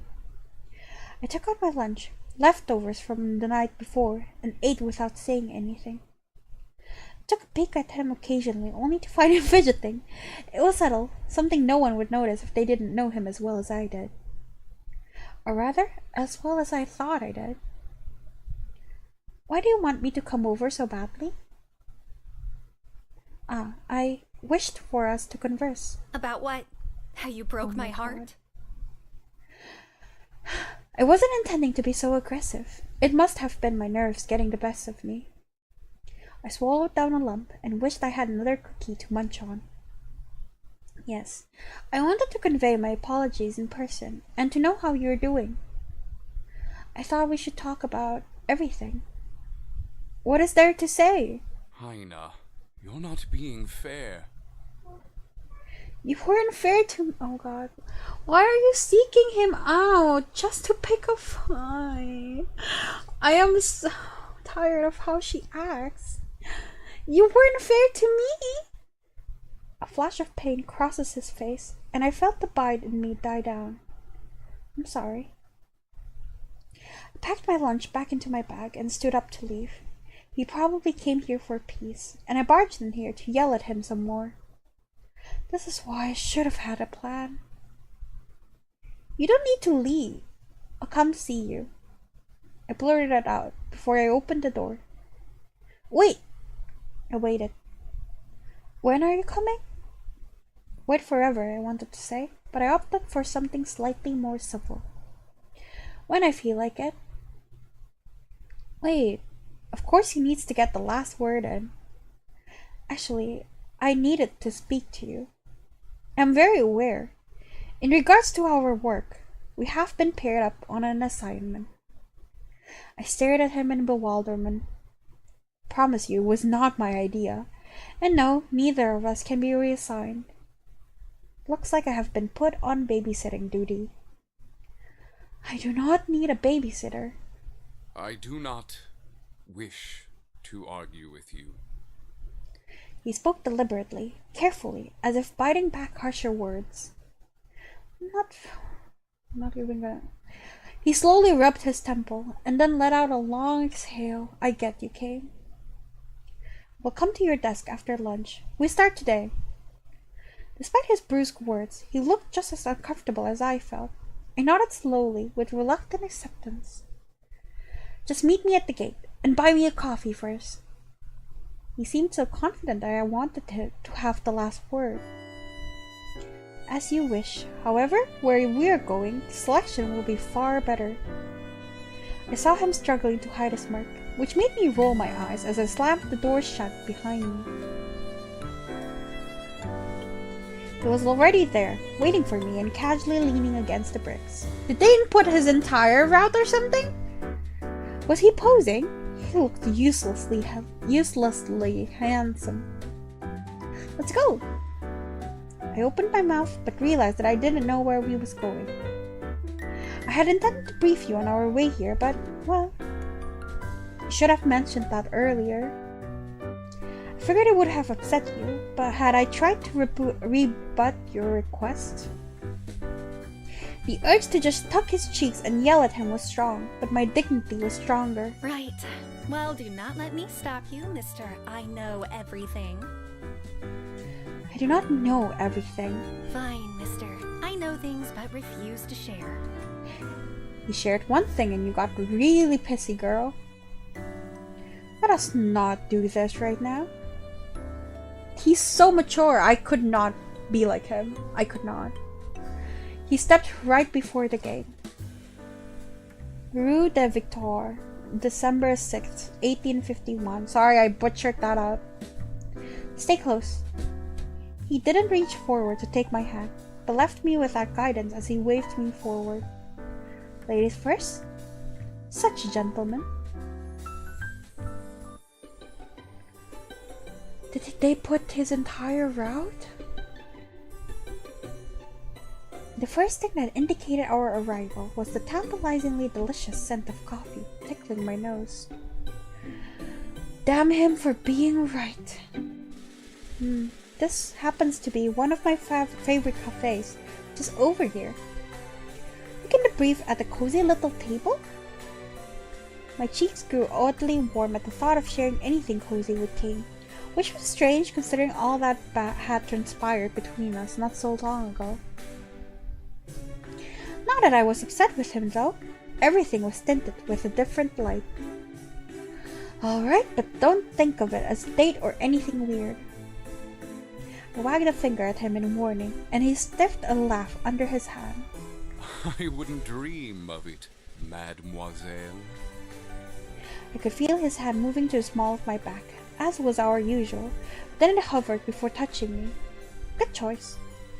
Yet a part of me was oddly disappointed.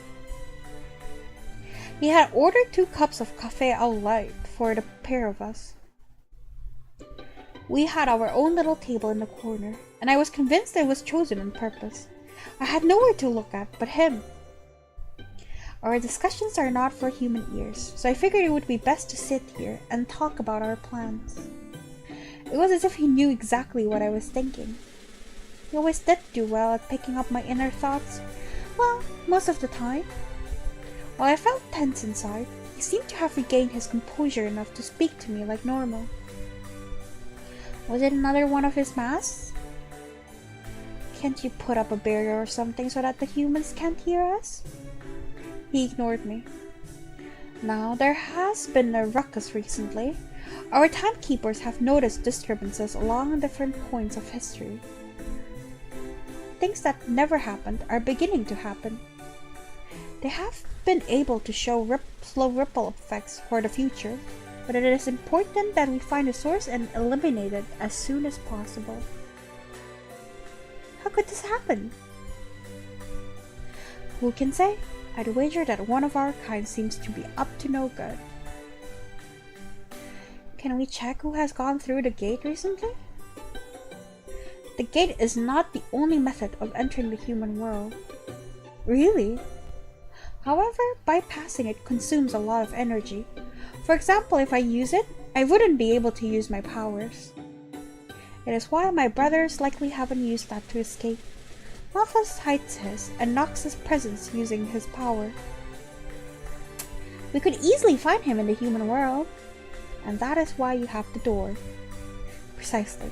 In fact, I think it was an invention of my mother's. Your mother? She made such a powerful artifact. She was a very talented woman. That door is how we came to be. That was one hell of a narrative leap and a revelation. Pardon? A story for another time. The arrival of our drinks let him slip out of that conversation. I would press the issue, but the coffee was too damn good. It's good?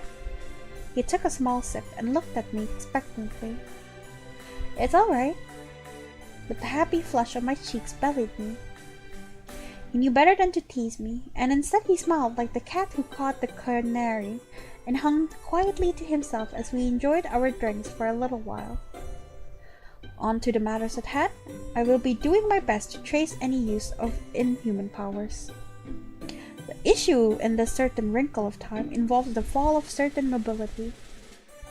We need to figure out the pattern and find out who the next target may be. And in one fell swoop we will stop it, find our culprit, and reverse all damage. His confidence was admirable. Meanwhile, to me, it sounded like we needed to seek a needle in a haystack. Would it be so bad to let it happen? Yes, according to calculations, even some worse people come to rule, and things go to hell quite quickly. This is choosing the lesser of the two evils. He eyed me with a stern look as a warning, which I found rather insulting. I would never sabotage the mission. I see. What do you need me to do? Try to see if you can pick up the presence of others here. Otherwise, we will need to establish a pattern to these deaths, and quickly. You have quite the air of nobility around you. I did not come here to be further insulted. It was not an insult. However, I should be more mindful considering your history. Forgive me. Apology accepted. Now, this is not usually my specialty as I haven't worked as a fixer in a long time, but these instances have been growing, not only here but in other points of time. And we are in need of every hand we can get. I believe we can pass you off as noble from perhaps the southern region? I shall be your butler. I broke into ladylike laughter. Pardon me? I figured that, between the two of us, you would be better suited to deal with human nobility. I never thought you would admit that I am better than you at something. You mistake me for Orias then. I am not the egoistic man you imagined me to be. I hope my gaze conveyed every bit of doubt I had for that statement. Okay, I really can't take it. My throat really hurts. So I have to end it for today. I didn't realize it would get this long. Why is it this long? I don't understand. Okay. But I will leave it here. And I will continue next time. So yeah, thank you so much everyone for watching. See you next time. Bye bye.